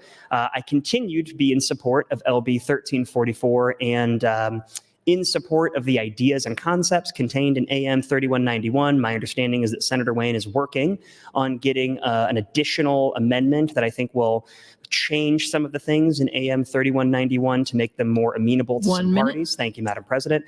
At which point in time, my hope is that we can all come together and vote on that. I don't know if we're going to get there before dinner. I see that Senator Wayne is in the queue following my roommate here, Senator John Kavanaugh, so hopefully he'll have an update for us. But I intend to continue the conversation as long as we need. Thank you, Madam President and colleagues. Thank you, Senator Dungan. Senator John Kavanaugh, you're recognized, and this is your third opportunity. Thank you, Madam President. Thank you, Senator Dungan, for that lesson in history. You know, I appreciate it. Well, first off, I was, like we all know, when you talk on the mic, you get some folks reach out to you, and one of my constituents reached out to me and pointed out, so in District 9, we have Thirst Tea at Midtown Crossing, which I think was one of the names that Senator Blood mentioned, Thirst Tea, which I appreciate a good pun, and the Thai rolled ice cream place in Exarban, Kung Fu Tea on 72nd. So got a few that I I guess I was remiss in overlooking the boba tea craze. So I've learned something today. But again, I rise in support of LB 1344. And I did take the opportunity to look up this article from the World Herald and this quote that I thought was particularly interesting. It's from John Paul, who's the Joslin Community Engagement Liaison. He said, "Our Castle and Creative District is a place where people find connection with one another, where residents and visitors are transformed into neighbors and friends, and where a sense of community is built around extraordinary artistic and inspiring cultural events." So I thought that was pretty well said about our aspirations for these arts and creative districts. I think it's really great. I'm very excited about what we've seen in District 9 in Midtown, in the Joslin Castle neighborhood area as a result of achieving the designation and the projects that have been undertaken by the folks who came together to create that creative district. And I look forward to seeing what other exciting things they do. And it is a lesson about, these sort of investments can pay these great dividends in terms of creating community and places for the people who live there, but also for people to come and visit. And of course, our goal of creating economic development and investment, people come and they spend some of their hard-earned money, and that goes into the pockets of the businesses, but also through the taxes goes back into the community and the state through that. And of course, certain events, big enough events, can draw people in from outside the state and then bring in dollars from across the country, like we just saw at the NCAA tournament this weekend. A lot of folks from South Dakota came in for the South Dakota State Jackrabbits, and we have a fan. I'm sorry, they didn't win that first round game. I think they played Iowa State in the first round, if I remember. But we had a lot of folks from Iowa State, a lot of folks from Illinois, a lot of folks from Drake, which is also Iowa. So those are all close by states where people came in. There was a contingent from Washington State, which is, I can't remember the name of the town, Pelham, I think, Washington. It's in way eastern Washington, almost in Idaho. But there were a good number of Washington State fans who came in for that game. And then Duquesne, which is from Pittsburgh. I met a nice gentleman on the street from Pittsburgh after Duquesne won their upset win in the first round. And he was very excited. He had driven in from Pittsburgh, and he had planned to turn around and go back to Pittsburgh, but he needed to get a hotel room until Saturday night because of Duquesne's win. And so that type of unforeseen infusion of money is the result of both the fortuitous result of a Cinderella, as we call it in the NCAA tournament, where the lower seed team upsets the higher seed team, which is, of course, those of us who love that tournament all watch specifically for those types of upsets, unless, of course, they're playing against our team. Creighton University won on Saturday night and was not upset by number 11 seed Oregon. And so we're very excited about that. If you had an opportunity to watch that, you were lucky because it went to double overtime and it was a thrilling game. So they play again on Friday night against a higher seed. So Creighton will be looking to upset a higher seed team in Tennessee. I believe it's 9:40, if I remember right, on Friday night. So mark your calendars. You want to see some good basketball, see our local Omaha team win. And I guess I am probably out of time, but I again support the bill and I assume the forthcoming amendment, but we'll see. Thank you, Mr. President. Time, Senator. Madam. Mr. Clerk, for an amendment. Madam President, Senator Wayne would move to amend with AM 3232. Senator Wayne, you are recognized to open on your amendment. Thank you. AM 3232. What this does is it removes the opposition from the email that many of you maybe have saw earlier, and and also the opposition from the municipalities relating to the maximum. So this will insert the maximum amount of credits in Congressional District 1 and 3 is $150,000 per project. And then it'll also change it from 3 to 5. That's what everybody wanted, so that's what we did. And with that, I will close. Thank you, Senator Wayne. Senator Wayne, you're next in the queue. Senator Wayne waves. See no one else in the queue. Senator Wayne, you are recognized to close on AM 3232. There's not a lot of people here, so who knows what's going to happen when I get done talking, but here's what I would tell you again. What we're trying to do here is take an existing program, make it better, than create a whole new program for a Pioneer tax credit, which is around entrepreneurships and getting dollars to small businesses to grow and community projects. I handed out detailed list of a grid of what's in the current bill, what's in the current amendment 3191. Again, I made those changes that were necessary to remove opposition. Again, there is a total cap on this of $6 million, but I do want to talk briefly about the innovation districts or the good life districts as people come in. It is important that we have a conversation around limiting the good life districts because they are our state revenue dollars. We allow part of those sales tax to go back to the developer or stay with the developer, which means it's less revenue for us. So we have to be mindful of how we are doing this. And by putting a cap at 5, if there needs to be legislative changes down the road, that could happen. But this is a good safeguard to make sure we're not losing too many dollars. Thank you, Madam President. Is that the right thing? Thank you, Senator Wayne. The question before the body is the adoption of AM 3232. All those in favor, vote aye. All those opposed, vote nay.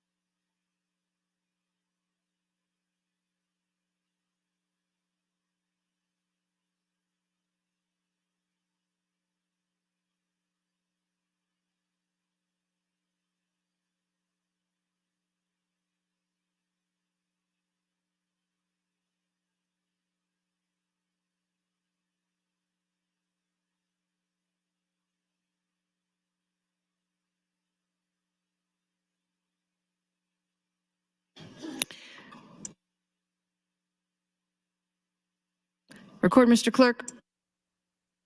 28 ayes, no nays on adoption of the amendment, Madam President. It is adopted.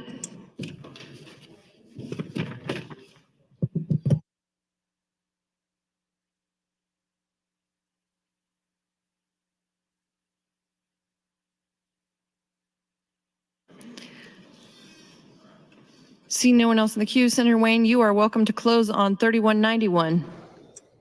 Thank you. I will be having one more additional amendment that'll come up. It'll be real short. And this one is actually Senator Clements came up. He said something to me about it, and I agree with him from a policy standpoint.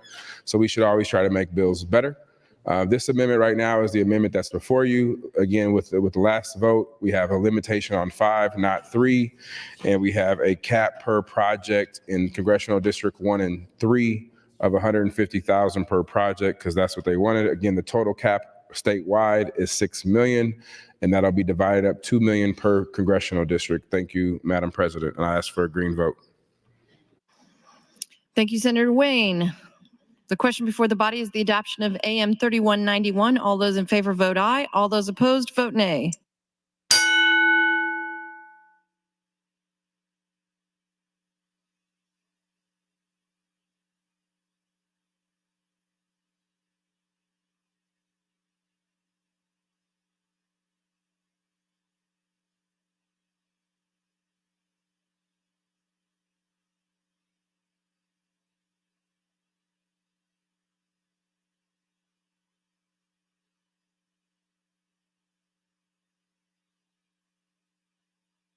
Record, Mr. Clerk. 30 yeas, 3 nays, Madam President, on adoption of Senator Wayne's amendment. It is adopted. Next item on the bill. Madam President, Senator Wayne would move to amend with FA 320. Senator Wayne, you are recognized to open on floor amendment 320. Thank you. This amendment deletes on page 10, lines 2 through 10, and this is actually current law. We just reorganized it, but I do agree with Senator Clemens in this regard that if you're going to volunteer your time, you should volunteer your time. I do know, from a tax perspective, this isn't at the federal level nor at the state level, so it is kind of odd that this was in current law. So I agree with Senator Clemens. We should take that out and clean it up. If you donate your time, if you're an accountant and you donate your time, then you should be donating your time because you want to do, not to get a tax credit. So I do agree with that, and I would ask for your green vote to remove that subsection. Again, this is part of current law, but I do agree from a policy perspective, we should remove that. Thank you. Thank you, Senator Wayne. Senator Clemens, you're recognized. Thank you, Madam President. Yes, I saw that a person could volunteer their time and then have it valued at whatever hourly rate that was supposed to be. And what I saw in the bill now is that it's a 100% tax credit.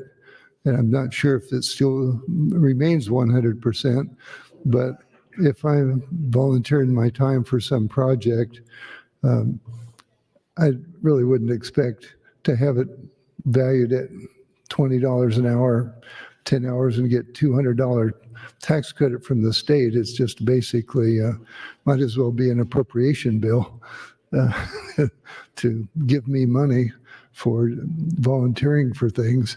I do like volunteering for items and don't expect a reimbursement from the state for it. Would Senator Wayne yield to a question? Senator Wayne, will you yield? Yes.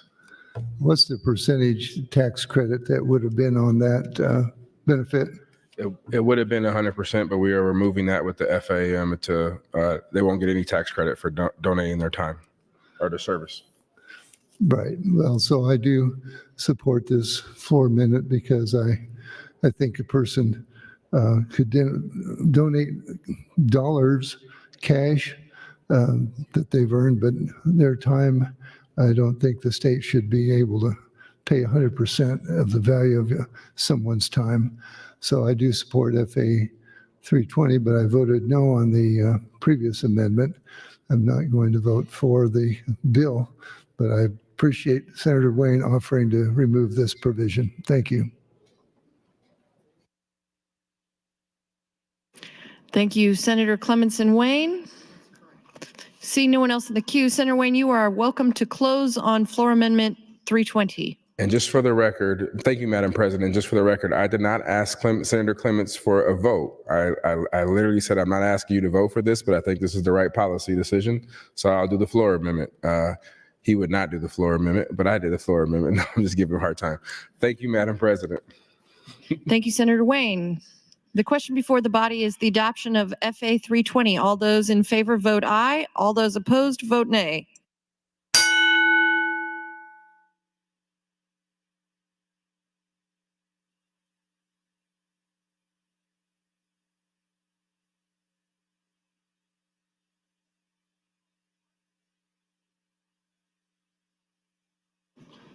Record, Mr. Clerk. 37 ayes, 1 nay on adoption of floor amendment 320, Madam President. It is adopted. Next item on the bill. Madam President, I have nothing further on the bill. Senator Wayne, you are welcome to Senator Ballard for a motion. Madam President, I move that LB 1344 be advanced to ENR for engrossing. Colleagues, you've heard the motion. All those in favor say aye. All those opposed say nay. It is advanced.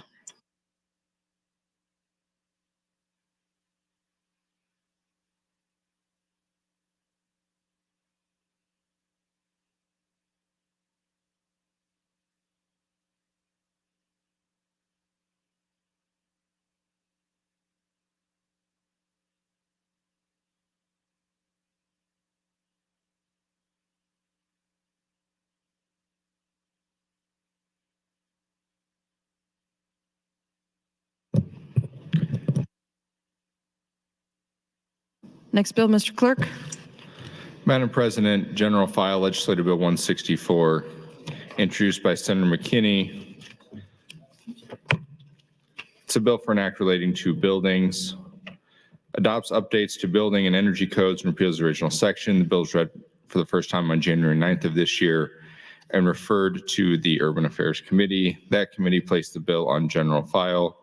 Madam President, when the legislature left the bill earlier this year, pending was the committee amendment. There are additional amendments.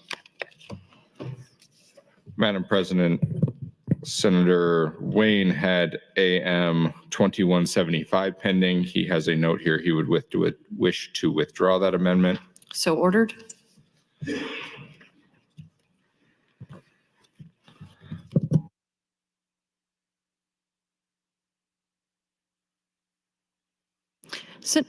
Senator McKinney, you are welcome to do a 1-minute refresh on the bill and the committee amendment.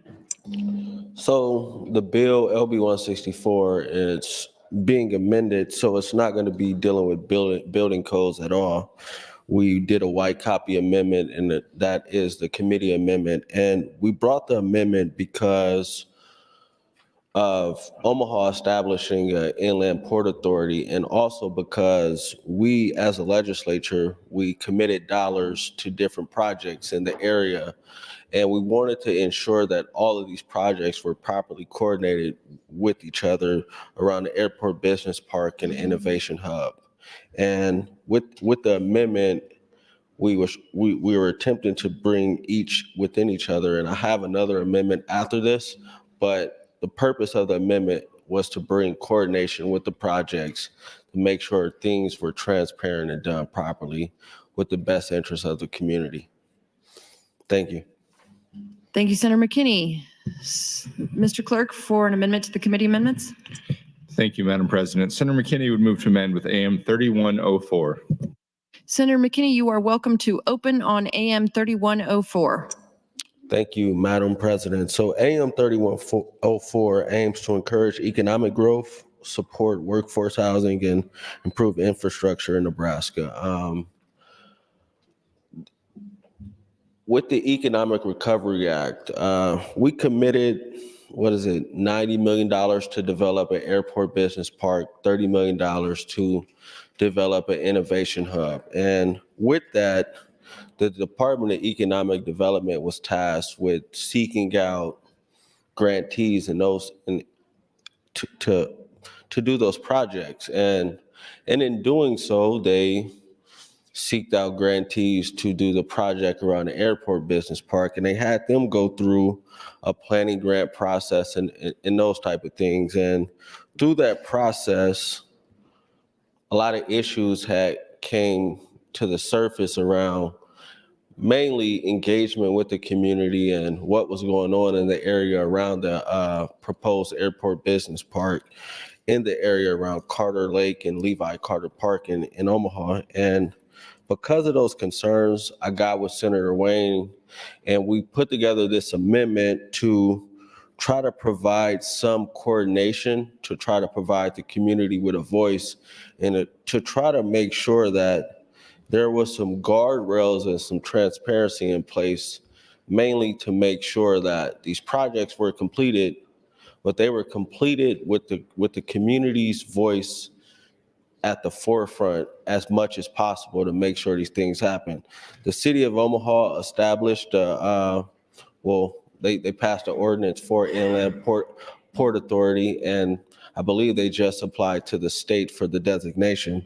So in this bill, it will require inland port authorities within the metropolitan class to create and operate an innovation district, hold quarterly public input meetings, conduct a community survey, only use grant funds in the airport authority area, provide direct oversight of the operation of any innovation hub located within the city of a metropolitan class, form a community advisory committee, hire a consultant for financial planning, support housing construction, and support and submit reports on current and completed and future projects to the Urban Affairs Committee and to the legislature.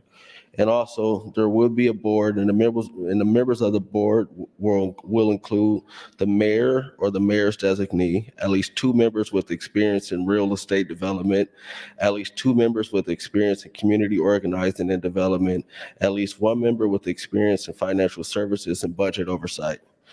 Then there's also the creation of a community advisory board, which is a 9-member board. These members shall include at least 2 owners of residential property located within the Inland Port District, at least 2 owners of businesses located within the Inland Port District, a member of the city council of such city of the metropolitan class whose city's council district is within a port district, a member of the legislature whose district is located within the port, and a youth representative or someone closely involved with youth in the community. Each recipient also of a grant as provided shall attend all meetings of the Community Advisory Committee. It allows a public official to serve as a commissioner of the Inland Port Authority. It disallows the individual to serve as a commissioner or an employee of the Inland Port Authority if they or a family member owns an interest in a private firm, company, or other entity that receive financial benefit through any funding provided from a grant awarded through the statutes around the Inland Port Authority. The creation of Inland Port Authority Fund, which is to be used to carry out the functions of the Inland Port Authority within the boundaries of a city of a metropolitan class. It outlines how the grant recipients are to utilize the funds. Under the fund, the state treasurer shall transfer any interest earned on or after July 1 of 2024 and on or before June 30th, 2026 from ARPA to the Inland Port Authority Fund no later than October 1, 2024, or and on or before June 30th each year after through June 30th, 2026. Any interest earnings on July 1, 2024 or June 30th, 2026 from the Nebraska Capital Construction Fund transfers credit to such funds are designed for the construction of the new state penitentiary shall go to the Inland Port Authority Fund. These are already commitments that were committed last year that are just being transferred to the Inland Port Authority Fund. There's also commitments for museum construction. An amount of $7 million in fiscal year 2025 and 2026.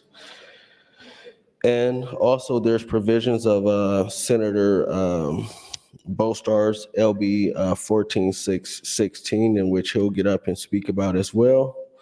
And that's most of what this is. And it's also transfers of $30 million from the Economic Contingency Fund to the Inland Port Authority Fund as well. And then any unobligated funds remaining in the Economic Contingency Fund on July 31st, 2026 will go to the Inland Port Authority Fund as well.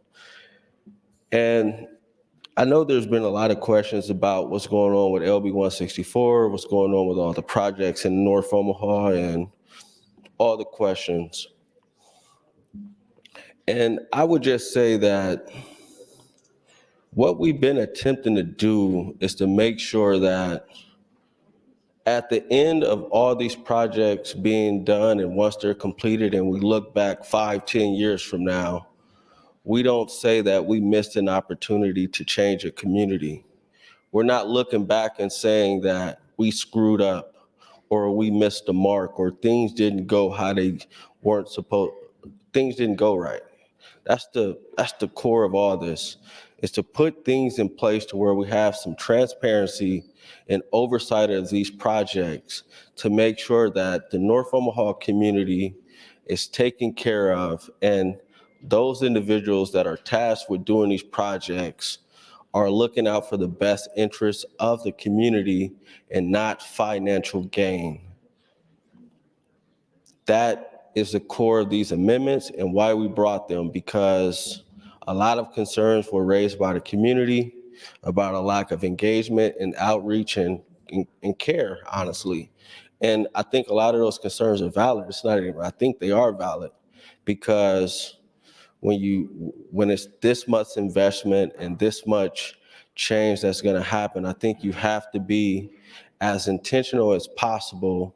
And I do not think that those entities who are supposed to be doing these projects were being as intentional as they should have been, which was shown in community meetings that I attended, and they were there, and it was very clear that the community was upset and they didn't feel like they were being heard. And I'm doing what I was sent down here to do, is to represent the people in my community and try to look out for their best interests. And that's why we brought AM 3104, and I hope that I could get your support. Thank you. The legislature will now be in recess until 6. Stand at ease, not recess. Don't go out for recess. Stand at ease until 6:30, at which time Senator Von Gilleren, Jacobson, and Wayne, you are next in the queue.